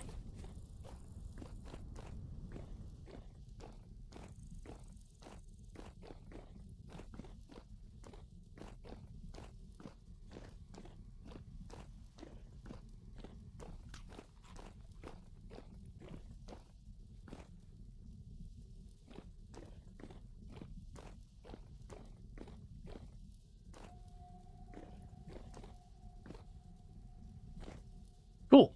And let's switch these around to the bar. And let's get a mining.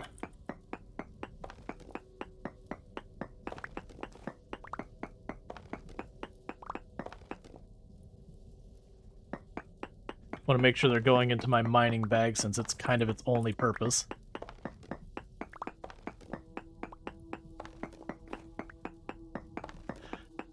Low key, I could see making your base out of stones. Can you? That's actually something to check. So you can make chalk cobblestone if you really wanted to. Because low-key, I could see doing something like that, using chalk cobblestone or limestone. It'd be one of those things that, like, oh, you want the lime, but I'm pretty sure once you find an area that's just all chalk or all limestone, you're just set. You just come out here, pull up, you know, a couple of stacks, and you're just good on lime for a long time.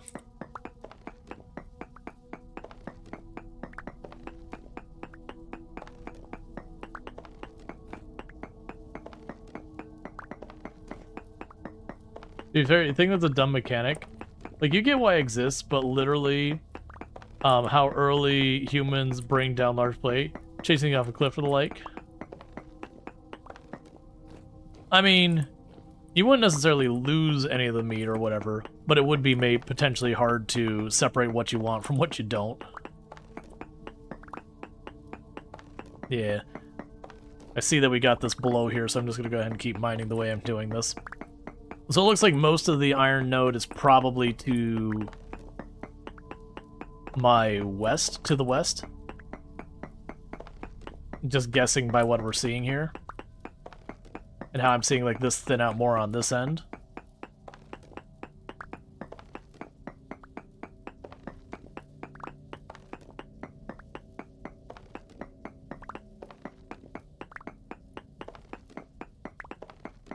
Once I get to a side where I'm not seeing any more ore as I'm doing these rounds, we'll stop mining in that direction. And it does look like I'll probably end up needing to mine a layer deeper. There's zinc here. Hey. Yep. I'll take some free zinc in my iron.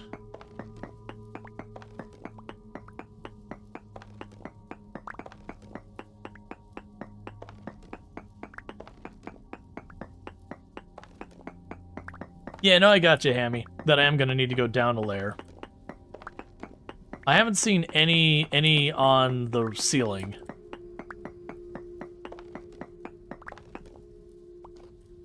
Alright. So anywhere farther back than this, I can mine without an issue.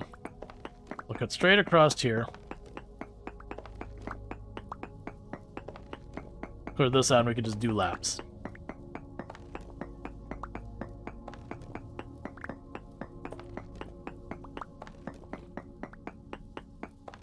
That's perfect, because for my bronze production, it's the zinc that's been the hardest. I've been locating lots of copper. I haven't gone and gotten most of it. But, zinc has been a real pain. And this, honestly, is more zinc than I found the last time.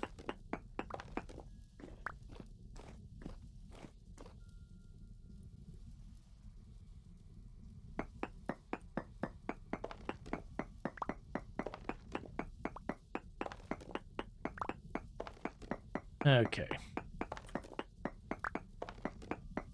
I also feel like if we bring this chalk back, I'm gonna have enough chalk to keep our lime handled for a while.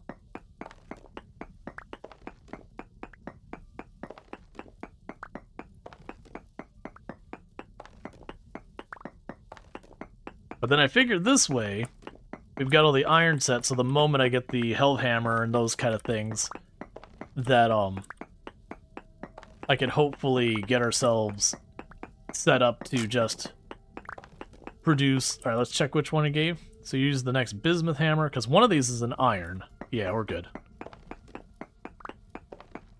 Oop, that one's going up a block.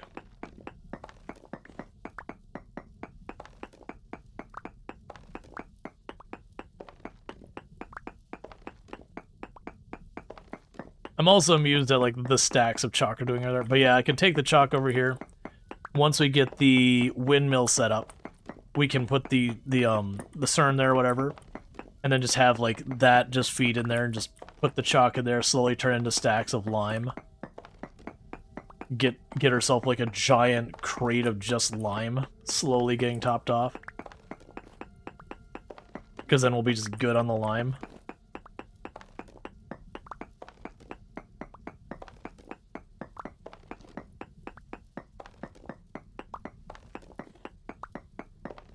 Okay.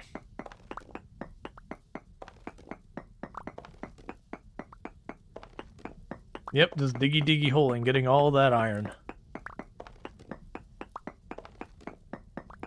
And that'll be the thing. What we're looking at here is going to imply that I'm probably going to want to go a layer deeper. Because I got iron showing up below us, we got zinc below us. So once I kind of hit the extremities of this iron node, we'll dig down another tile.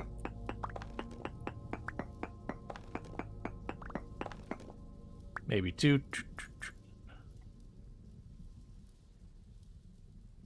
A bigger chunk there.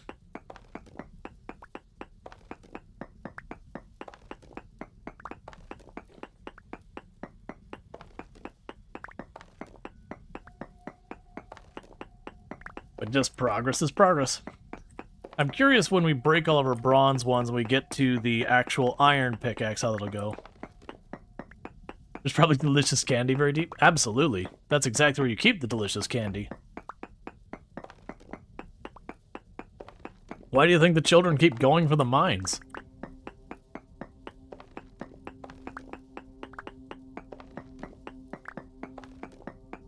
All the delicious candy they hide in the bottom.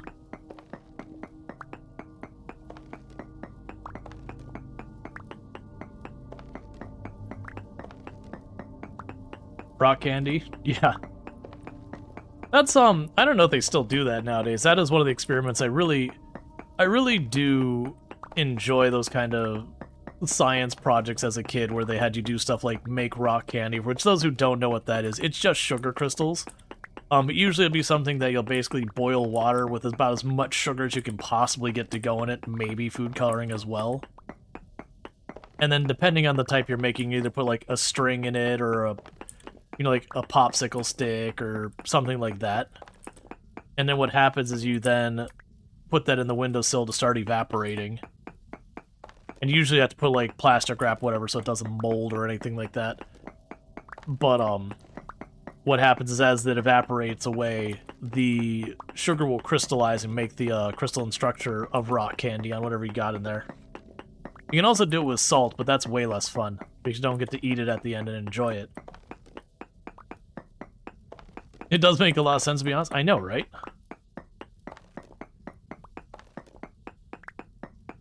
And for those who don't know, Treacle, absolutely fantastic content creator. Part of the channel, all good stuff. Plays a lot of RimWorld, so if you like RimWorld, which if you're here, you probably do, because we certainly play no shortage of it, you can definitely find that over there. I've been still trying to contemplate what I want to do for our next RimWorld run. I am starting to get that itch to doing another run. The crab rancher idea didn't work out. I did testing off stream, which took forever. But the fact that it's like, have your people keep taming the crabs and they give you very little meat per crab. Really kind of a bummer in all honesty. I really wish that crab would be considered a pen animal for that thing. I genuinely think crabs would be better as a pen animal in the game, where you keep them in the thing, they'll eat what they can, and as long as you keep them enclosed, they'll stay there. Instead, they have the whole mechanic where you have to like keep training them, but then they can move around, and you can zone them and everything.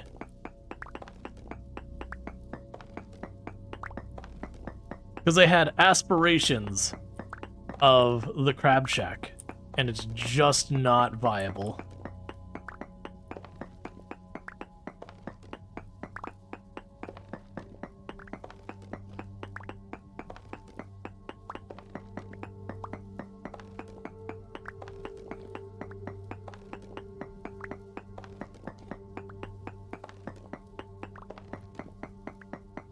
Like, it's an absolutely unhinged war crime technique where you drop loot from orbit to lure pawns to a spot, then just land on them. Oh, so you like leave your like valuable things at a spot, and then it would do the whole thing where they go, you know, gonna steal it and leave, and they just land the ship.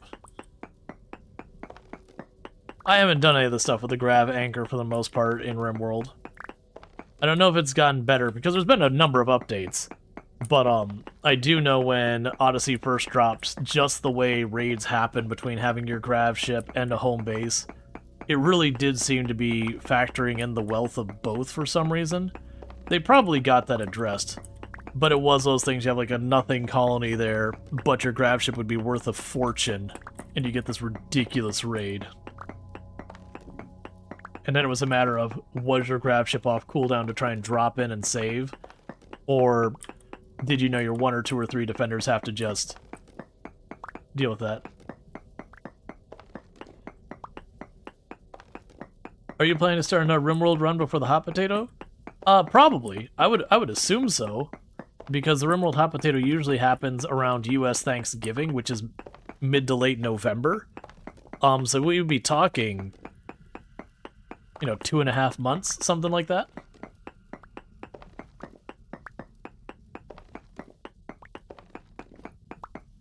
Now, granted, I want to say it's early November is when the big expansion drops for Farm Sim, and we'll be definitely checking that out. Put some hours in on that. And then end of October is TwitchCon. So there'll be down like about 10 days that I'll be away from stream for that. So that is something to consider. But I would be surprised if we don't play any RimWorld between now and then. Because I think this is stream 11 or 12 of Vintage Story. They've been going pretty hard on this. And I kind of mentioned it the last time. I do think realistically the way this will go, and this is assuming that the audience doesn't like, you know, if clearly people burn out watching me play this and viewership starts diving, then obviously I gotta do what I gotta do. But, you know, like barring that, I think realistically what'll probably happen is once they start getting to whatever the latest game tech is kind of thing, or later game techs, there's a pretty good chance that's when we'll start, you know, capping it off. Versus just like continuing to play and just build and build and build. And it feels like, as far as tiers are going, we're getting there. Because I know we've got Steel to still go. I don't know what we have past Steel. Because I haven't seen anything that's like, you know, going Titanium, Adamantium. Do the story that's in so far? Yeah, there is that. I actually have no idea about the story thing. I know people kind of mention that the story in this game is extremely missable, that you have to like find the right trader and say the right dialogue with them just to initiate it. Your spawner, it gives you a head start on steel. Oh yeah, no, I definitely feel like the move's not gonna be that. Steel is the best too, with weapons and armor. With steel, you can get the highest tech. You can do the highest tech leather. Then yeah, quested story.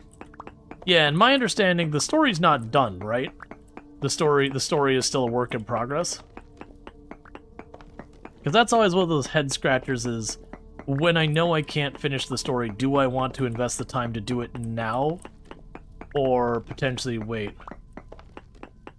You're enjoying watching Vintage Story a lot, but obviously people get burned out with everything at some point. Yeah, no, I gotcha. That's part of the reason I've been also being a bit more conscious about making sure to have at least some other things. I know in the evenings I've been doing mostly Vintage Story, because a lot of the other variety games I've been doing is I've been kind of like dipping my toe in, you know, doing half a stream of a game and then switching. Like we did earlier today with Lost Skies.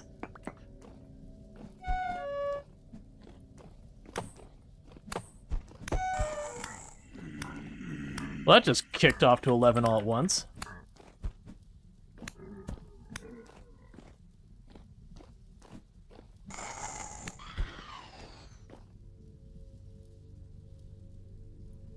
Did activity change? No, it's still calm. That's weird that suddenly we went from, like, nothing this whole time to just kicking off.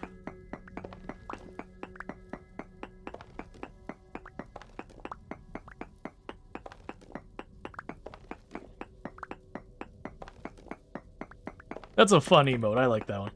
The problem with waiting for the story is they'll likely do one chapter a year. Yeah, but then at the same time, if I get the intro to the story, and then I never get the closure, that kind of sucks. You cleaned a lot of space down here? Oh yeah, no, I like totally get the fact that they can spawn down here. That's fine. I fully acknowledge.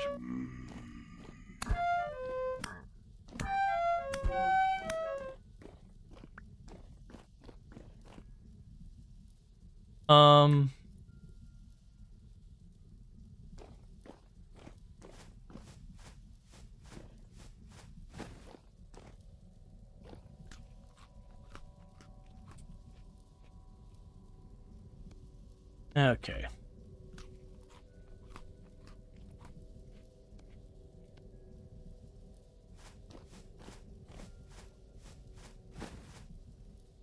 So what I could even do is segment this room off into a couple of different sections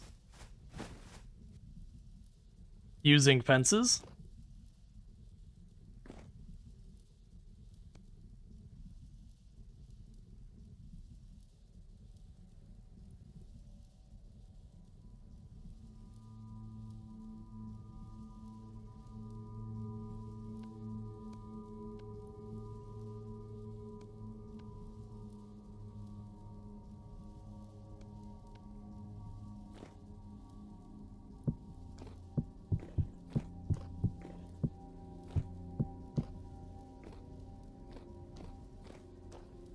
Oh, let's use this stuff for doing the fences.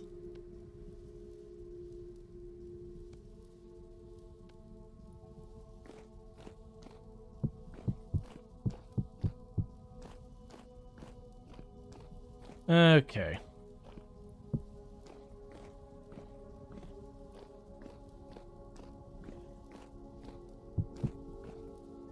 That way I can let it spawn the stuff.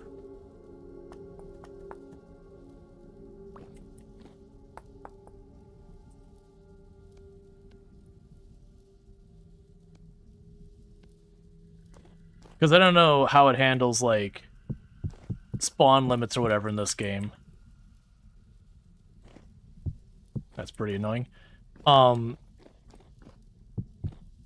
usually most of these games, to avoid murdering your poor computer, do have some form of spawn limit. And so I could definitely see doing the thing here where I segment this whole place off.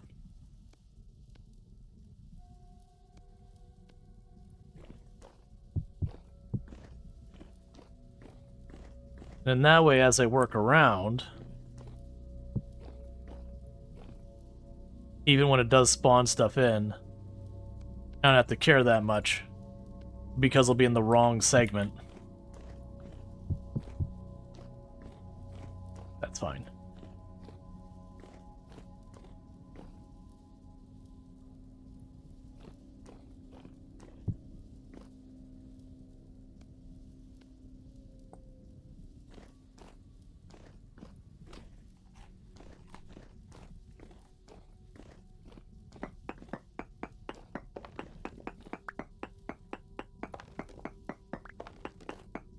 It'll also give me something to use some of this chalk for.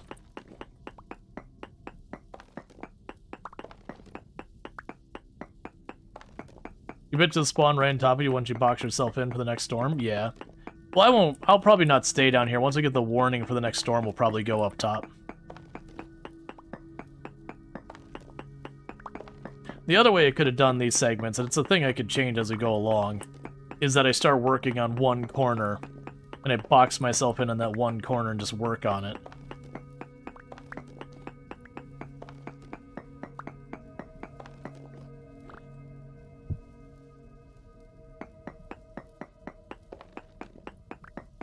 Honestly, probably not a terrible idea.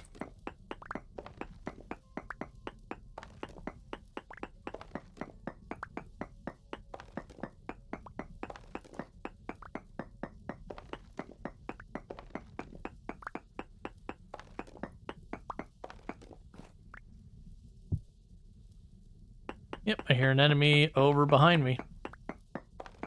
Spawned in and can't reach me because of all the fences. It also gives me more inventory to dedicate to iron. So you just get an absolutely obnoxious amount.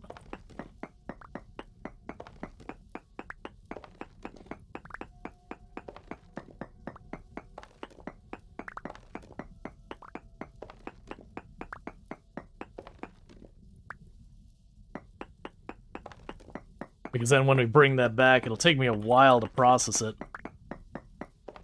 But with the Hellhammer, my thought is we can get the, I can make a bunch of the bloomeries, and just keep them making the iron bloomery. Then I gotta figure out the Hellhammer, how you, like, set that up to actually make the iron ingots. That's, feeding those machines is one of the things that I don't know how to do yet, and don't spoil it. But, like the pulverizer where I put the things in, like, maybe there's a hopper I gotta feed into the top of it or whatever. I wonder if looking for translocators would be worth it. I wonder if they work. No spoiler chat. Yeah, no, I know there are the teleporters. I haven't seen one yet. And I don't know the means of seeking them out beyond just getting lucky. My guess would be go around those ruins and maybe it's the same kind of thing of like where you find copper on the surface. If I find a ruin on the surface, you know, check out below it, because I know we have one spot on the map here. We did find an underground ruin. But as far as I could tell, there was nothing special in it. Other than it's where we got all of our copper. That was just rich with copper in that area.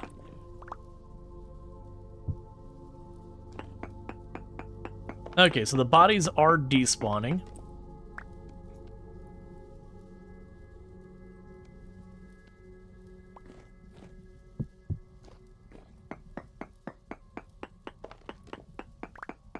Okay.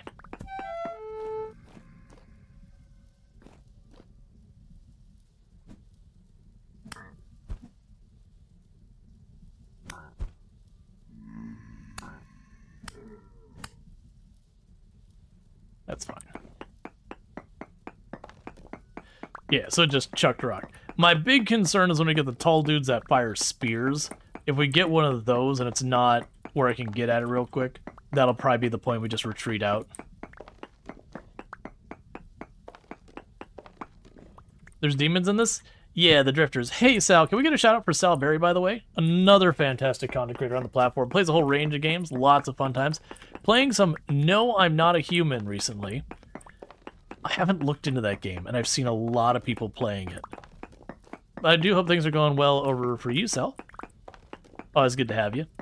But again, highly, highly recommend. Sal is a great, wonderful wonderful amount of chaos who will absolutely remind you to clean your butthole. This game online, you can play online multiplayer. I am not personally playing online multiplayer right now.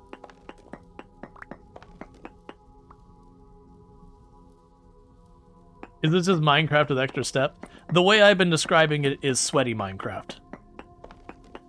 So when you're like looking at like this has survival mechanics that actually feel like survival mechanics. So, you know, you can actually like freeze to death.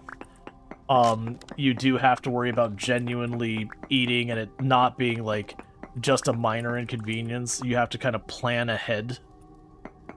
You heard it's rough? Yes, it is definitely far rougher than Minecraft. That said, it's kind of ruined Minecraft for me in the best of ways. So like Minecraft, you go to craft a pickaxe, let's say. And all you're gonna do, you grab a stick, you grab 3 rocks, you shove them together, bam, pickaxe. You want an iron pickaxe? Same deal. You just get some iron ingots, or iron ore, you chuck it in a furnace, you take the iron ingots, you shove it on a stick, boom, pickaxe. And there's nothing wrong with that, by the way.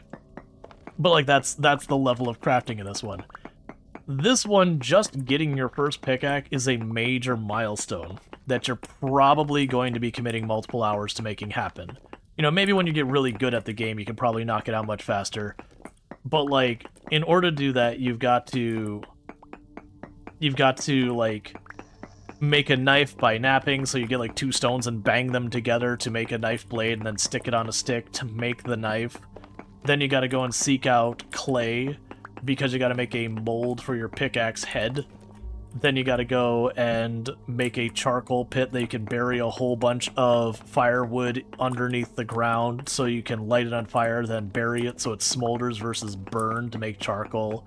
Because otherwise it's not hot enough to melt the ore. You gotta make a crucible out of clay to then pour, you know, have something to put it all in. So it's like very, very authentically trying to, you know, cover all that. And nope. How's my inventory? We could fit a bit more in there. I think it's just the one there. But yeah, so it's working on things takes a while. Or like to give you an example.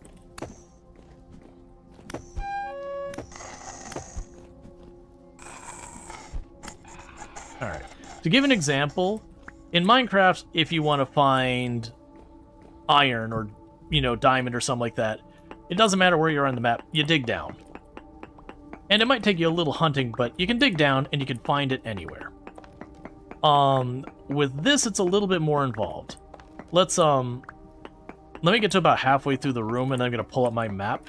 And the reason for that is so I'm closer to the middle, less likely to get spawns from being far enough away. But like, you're not gonna be able to just dig down and with any reliability find copper or iron or anything like that. Instead, what they do, it's a lot harder to find ore, but if you're looking at this, I'm mining 1 vein of iron. This whole big giant expanse of a room, this is 1 vein of iron, singular. So it takes way more to find a vein, but when you do, it is really, really satisfying. But like, to find a vein of ore, you kind of go up. Do they spawn in the dark? Yeah, they also have some other rules, but like if you notice on here, you'll see these like little pins. That's where I'm surveying. So it'll tell me, okay, magnetite. There's a very small chance of finding magnetite here. It's 1.84% chance per block that each, like per whatever, that there'll be magnetite, which is iron. Versus, you know, you just dig down and you find it. So on the other end, if I were to go down over here, where I got like right by my base, there's a 0% chance of magnetite at all at my home base. So I could dig down and literally empty the entire earth down there and would never find iron because there's just no iron there.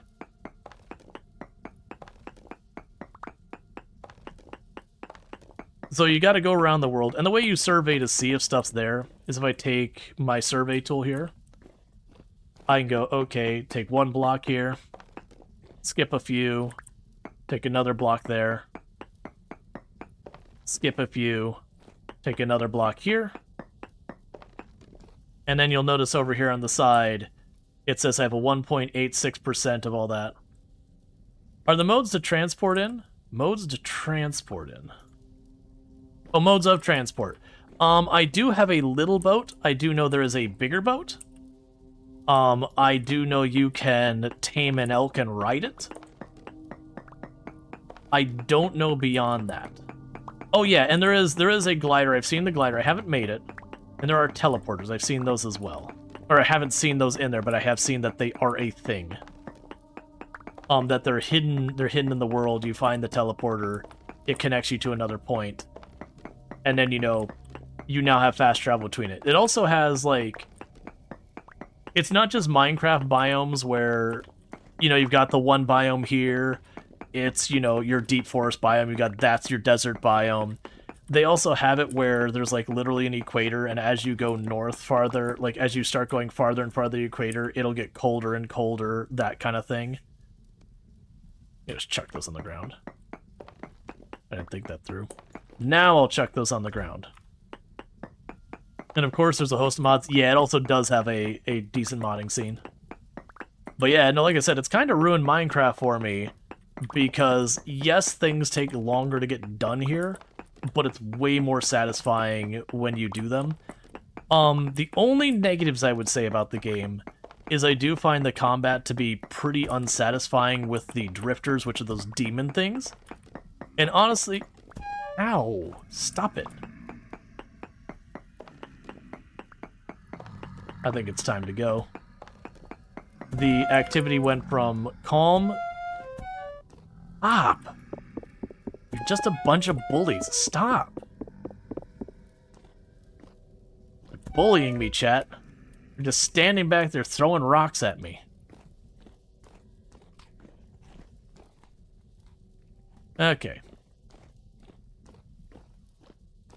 But yeah, and even when you find an area that's got ore, you still have to, like, locate where it is. So I could use my prospecting tool and hit this wall here.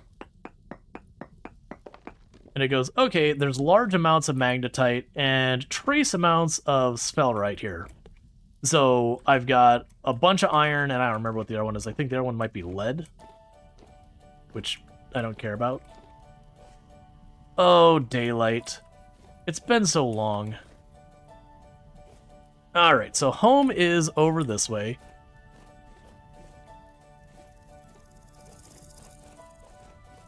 It cracks you up that they throw rocks at you when they can't reach you. Yeah, and it's also funny on top of that one, just because, like, the rocks really don't do much damage. I didn't think that through. Oh, there we go. Alright, so I'm out of food on me, but that's fine. So let's grab some of these bushes, bring them back for adding to our little farm. So I can have our cranberries. I need to stop doing that. Why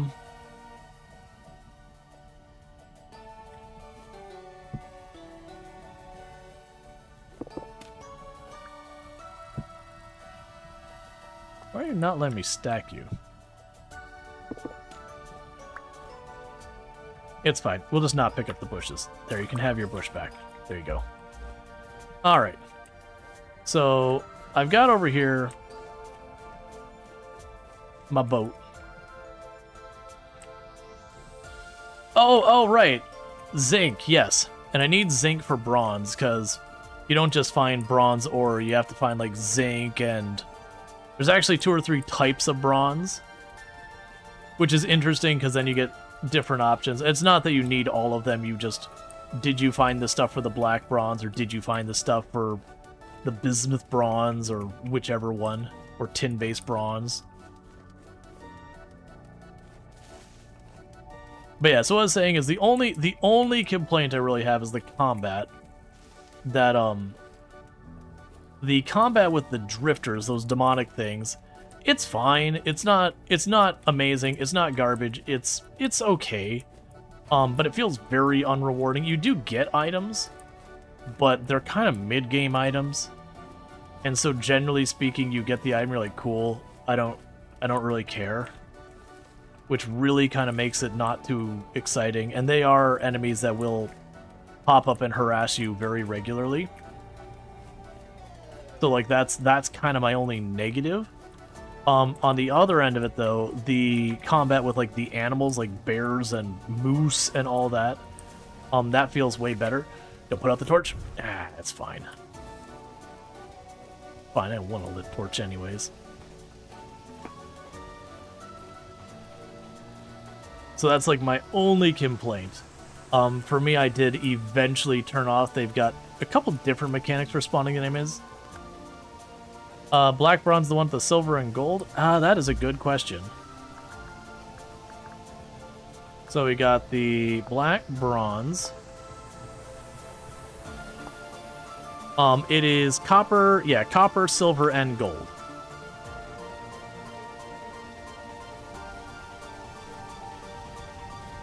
Man, there's a lot of coal over there.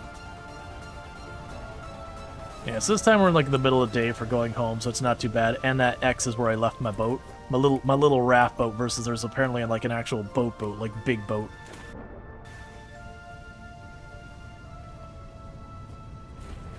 All right, so, can I put you in this slot? I can. It doesn't do anything. That's fair. Let's drop you in here. So I've got inventory space. Put all you there.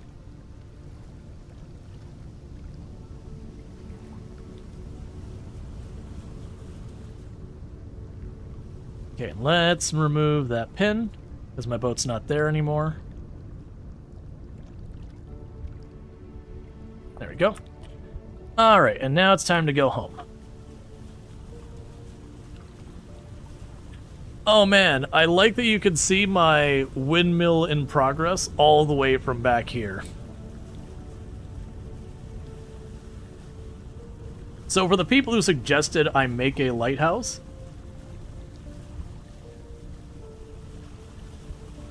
that's probably a lot more viable than I originally thought. You'll care more about drifter loot once you start finding translocators. Yeah, no, I've been under the impression that the you have like the gears and everything become kind of important for that. And that you ultimately end up wanting to mine or fight them much deeper because they have better loot rewards. But yeah, it's kind of, I think to me what I would like to see for a fix for the drifters is, one, there's got to be more restrictions on where those rifts can show up to be less obnoxious, because those are pretty annoying. And I would like it so that any of the drifters have a small chance they could give you like a small piece of, you know, like less than a full serving of bushmeat, or like a really, really crap bandage that's worth like half a bar or 1 bar of health. And not every time. You know, something that you feel like you're getting kind of like little bits of something out of it. And I also figured a nice one would be seeds. That on the rare occasion you could get a seed, even if it's out of its biome or whatever. Like, not with any reliability, but it could be just kind of that, oh sweet, I found a pineapple seed or whatever. That I think would be kind of nice. Now granted, that would also undermine the reasons to travel the world. So there's something to say about that. Alright. So let's go and start putting our stuff away. So we're going to transplant our, drop our wood. Okay, so I've got a stack of red apple tree cuttings. So those are my yellow apples, these are my red apples. So we're going to try planting more red apples and hopefully slowly grow our orchard. And I got cherry trees. So that's pears and young cherry trees. It's only got a 40% chance each time I plant one of these of them successfully taking. But we're doing good. We're slowly building up our orchard. Yeah, so it looks like those are going to be flowering pretty soon.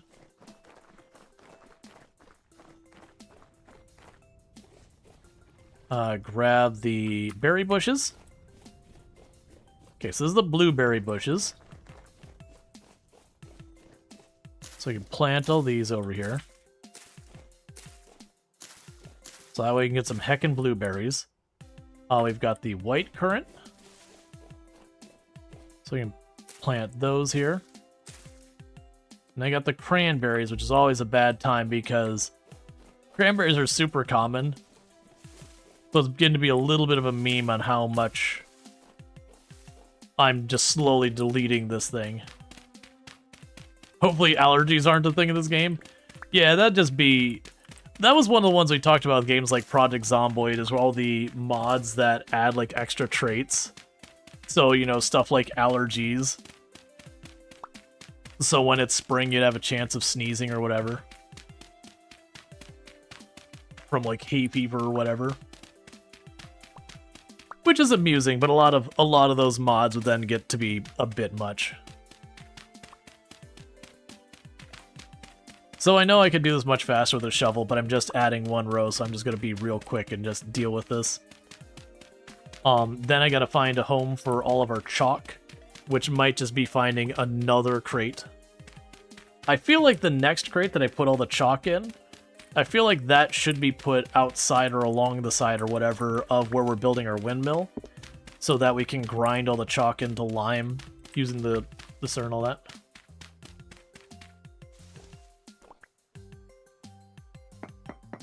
Would it be cool to have babies in your own game like this? I mean, that gets into like NPCs. Generally speaking, this isn't the kind of game I would be looking for having a bunch of helpers. You know, regardless of age group or whatever. Okay, so we got all that. We can drop most of this off here. Let's put the torch out of our hands so we're not taking an extra penalty to our hunger for using both hands. Okay, drop the dirt off. And now we've got way too much iron than I know what to deal with. We're gonna be using a lot of bloomery stuff. Okay. So, let's remind ourselves of what the heck it is I need to make a crate. So a large crate. Okay, it's just a bunch of wood and then a saw. Easy enough. I didn't mean to throw that on the floor. It just happens. Okay, so saw in the middle. Grab the wood.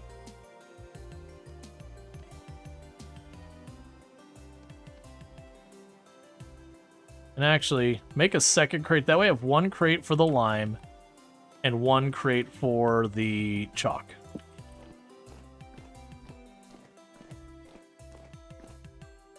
Yeah, no, I get what you're saying, Nuclear, but at the same time, the more you offload onto the NPCs, the more you stop and go, but what am I... Oh, it makes two, so I didn't need to do that. The more you go, well, what am I doing here? Alright, let's drop all of you in there. Grab all you onto my bar. Start loading up the crate.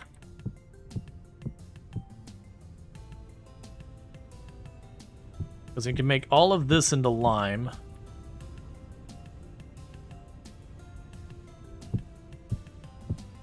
And so when I get all this set up... Oh yeah, here's another example, is we've got all this gearing I'm putting in to make a windmill.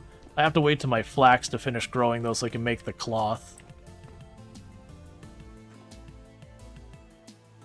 Okay, we can drop off the chert.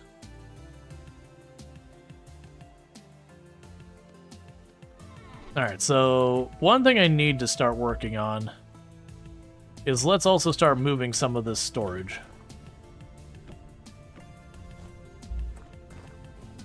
Because I've got my cellar, and it's functional and all that.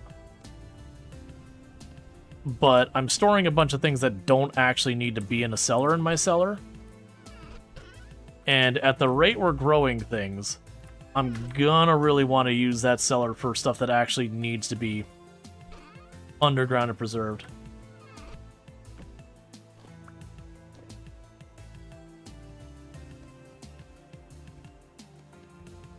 Okay, so we did break most of our pickaxes. That's fine. Let's see. So I still need to make my Helve hammer. I've got the resin for it, so it's just constructing it.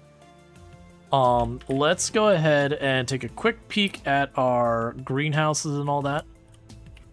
I'm assuming I'm getting pretty close to the point I should probably make my greenhouse into not a greenhouse, which will be just knocking out one tile of the wall. Probably knocking the door off. I honestly bet you... Let's go ahead and do that, because I'll forget, and then we'll make our crops too hot. We're going to take the door off our greenhouse. It is no longer a greenhouse.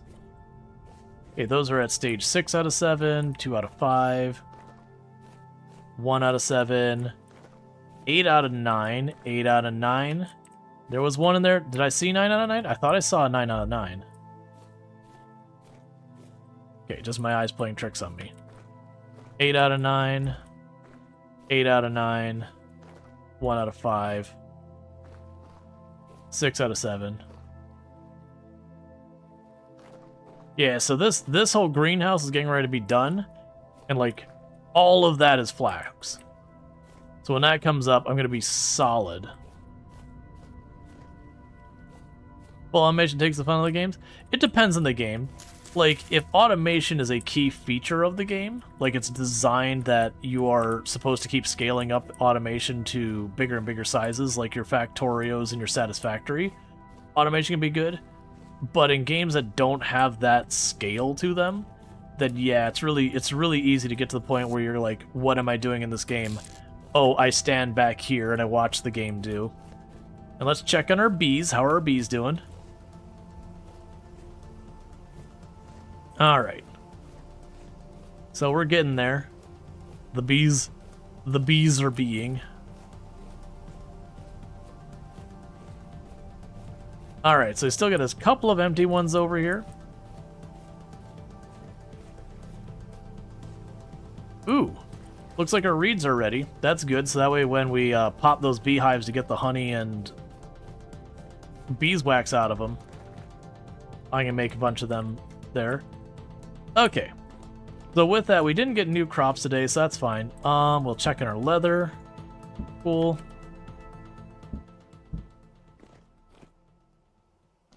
Yeah, just a tiny bit of strong tan in there. Okay. So. 1, 2, 3, 4, 5. People mentioned I could put 6 in there, so let's just go ahead and grab the 6. So I'll grab 6 of all the ones I got multiple stacks of. How are we doing on our mushrooms? I don't have any mushrooms I've got that much of. So instead, we're going to double up on the turnip. We're going to continue to have our diet of exclusively vegetables right now. You get more max life if you have your varied diet, but I haven't stopped to hunt in a long time.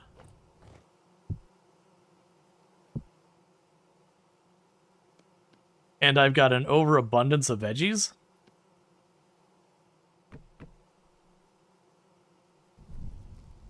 So I can get that going. Cool. So we got ourselves some nice soup going. So it is a lovely carrot turnip stew with boiled onion.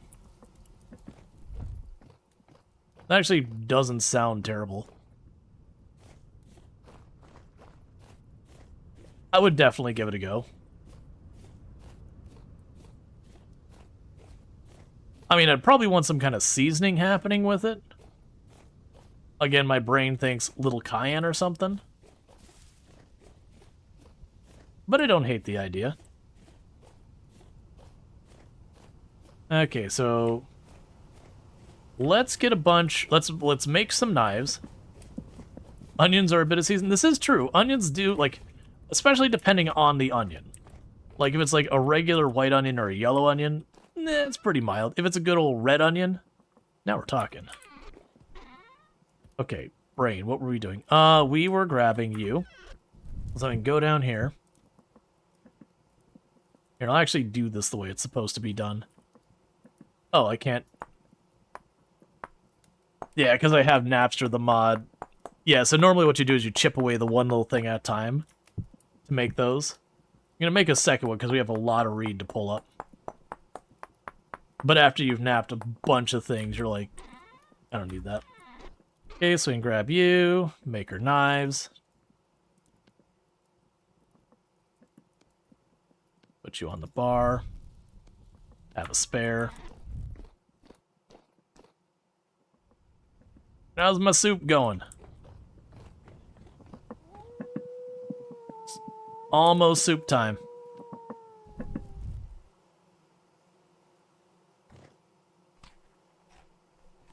It's actually pretty good soup.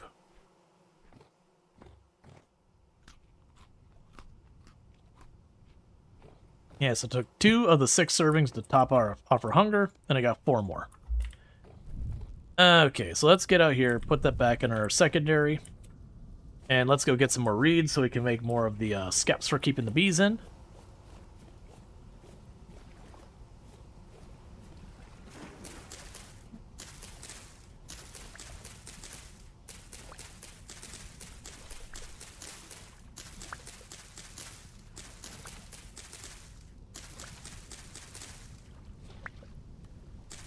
It's a shame you can't target the top half of these. And make it easier for going down the line and harvesting all those.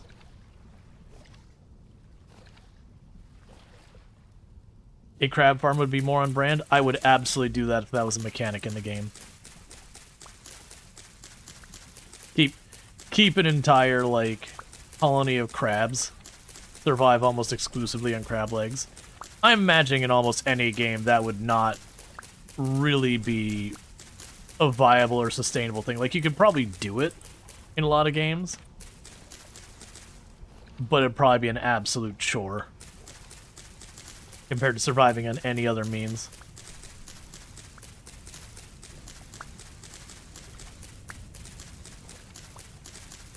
Okay.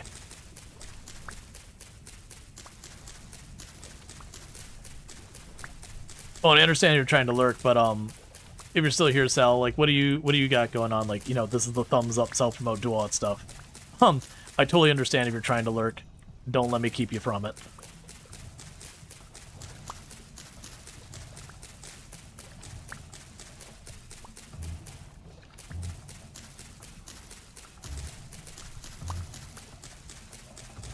Okay. The real productive round of the reed cutting.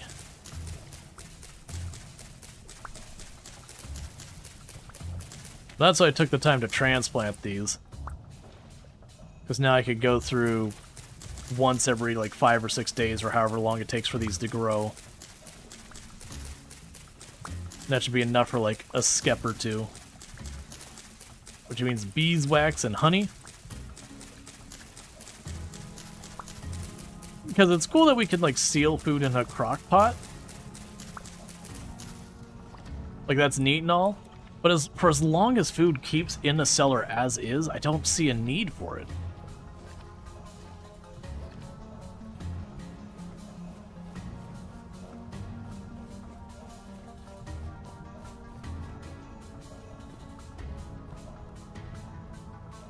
Okay, put our torch away. Put our box full of clay.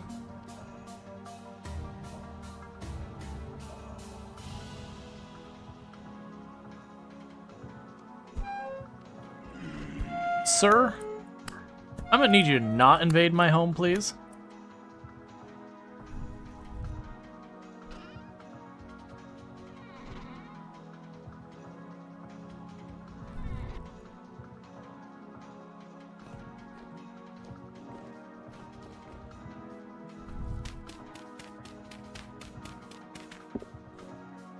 Oh, yeah. It is charcoal time, and I have dropped into a hole, and I cannot climb out. This is not part of the plan. Hang on, wait a second. Game. Buddy.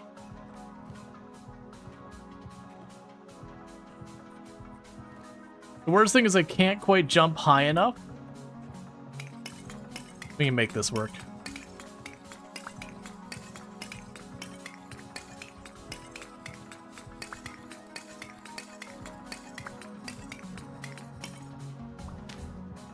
There we go. Alright. So first, let's drop you off, and you. Let's get our beehive set up.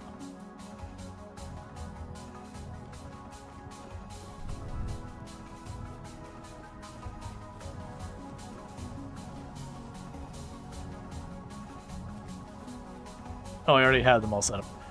Okay. So. This beehive right here in the middle, that's the no beehive. We don't harvest that beehive. So you're not ready for harvest. You are.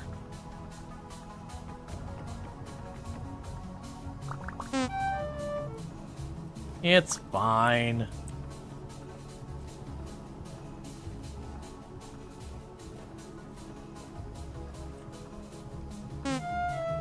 It's fine.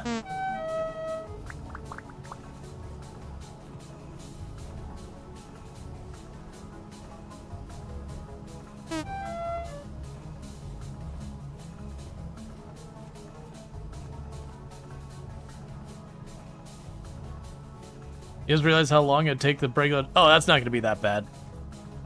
No, that'll be fine. I just need to actually get a shovel and use my shovel.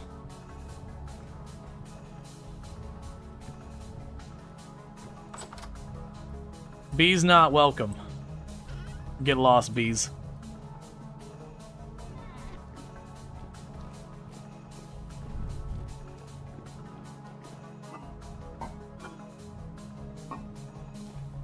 Did you get any wax? So you get the honeycomb, and I haven't got enough honeycomb yet to do this. But I put that in there, and that in there, and so that's 3.8 liters of honey when squeezed. So we're gonna go ahead and squeeze it, and see if we get enough to finally get honeycomb out of it.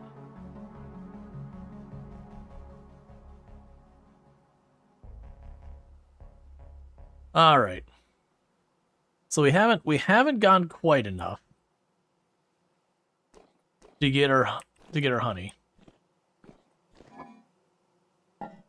We just need more.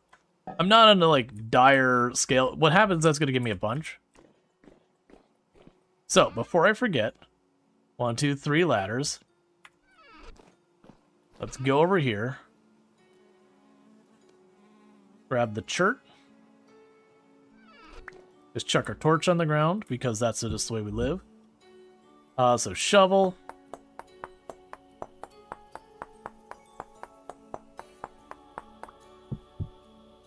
Shovel.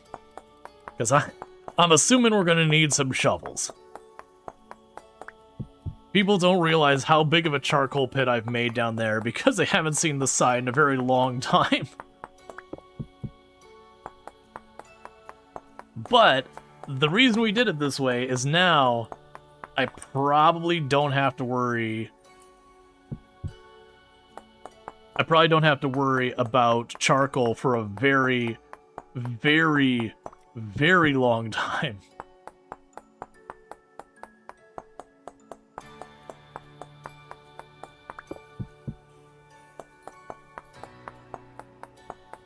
$11 by 11, 2 stacks high. Yes, that's where we're at with it right now. Alright, so I've got all that.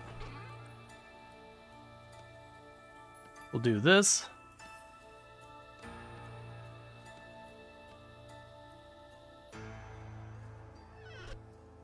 Cool, we got all the shovels. And before I forget, I will deal with that in a minute. I was gonna go ahead and start the thing.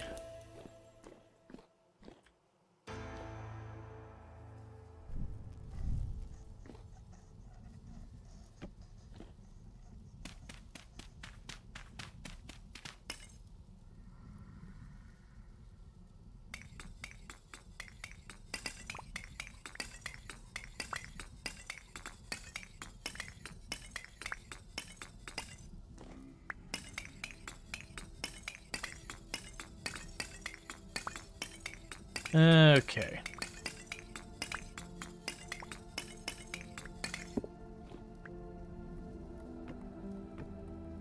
So now I got my way back out. Alright, it's time to start digging. Yeah, I've got several chests, or the crates, that I can use. This could low-key be where I'm talking about eventually would probably move the smithy over to where the windmill is at. This low-key could be moving us gradually in that direction.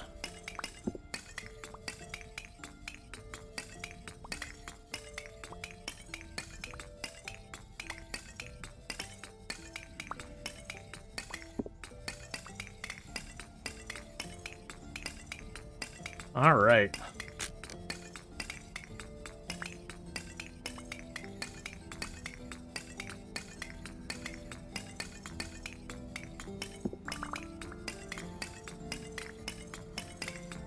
One great thing, you store 1,280. Yep. I mean, if I go over a full crate.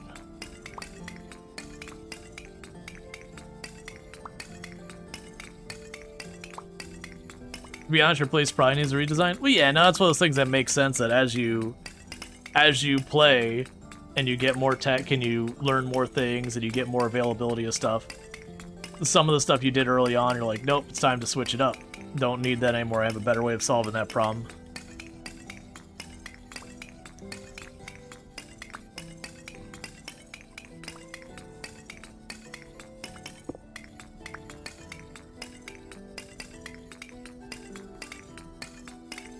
Great charcoal sound. Yep. It's the sound of money.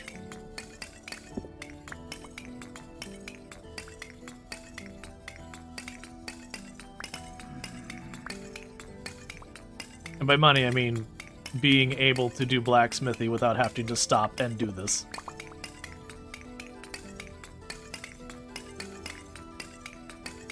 That's a half of the fun in the second playthrough of this game. This time we'll do XYZ better right from the start. Yep. And you create an entirely different list of problems you gotta overcome that were not problems in your previous attempt. This time I will farm right from the get-go. Oh wait, now all of my blacksmithing and all that is completely woefully behind and my tools suck going into the winter. Okay, well this time I'm gonna focus on getting copper and bronze up right away. Wait, I'm going into winter and I have no food?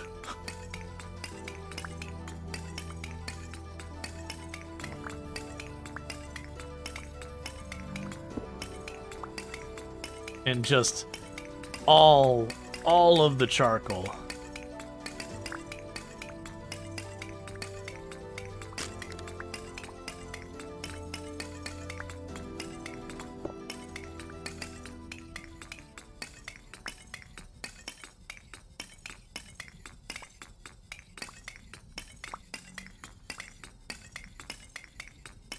We went your first winter of the game, basically the Stone Age, and a cellar full of veggies and grain. Yeah, I don't even think that's a bad thing. Because if you think about, like, during the winter, you're not going to be farming, you're not going to be doing any of those things. So it's kind of like when you're playing, for example, Stardew Valley. The whole thing where if you're not speed running or anything like that, that very genuinely, you end up focusing very heavily on, like, the farming and the foraging and, you know, all that in your first playthrough, and then you get to winter, and it is just beeline the mine, upgrade all your tools, because the fact that the farming part is shut down pretty heavily. I mean, nowadays not as much, but it used to be pretty close to no farming during the winter, year one. That's what you did. You would get as many of your tools upgraded during the winter as you could.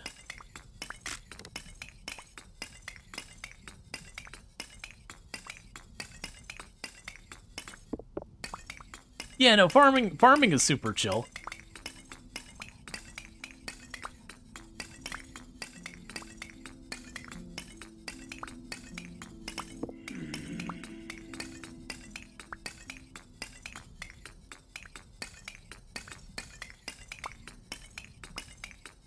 I probably should have made like an actual good shovel versus some stone shovels.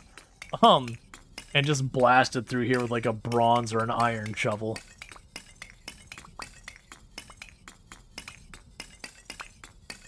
Okay.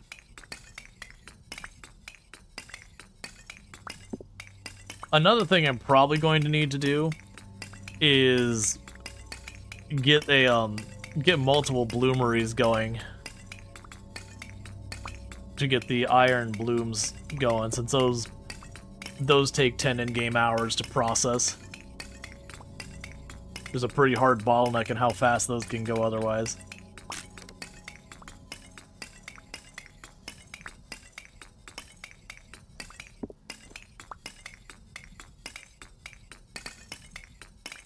So I do wonder with the, I can't remember, did we make 6 or 7 shovels? With the 6 or 7 stone shovels, how far we go, because we're not very far in this room.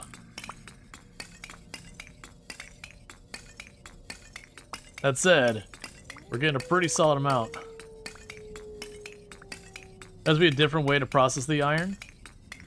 I mean, maybe not.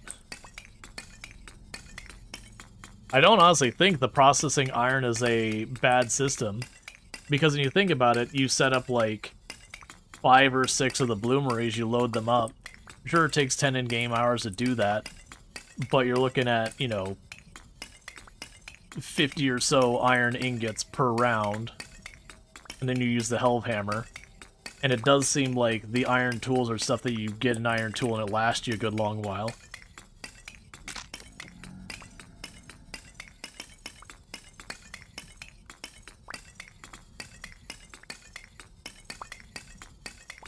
Can you imagine doing the 11 by 11 by 11 instead? That's so low-key, me playing on my own, not on stream, that's the kind of nonsense I would do. Is it'd be like, oh, I'm going to need charcoal? Sure, I will make the 11 by 11 by 11 and fully fill it. And then do that.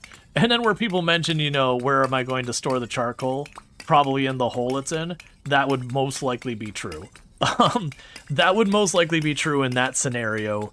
Is I would go, oh, I'm low on charcoal, let me go into the pit with a couple of shovels and replenish my charcoal. But, you know, it's like, for people who see me do like Factorio, it's the same thing as like, oh, I need iron plate. Okay, well, I'm going to work on the iron plate now. And I'll usually make like a factor of 10 of what I actually need to just not like have like that's a solved problem for right now. You know, and then until you do like 5 other things, and then you need more. Alright. So I'm going to go ahead and knock out this last stack here to my right. You'll need it later. Yeah, that's the thing. With so many of these games, most of these things, like, you will eventually use it. So, taking the time to making stuff at an absurd scale is fine. You're going to need it eventually. Might as well do it now. Which, that's a classic with Factorio. You get your iron plate sword, cool, and then you get your wire going, and now your green circuits explode, so you're like, okay, well, crap, now I need copper, okay, well, I got that. Oh, well, now I need more stuff making the green circuits. Oh, well, now I need the next thing. That it does have that tendency for just one thing to feed into the other, into the other, into the other. That you're always needing more of something.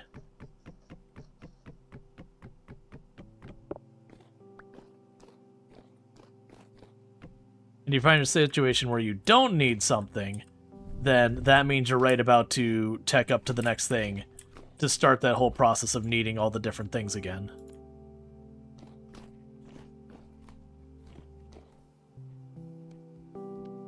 Okay, so we could drop off the dirt block.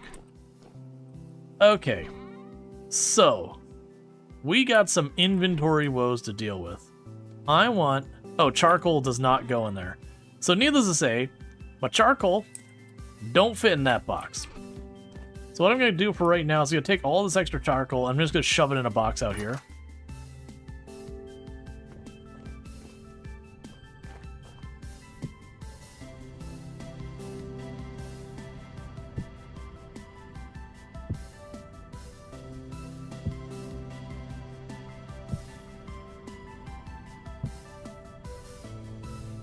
I left one stack in the blacksmith, and I just chucked all the rest out there for right now. Because then I can grab a stack and I'll be good for a while. Alright, so the next thing I need to do is get things going for our iron.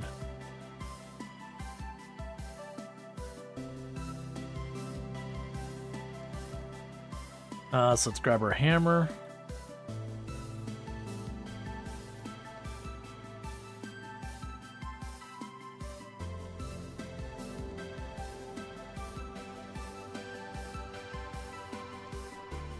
So smash that into all the ingots. Okay, so now I got stuff to do. By the way, for decorative reasons, you can craft a crate in the open. Oh, you want to see what's inside? Gotcha. Cool, and we need to grab some of this.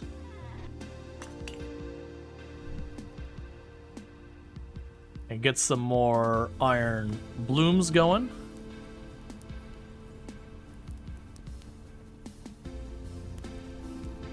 Okay, let's get the sulfur out of there. You can put you in here, stack more of you in there. Grab the blade we'll never use out of there. And drop that in there for right now.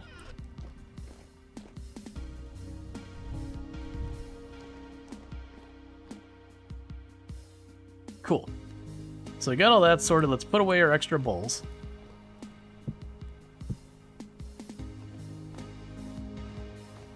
Got 2 more meals here. So you can craft them in the open position. So let's pick you up.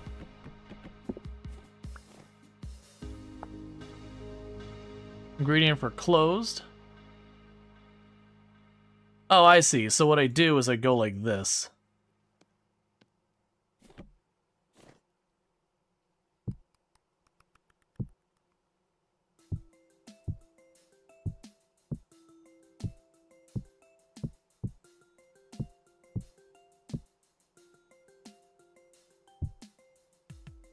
That's neat.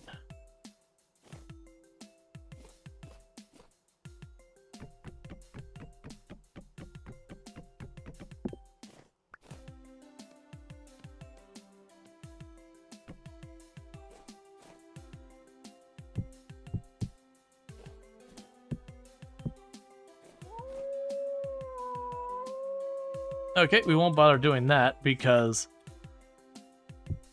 apparently that shows up the same either way, which is fine. It makes sense. They won't have a graphic for everything, so stuff that isn't a graphic, it'll just put the lid back on.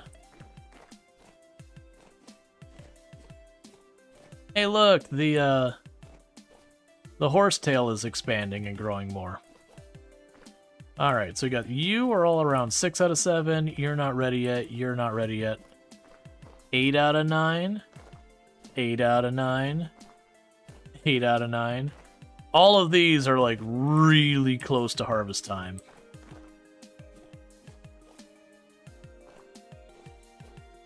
Not good enough. We need little signs now. There probably is signs. Okay, those onions are almost ready. Parsnips are coming along.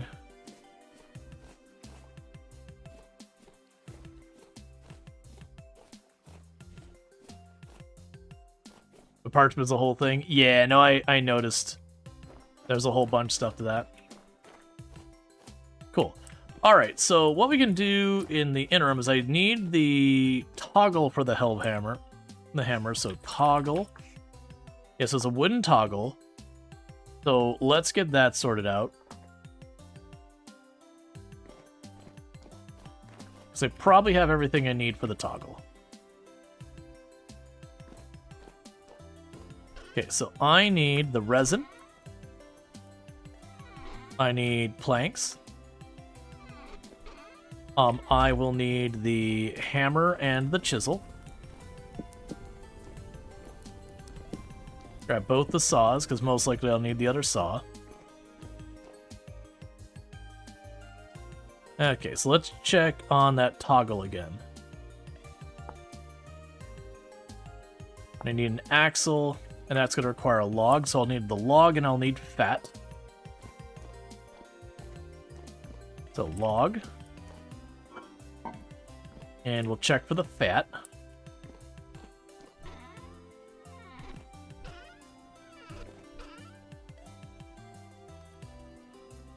Oh, I'm out of fat.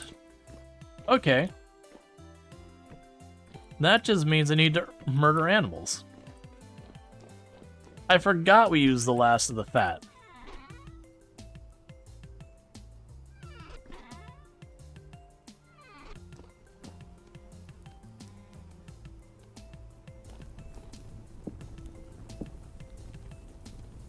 Okay, and we can put you over here.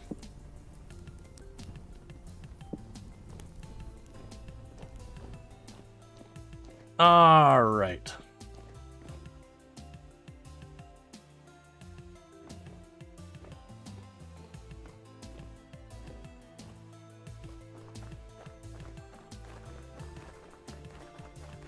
So, let's start cutting over this way. So we are looking for bears, deers, wolves, foxes, anything of that nature. Rabbits are acceptable.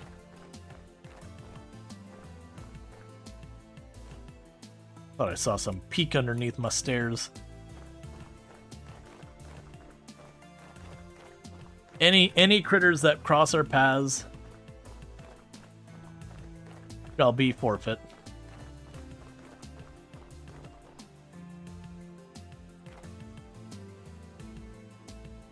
Wait, are you just a baby deer? I think that's just a baby deer. Leave the baby deer.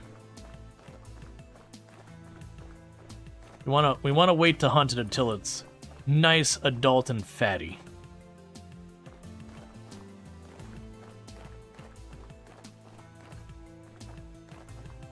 I need to go through and hack down all these bushes so I can actually see what I'm doing.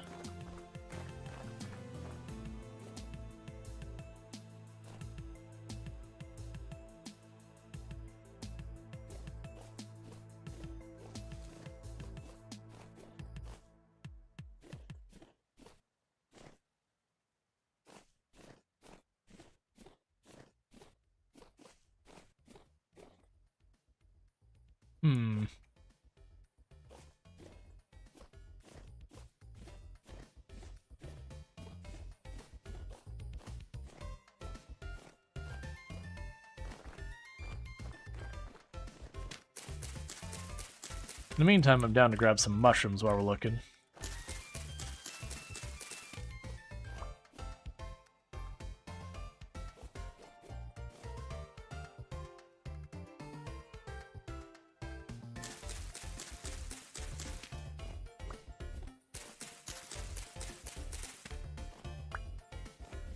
Okay. So I think that might have just been rabbit.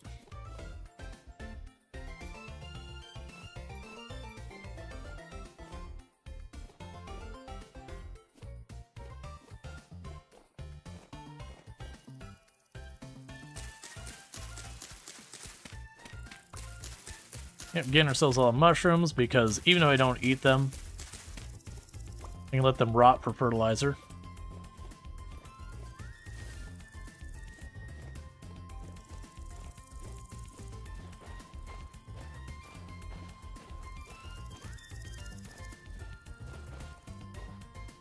These look like jack-o'-lanterns, which are poisonous.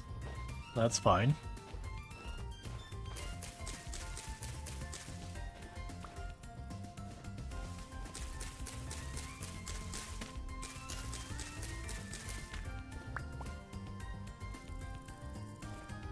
Let's rot all the things.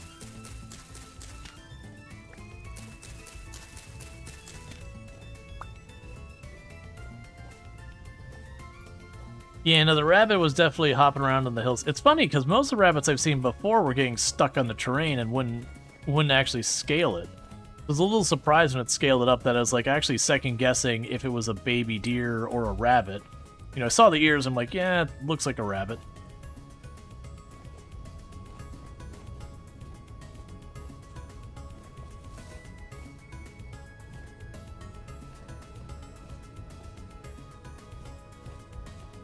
I think I overhunted this area previously.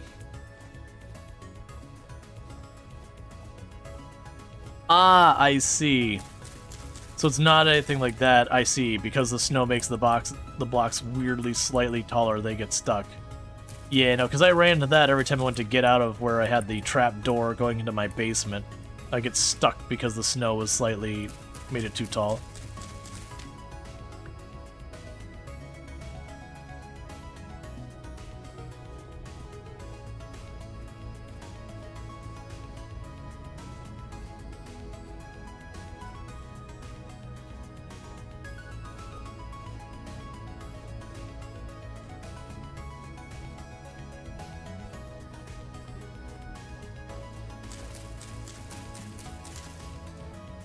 Getting all the mushrooms, though.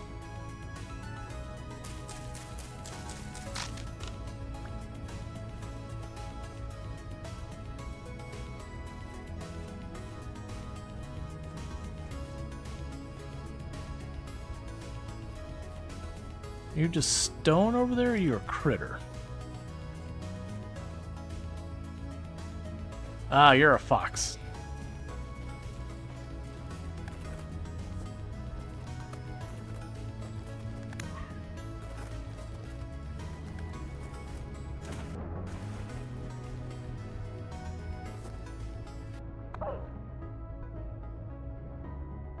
Okay.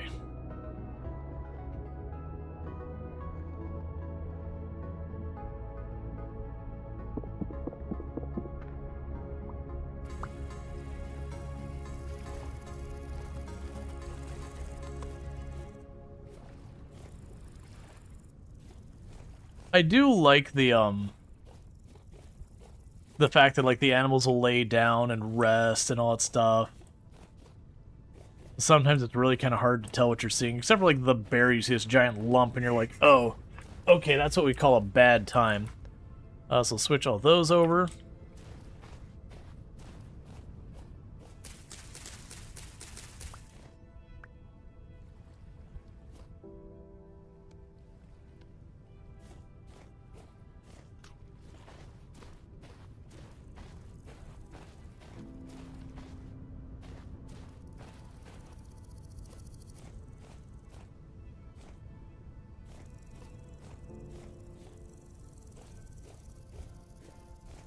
It's also a little hard to see because of all the tall grass.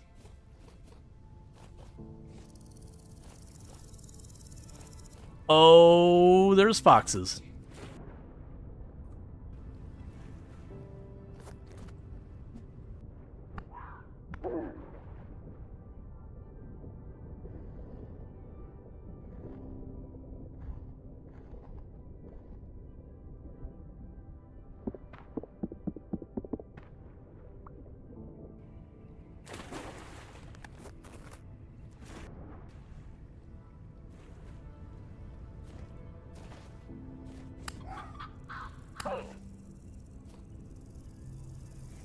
Yeah, so these foxes are low weight.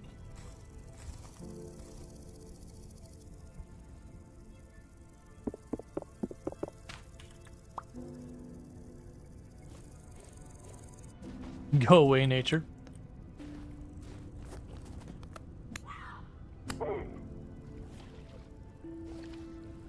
Alright, so none of these foxes were particularly bright.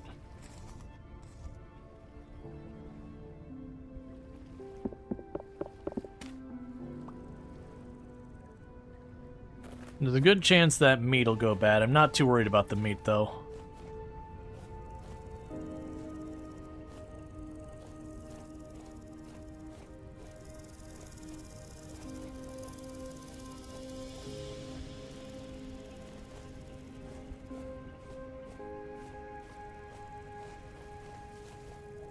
Yeah, no, exactly. As much food as I'm getting, it'd honestly be better as compost because then I can get like the really good dirt blocks. Slowly convert a farm to it. Okay.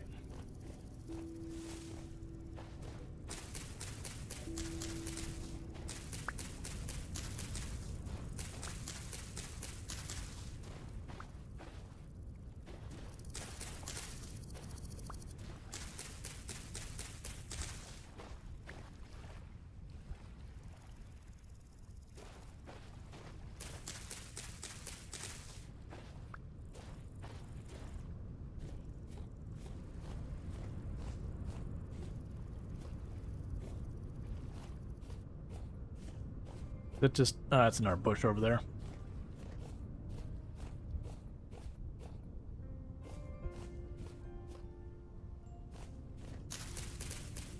Oh yeah, no, that's the idea. Is the Terra Preta is a chase thing that you put a lot of effort into, and you get one block after the other. And it's kind of cool that the Terra Preta in a certain way kind of helps you get more Terra Preta because you would grow stuff faster because of it. And therefore you get more surplus food. And more surplus food means ultimately getting more food to let rot, which means more compost, which is the bottleneck for the Terra Preta. Okay, so we've got a ruin over there.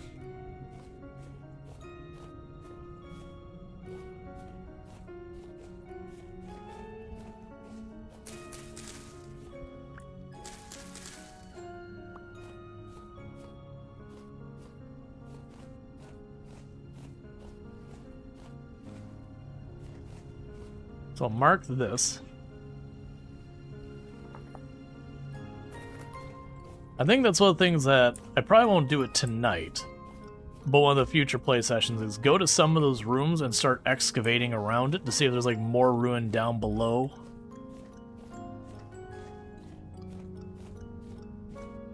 Because it could be how it works, is there might be more down below, maybe find the teleporter.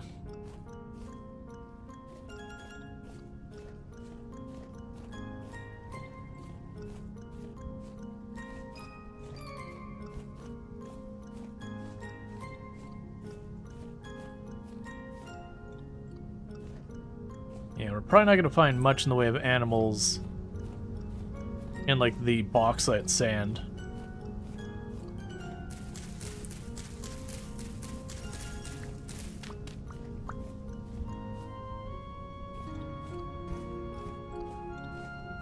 I'm kind of just skirting the coast here.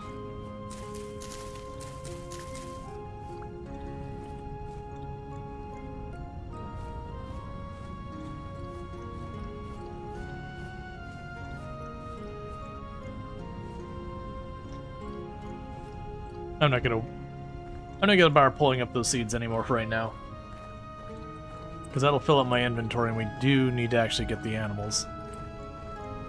So it looks like there's forest on the other side of this.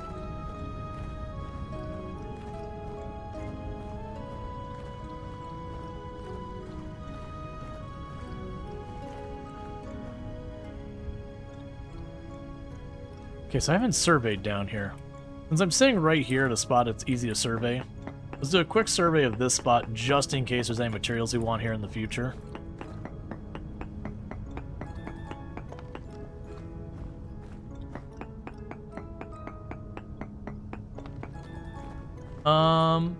Large amounts of magnetite here.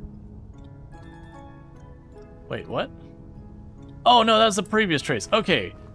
Cassiterite. That makes way more sense. I was about to say, like, wait, this whole time I've had that big spot up there with all the other ones nearby not being as good. Okay, that makes way more sense. I was about to be like, wait a second. Are we just gonna find another big pile of magnetite? I've got enough iron to keep me busy for a very long time right now.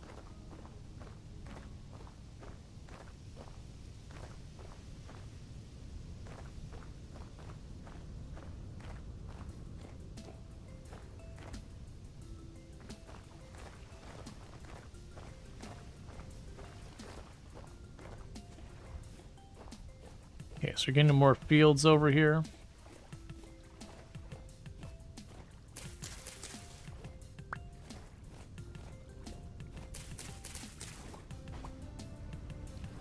Okay.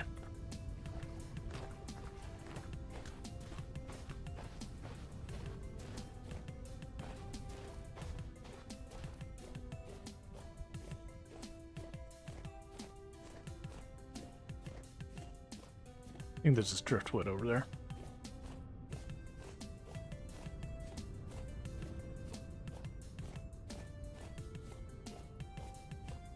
Check the map. Okay, so that's got a bunch of junk. Okay, it looks like it got woods over this way. We'll keep going this way. And hopefully you can find woods. It would be nice if they had any type of mechanic that you could,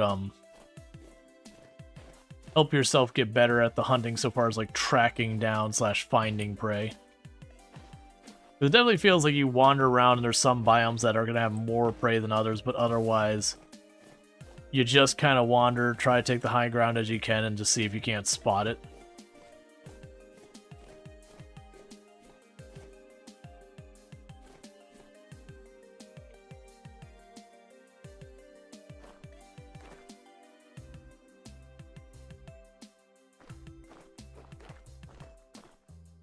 What are you there? Chicken. Okay, chicken doesn't help.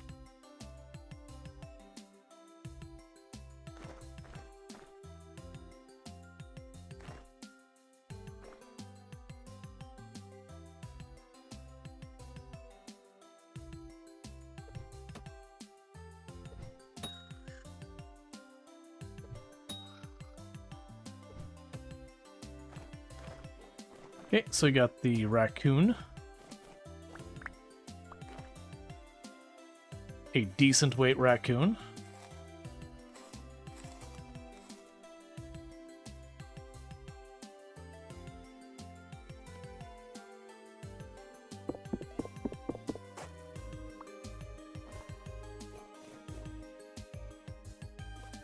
I'll deal with you in a second.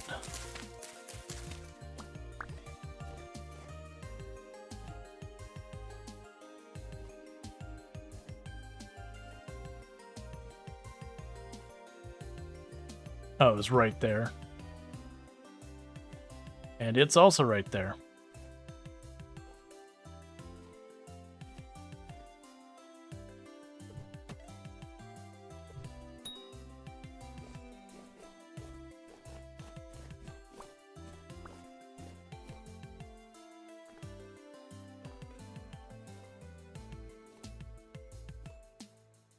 Of course, they're small, so I lose them in the brush easy.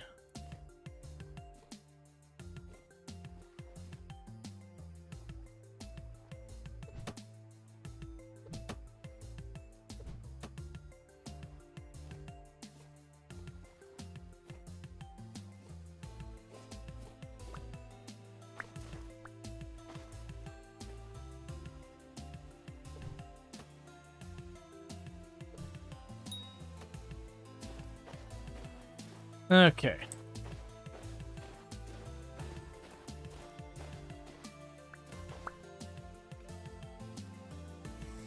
We got an array of it.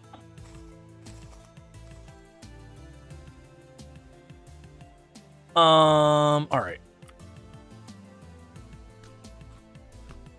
I was hoping that'd finish it. Okay. So we're getting pretty close to some of these breaking, which will be good news. But on the bad side... Alright, let's chuck the bones, grab the meat. We need animal traps? Yeah, no, they would be helpful as well.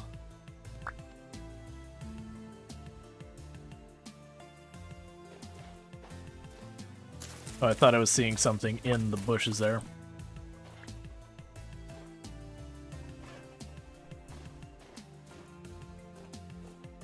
That's chickens I'm hearing.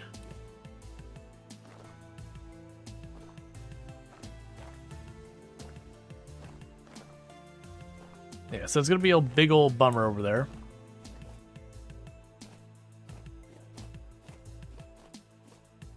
It's getting dark, so the plus side, I did kill a couple of bunnies and all that. I got 6 raw hides from the foxes and bunnies. I didn't see anything bigger to hunt.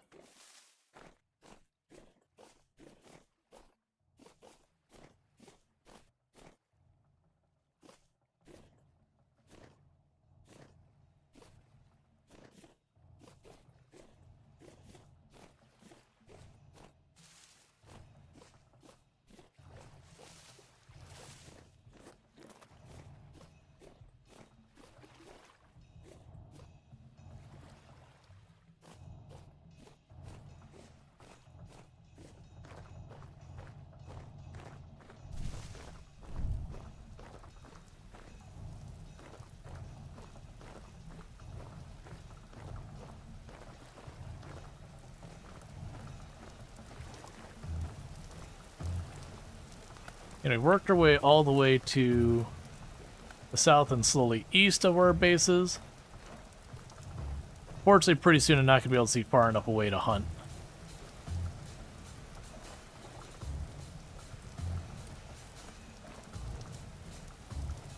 I have an inventory spot.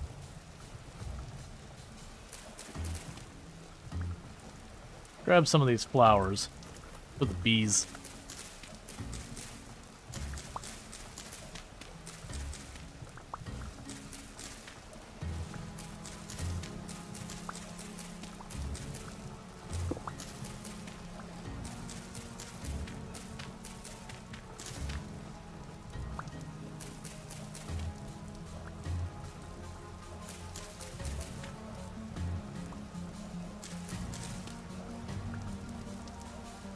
Alright, grab just a couple more. We'll get back on our way home. As I mentioned, wanting to get some nicer, not nicer, more flowers by the bees of different varieties.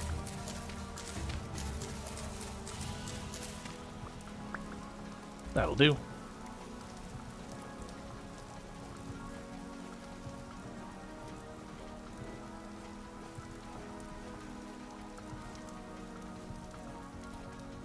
So now that my inventory is full is the exact moment we actually see something that gives me fat, which I'd still hunt, and if we kill it, I'll juggle inventory to make it work.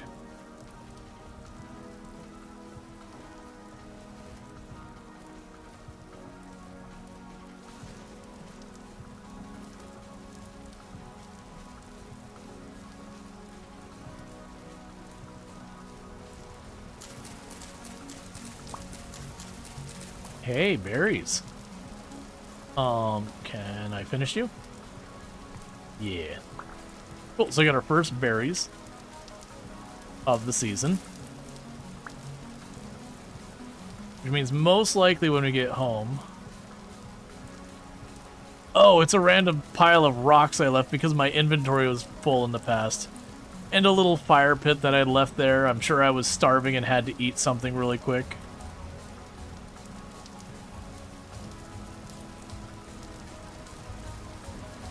But yeah, so, what we'll probably do here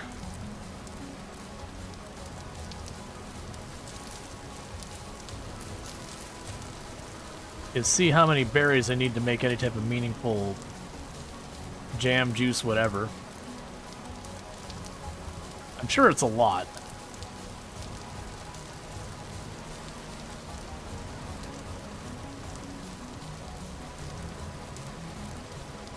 Self-archaeology.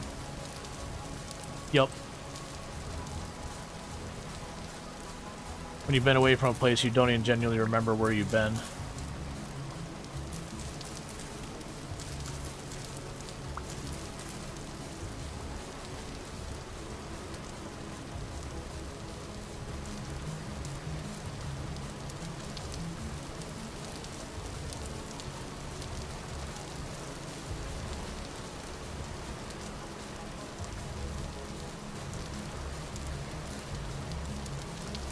If I do run into anything, it's gonna be up close and personal. It'll be like a bear or a moose, and I'm gonna have to just try and hold my own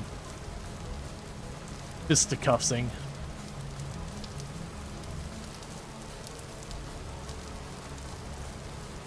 I also probably need to repair my armor. It's getting pretty worn.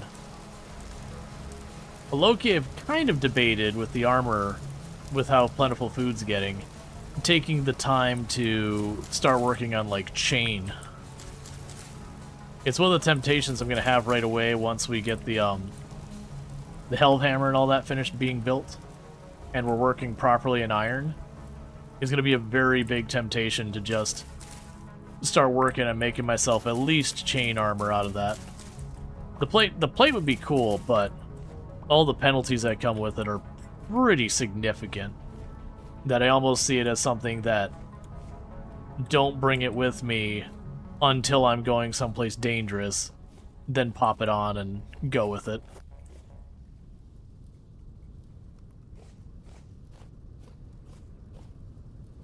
Or like, when I know a temporal storm is coming, choose an area where I can genuinely have the enemies spawn, just to fight them, to try and get those better drops from the higher level ones. But have like the proper armor to be able to take hits and whatnot.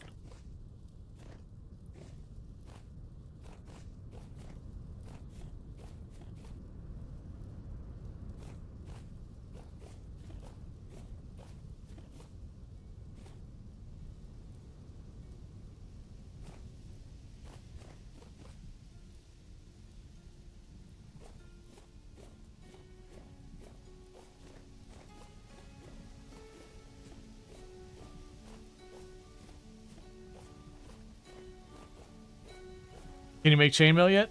Yeah, no, I just have to actually do it. Like, I have the capability. I just have to sit there and dedicate the resources to it. I could probably have not even probably. I certainly have enough iron in like raw iron form to make it. It's just a matter of taking the time to put the iron through the bloomery, get the stuff on the other side, bang that out. And so we've got the Helve Hammer, which is supposed to streamline a lot of that. I just need to finish that up, and that's waiting on the Windmill. And the Windmill's literally just waiting on, we've got all of that flax. It's like growth stage 6 out of 7 or 8 out of 9 or whatever it was, like is one growth stage away from being done. Alright. So I'm assuming I'm going to need way more than 4 berries. Looks like every armor so far had some downsides. Maybe there's some amazing late game, nearly impossible to make. I wouldn't be surprised if the downsides are just what the choice is. Because I honestly don't think any of the downsides I saw felt unreasonable.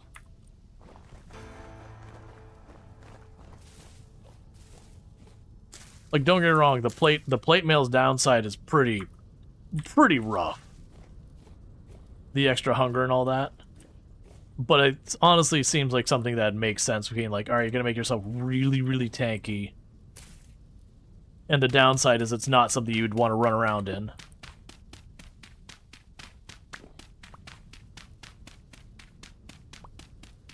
Yeah, no, that's the thing. Like, right now where the Windmill's at, I'm literally just waiting on the flax. Like, I genuinely thought today we were gonna have it because we're down to, like, that last stage on the flax growth.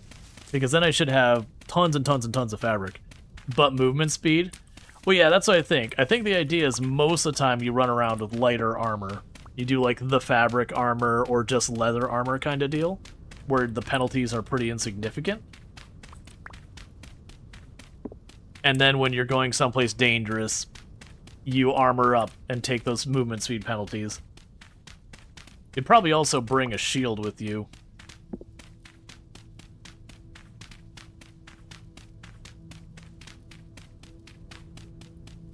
I think the real catch is going to be when you're underground dealing with stuff. You know, do you hold the torch or do you hold the shield? Because you can choose one or the other, not both.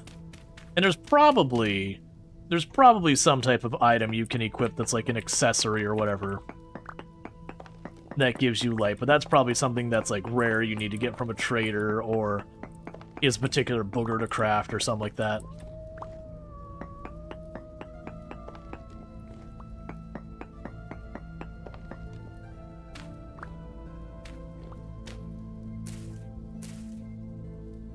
Alright, let's grab the white currant.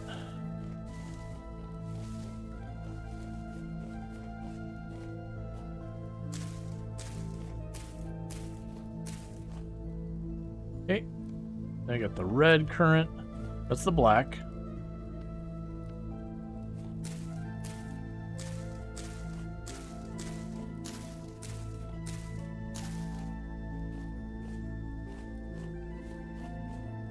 Yes, that's red, so let's go to the next row.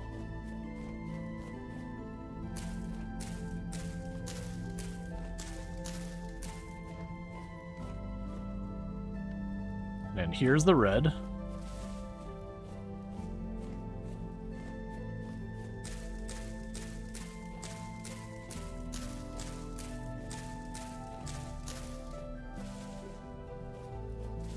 Yeah, so those all ripen in 3 or 4 days.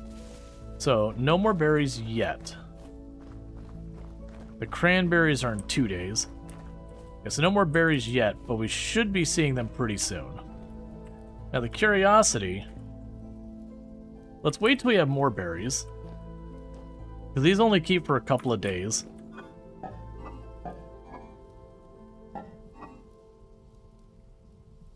Yeah, so let's keep for 7 days like that. We can drop off the mushrooms.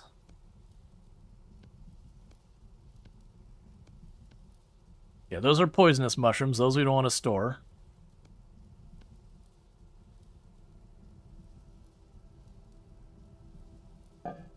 Okay. Right now, we'll chuck all that in here. They'll probably rot, which is fine by me. I've got a bunch of these hides to go into the weak tannin.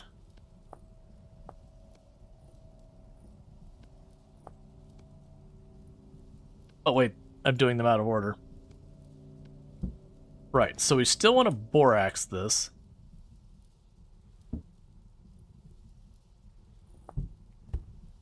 But we don't necessarily want to do the tannin that much.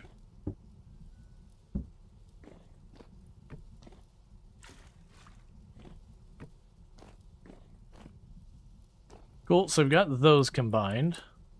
And that barrel's empty for the time being. How's Vintage Start going? It's going good. We have made a lot of progress today. We've got our giant charcoal pit, so we are in great shape for charcoal for, honestly, an extremely long time. We have been getting all our crops up. We're right about to get our flax going. Like, we've got it planted. We're just right about to be able to harvest it. Our bees are coming along well. We've expanded our reeds. Our orchard's doing good.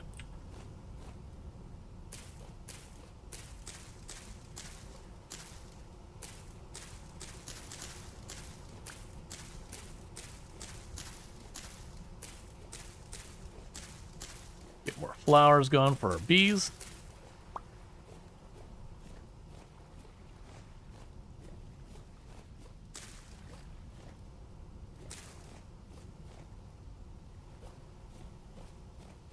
Okay, let's see if we have any more of those we can break real quick.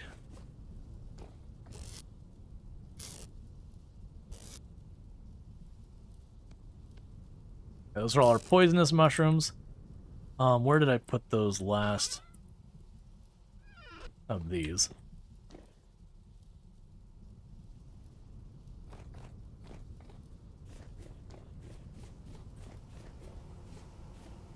Okay, so you're populated. We don't harvest that one. You're empty, so you're harvestable. And now the bees sting me.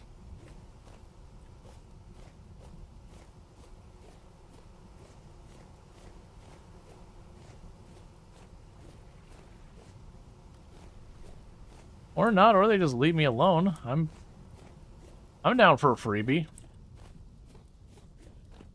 Not about to complain at all about that, just the bees not bothering to come after me. We can toss that in there for right now. Let's grab that honeycomb and see how close we are to actually getting the flax. You remember RS?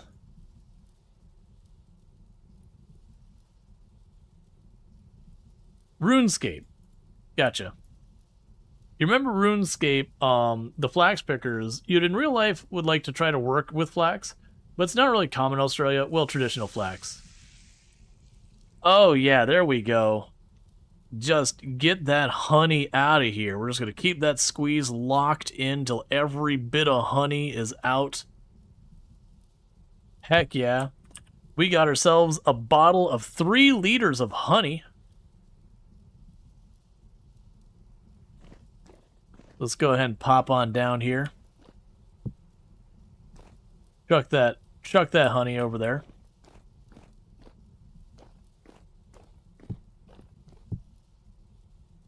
Release that. And we have ourselves 22 beeswax.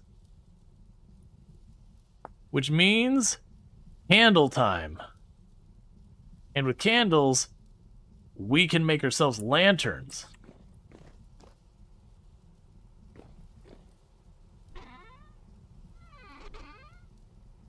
The honey does not appear to expire. Okay, so for the wax, the things I can make with it is I can make ceramic crocks, I can make long bows, I can make cheese wheels if we get the cheese, and I can make sturdy leather once we get to the chromium sulfate. So I'm not going to bother with that. What we're going to go ahead and do is we're going to make those candles so we can make proper lanterns, because that was something I wanted to make right at the beginning and never did happen. So I have to cook it in a pot. Okay, so I need to drop you.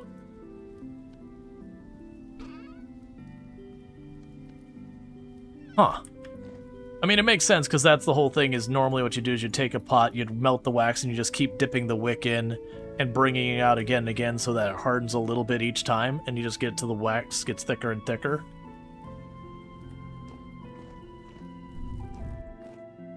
Alright. Let's check on the mushrooms. We got 1, 2, 3, 4, 5, 6.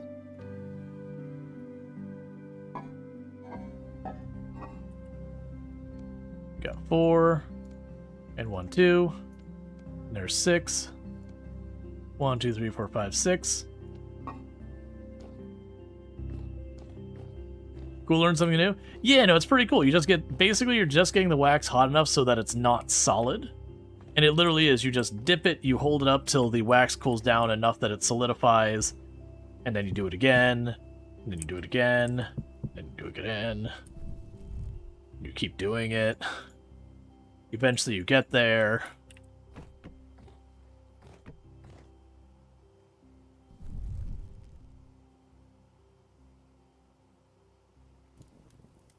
Cool. So we got that. And we'll let that cook. We can get that sorted. Let's pop over to our fields.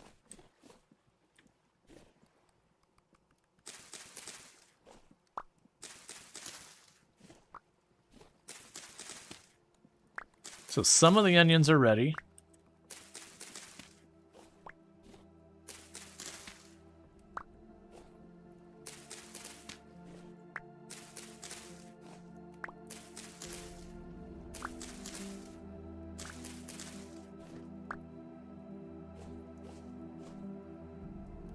None of those are ready. None of these are ready.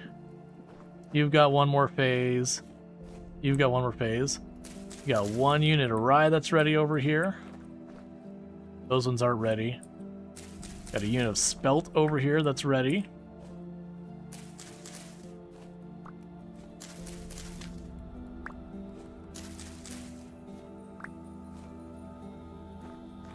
And you're right about to be ready. I got a ton of flax there that's like right on the fence of being ready for harvest.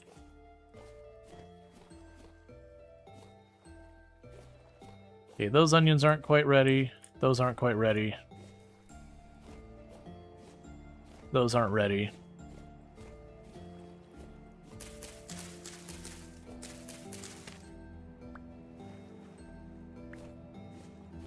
All right. So, I'm gonna wait to replant things till we got all that up. We got a ton of food to drop off, so that's lovely. So I got a full stack of onions, and another full stack of onions, and a partial stack of onions, and then more radishes. Okay, so we're at the point I can't actually put all my veggies in one thing, so it's gonna need to start kicking over to the next one. We've got a full stack of spelt and some rye. Heck yeah. That is not the right amount of string. I need to have 7 string. Where did you go? Yeah, so you're supposed to be there and you go away. Okay. And we can pop up here. Let me check something real fast. Okay.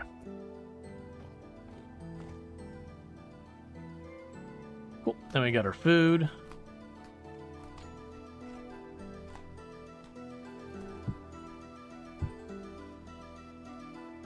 Alright. So in theory, I take you, I put you here. Oh, I see.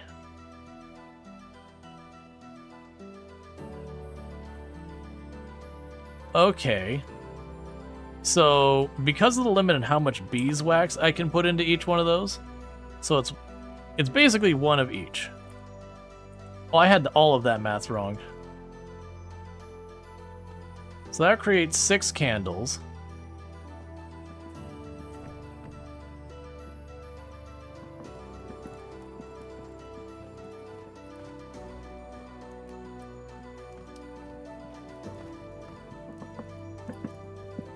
And then we can do one more after that. And that's what's going to let me make lanterns.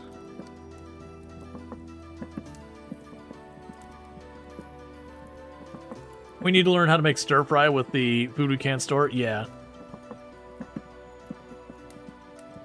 So that means the next time we stream this, some of the projects we're going to work on. One is obviously get that windmill done. Literally, I'm expecting any time now for that flax to hit the 7th growth part. And once we do that, I'll have a really large amount. I should have more than enough to like fully build the windmill and have probably more flax than I know what to do with after that, which is a perfect problem to have.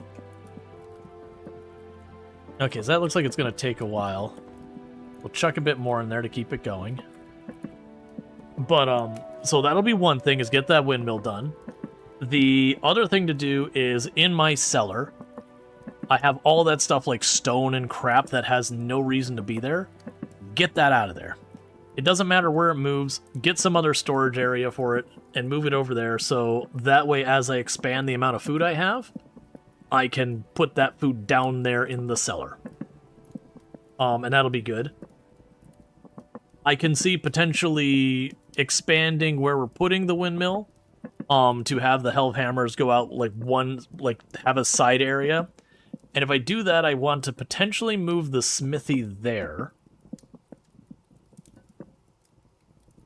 All right, and so we got a bunch of candles.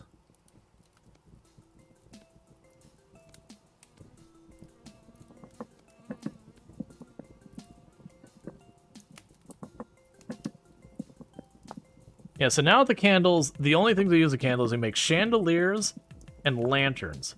And lanterns is just quartz and a plate, or glass and a plate, I believe. Oh wait, literally is it just...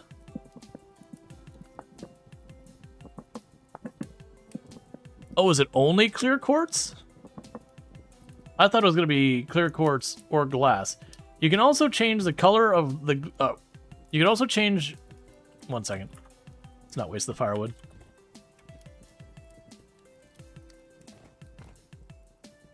Okay. So, we can go here. Let's see. Adding reflective lining. You can also add gold, silver, or electrum lining to the lantern by placing it on the ground. Then right-click by clicking it with gold, silver, or electrum plate. This will slightly increase the light radius.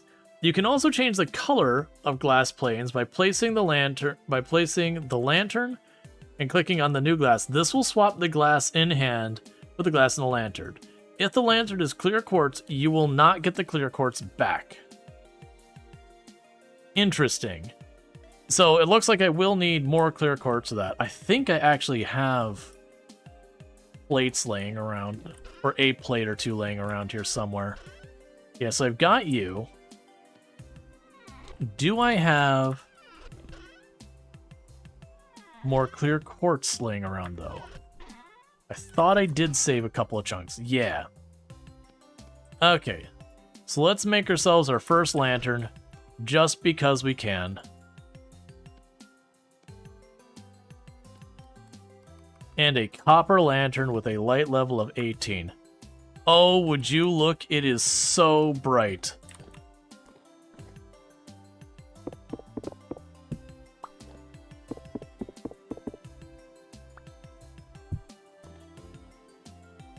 Can I put you on the ceiling? Oh yeah, there we go.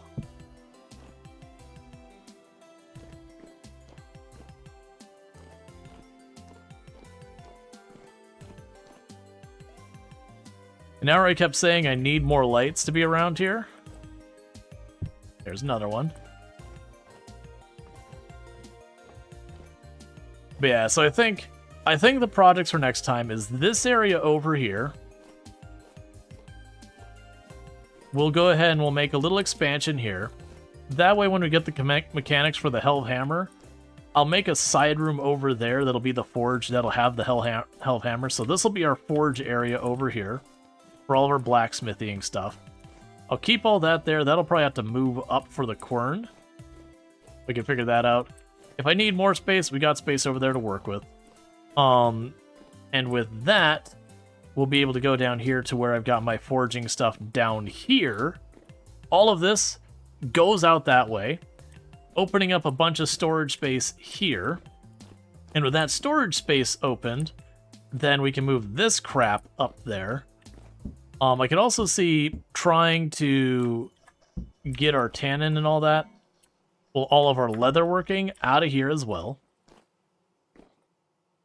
So I've been kind of like winding down on a lot of these things, so we can get all these buckets and give them their own dedicated space.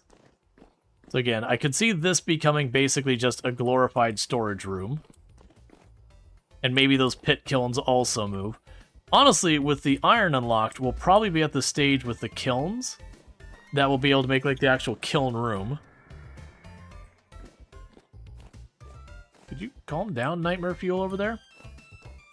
But yeah, so I feel like this is going to become our industry room. We're going to start turning this more and more just house/storage. Finally actually finish this thing. Residue. Oh. Okay. So because I made candles on that, I can no longer cook food in that. That's fine. But yeah, so future site of blacksmith. That's gonna just be hooked up. This could potentially become where the leatherworking or other stuff happens over there.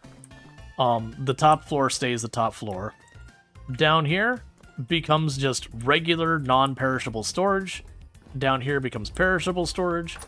And then down here is charcoal. So I'll want to have a metal door there. Like, and actually, the other thing to check is with, like, the leatherworking space over here, more than likely we'll also be looking at making a walk-in beehive kiln, whatever it's called. That'll be another thing to do.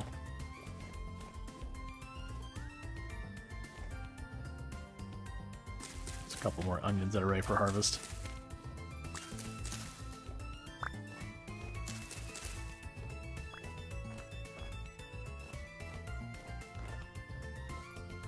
Yeah, because we're getting to the point where this is starting to come up.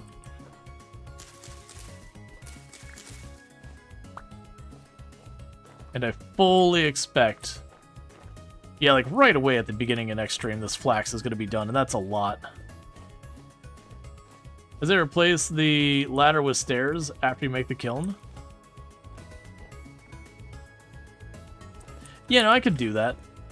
I could adjust this. So let's drop more onions in here that I don't have room for. Cool. And then we've got you to drop in there. Get the meat and the rot out of there.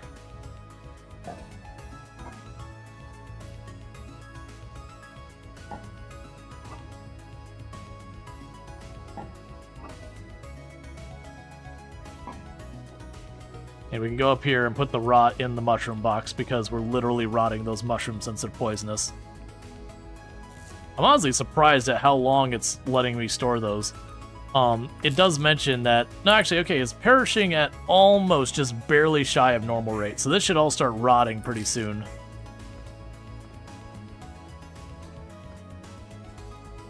But yeah, no, that's a good thing. The last thing to check is steel. What it takes to get steel happening. So there isn't a category for steel. So we got steel bits. And they smelt into a steel ingot. It doesn't tell me. It's a steel ingot. And that's created by blister steel. And blister steel is obtained by a steel making process.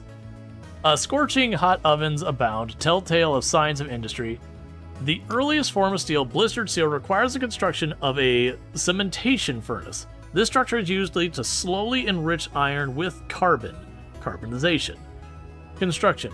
Building a cementation furnace requires around 65 blocks of refractory bricks, which come in 3 different qualities, tier 1, 2, and 3. Each tier is more robust against heat damage than the last. You'll also need 6 refractory brick gratings and a solid or windowed iron door. build 2 stone coffin sections and 2 stone coffin lids. And then from either granite, andesite, basalt, or peridot, place a 3x2 flooring or Thank grating. you, Penny Meowie, for subscribing for 8 months. Rual, let's get slide. Hey, Penny Meowie, thank you so much for the Tier 1, getting 3 months in advance of Tier 1. Subscribe for 8 months total so far, but thank you so much for not only supporting the channel, but supporting in advance. So, like, can we get a shout out for Penny Meowie, by the way? Another fantastic content creator on the channel, plays a lot of similar games to what we play here, and usually streams right after I wrap up or around there. So when we're done here, if you're looking for someone else to catch, Penny Meowie is absolutely available at that time, usually, so you can check them out. Definitely good times over there. Alright, place a 3x2 flooring of grating in the middle of it.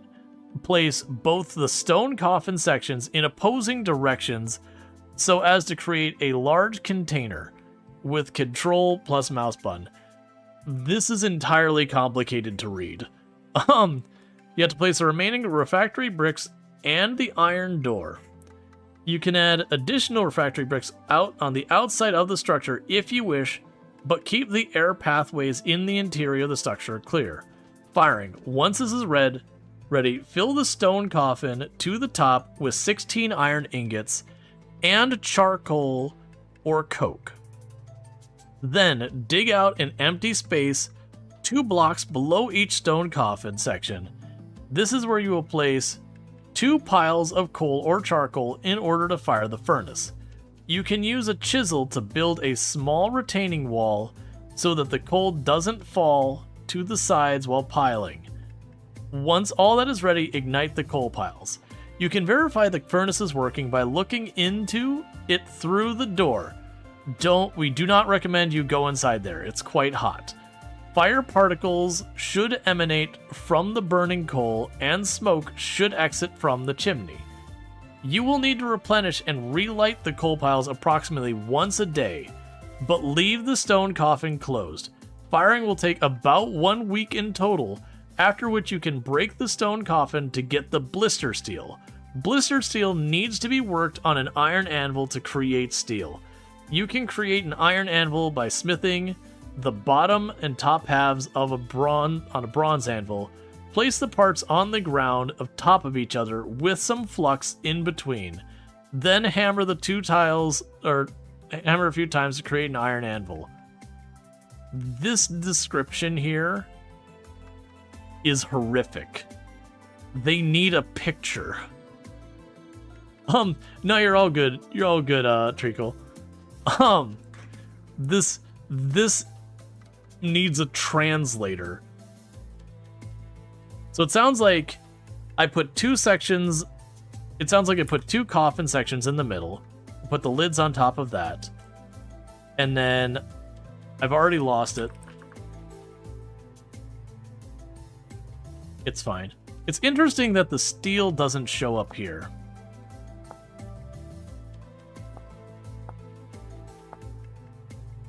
I guess steel making one word.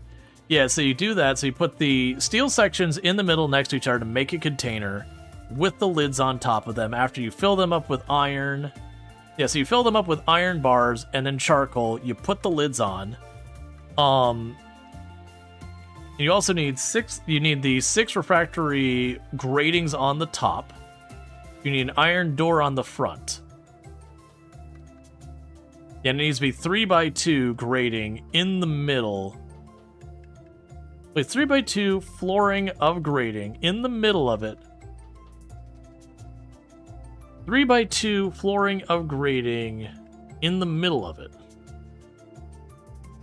So it'll be 1, 2, 3, 4, 5, 6. I don't understand.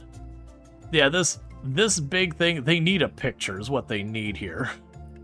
Because that reading it and trying to understand what it's telling me is gonna be a whole experience. That's when I might genuinely need to just like look up a picture, because the way they've described that in game is really, like, they've tried to be very verbose about it. But that's going to take me a couple of work-throughs just to understand what they're asking me to do. But I'm under the impression the steel is kind of like your end game material, that once you've got steel, there's probably a couple materials after that, but that's kind of the big thing. So if I take steel, gotcha. So apparently for whatever reason, if I leave it at St, it's happy. Did they? Okay. For whatever reason. Yeah, so it's, I need the brick ratings.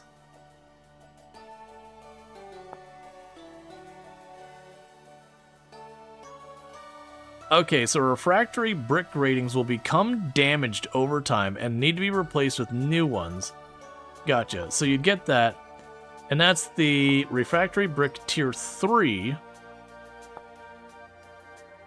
which is where you get fire clay and a bunch of fancy materials in there. Oh, does it literally have to be bauxite, quartz, olivine, and limonite? Okay, well the good news is we know where to find that. I just have to, like, so far as where I can find it. Okay, so yeah, so we'd use a pulverizer. So it's interesting that with the pulverizer, it sounds like you can almost skip straight up to tier 3. I've got where I can find all those materials. Versus the tier 2 version is the same thing minus the titanium. This game looks like the kind you get addicted to. Yeah, no, it's fantastic. And we have the mortar, which requires slaked lime, which is just quick lime and water. So we got everything we need to do there as well. We got the tier 1. Gotcha. So each level just requires an additional material. Okay. Now we have the beehive kiln. So the beehive kiln, it can be 3x3x3 blocks indoors. The floor of this space must be composed of 9 refractory gratings. You can also have the option to place refractory gratings in the middle layers of this space, which acts as shelving for the second level of the clay products. 3 iron hatch doors are required and must be placed one in each of the other walls that don't have a kiln door. You can create steel with only tier 1. Yeah, that's the whole thing. It sounds like you can create with just tier 1, and then I guess it's just the tier 2 or tier 3 either have higher durability or faster. Man, all of this, like the way, so the interior volume must be 3x3x3, so it'll be a 5x5x5 box, so that the internal space is that size. And it must be composed of 9 refractory gratings, so either the top or bottom will be entirely gratings. You can also have the optional refractory gratings in the middle layers to act as shelves, which is fine. Yeah, so it'd have the second level. 3 iron hatch doors are required and must be placed one in each of the other walls that don't have the kiln door. So you have the kiln door, and then on the other 3 walls, we have the iron hatch doors. Directly below each of the 9 floor gratings must be placed a pile of fuel. The piles do not need to be completely full, but you need at least some fuel in all 9 spots. You can use any stackable fuel from wood to coal. The walls and the floor of the fuel chamber can be any material. Once you have the filled... Okay, so I get the idea. So you make a box, it's got the grating on the bottom. Underneath the grating, you have wood, coal, whatever to burn.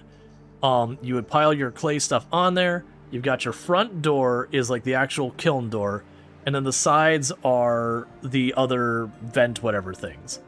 So yeah, so you close the whole thing. You'd go up, you put the stuff in the bottom. You have your grating. You put all your clay crap on it. You close it, you light it up. And all that stuff. And then when the cycle is finished, you can take everything back out. Let's see, the beehive kiln is great. Lets you make colored roof tiles and whatnot. Yeah. The beehive kiln is not required either. It just creates a larger amounts of clay products and colored products. Yeah.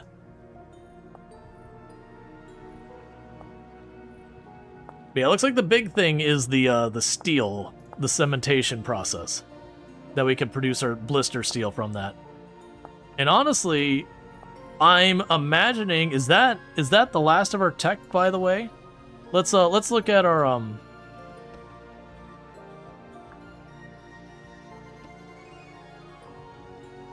yeah, so you have the tamed animals, the building a sailboat. Plum squares, that's fine. Yeah, so sailboat is just the thing we build out of that. So the beehive kiln we haven't done. The brewing and distilling, which we already have that starting to go. I would need to make a boiler, which is no big deal. So the things we haven't done is we haven't done our distilling. We haven't done dye making. I'm not really worried about dye making. Yeah, so we haven't done our distiller. We haven't done the beehive kiln. We haven't done cheese making, which is a whole thing. I don't think I've seen salt. Yeah, so I think we're getting down to like some of the very last things. That literally it's down to the steel making and the beehive kiln. And then once you've got the steel making, it's kind of just building the things out of the steel there. So that might be kind of our goal, is to like make ourselves a set of steel equipment. Oh, hey. So we get ripe fruit soon. Yeah, we've got fruit on here. They're just not ripe yet. Neat.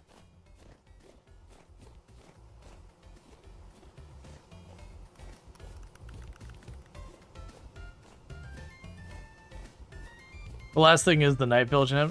Oh yeah, that's what was it?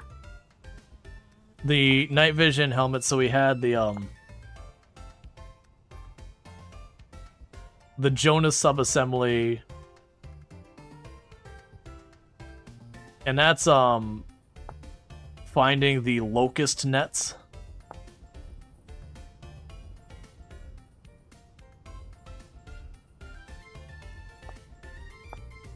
Which is fighting enemies.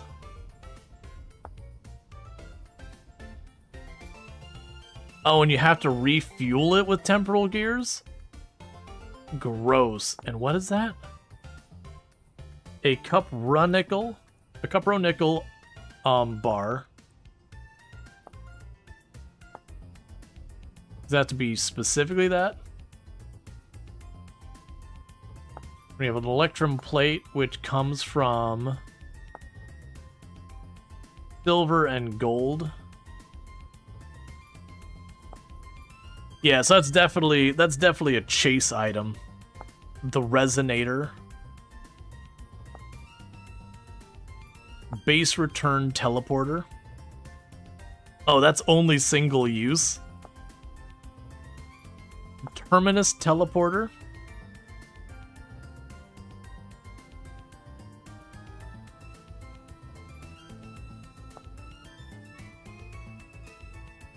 Rickety translocator.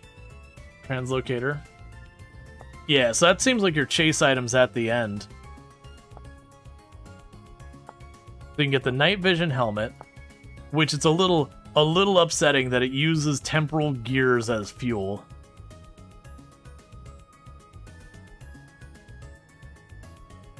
The tech tree in this game is insane. Yeah, so that's the gold and silver. But its only uses are for making... It's literally only used for making the rod. And then the rod is for, like, the night vision and resonator stuff.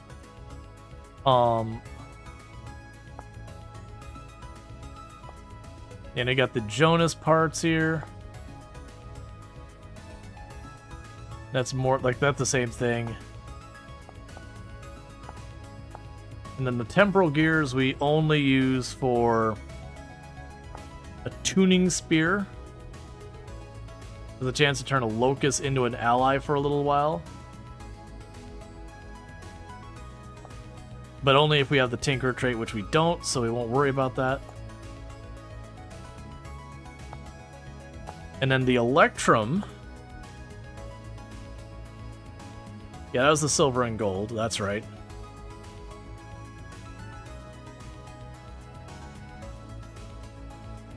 Yeah, so it almost seems like there's just these handful of things that have, like, special crafting materials.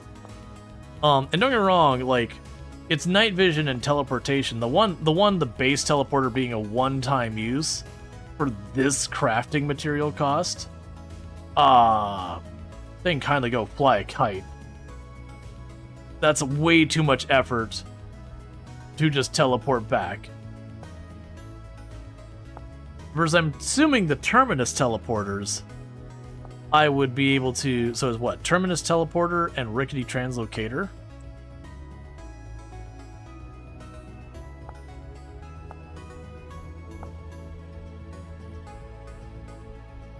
I'm assuming what you'd do is you'd have like the teleport terminus kind of thing, and then the translocator or whatever, and to be your two different points that want to teleport you to there. I don't know that for sure, but it seems like that's where you'd set up your teleporter between two locations. But the curiosity there is with the locust enemies, which we haven't seen as far as I'm aware.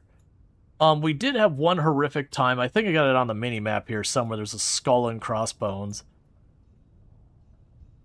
where I was in the middle of collecting a ridiculous amount of copper. I thought it was over here somewhere. I was in the middle... Yeah, right there.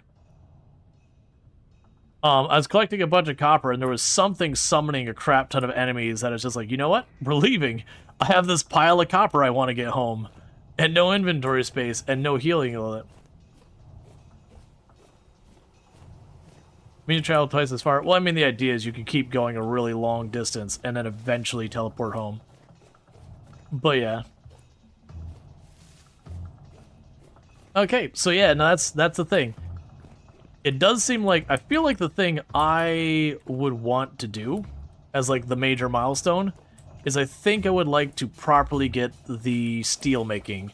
The ceramic thing might be fun to just to set up just to do it. Sorry, the big kiln. But the steel making feels to me like the big thing that'd be like, that would be where I'd be satisfied, like I've kind of done all the things. Obviously other than the story, because the story's not done yet. But I feel like once I get the steel making going, I would have access to all the base materials other than these kind of exotic chase items. Because to me those things like the night vision, this feels 100% like chase item. Where the only source of it is the locust nets, and that is just hunting the world looking for these danger things. Spawns looking this only after import world generation. Yeah, let's see. Broken teleporters that you repair with mech parts, and 3 temple teleporters are the only ones that stay infinitely and can be used endlessly. Gotcha. Gotcha. Yeah, so it seems like steel's the big thing. But yeah, no, I've been very much enjoying this. Now, granted, what I would end up doing here outside of stream is once we got past steel, I'd probably just keep building stuff to do it. You know, just make whatever I decide to make creative with all the slog. But for me, the player, I definitely feel like once I get steel up and running and I get a full set of equipment, that'd definitely feel thing. Thank you for people like yourself, and BlackBerry, and a BlackBerry force you your hand, and you bought and currently installing Vintage Story. Nice. Well, I hope you enjoy it. I definitely am enjoying it. And for the record, I'm not being like, oh yeah, we're done or whatever. I still got to get the steel set up. I want to get the windmill set up because that to me is the most interesting thing that we haven't already done, is getting this windmill up and running. Which, like, literally what I'm waiting on for this is just our flax to finish, which should be any in-game day now. Let's say before I forget. And then the steel I want to set up just to set it up. It does seem like the end product is you just get better equipment, which is certainly a chase thing. But to me, that's kind of like finding, in Minecraft's equivalent, it's finding diamond. That you get your diamond armor, it's just 1,000 times more complicated and long to get there. But it's just, hey, I got my good equipment. Well, what do I do with it? Good equipment. But with that said, I'm not going to be able to delay the ads much longer, so we're going to be wrapping up here in just a minute. So if you have enjoyed the content and you're not already following the channel, don't forget to drop a follow. That way you can find your way back here in the future. So normally I take Thursdays and Fridays off, which is tomorrow and the day after. I might do a bonus stream. I might not do that. They're technically my days off, but I'm really bad at actually taking them off. So I don't know what the plan is. To promise, worst case scenario, I'll be back on Saturday. I don't know what we'll be playing, but we'll definitely do a bit more vintage story here in the future. Try to at least get that steel knocked out. And then I think that's the point where I'll be like, cool, I'm very happy with where vintage story is left. We'll get the next thing going. But with that said, again, if you have enjoyed the content and you're not already following the channel, don't forget to drop the follow. If you're watching over on YouTube, the stream will be ending abruptly for you over there because I don't have a host ready. But thank you. Don't forget to like and subscribe. If you're over here on Twitch, I'm going to go ahead and put up my ending stream screen and see who we can find to drop a raid on.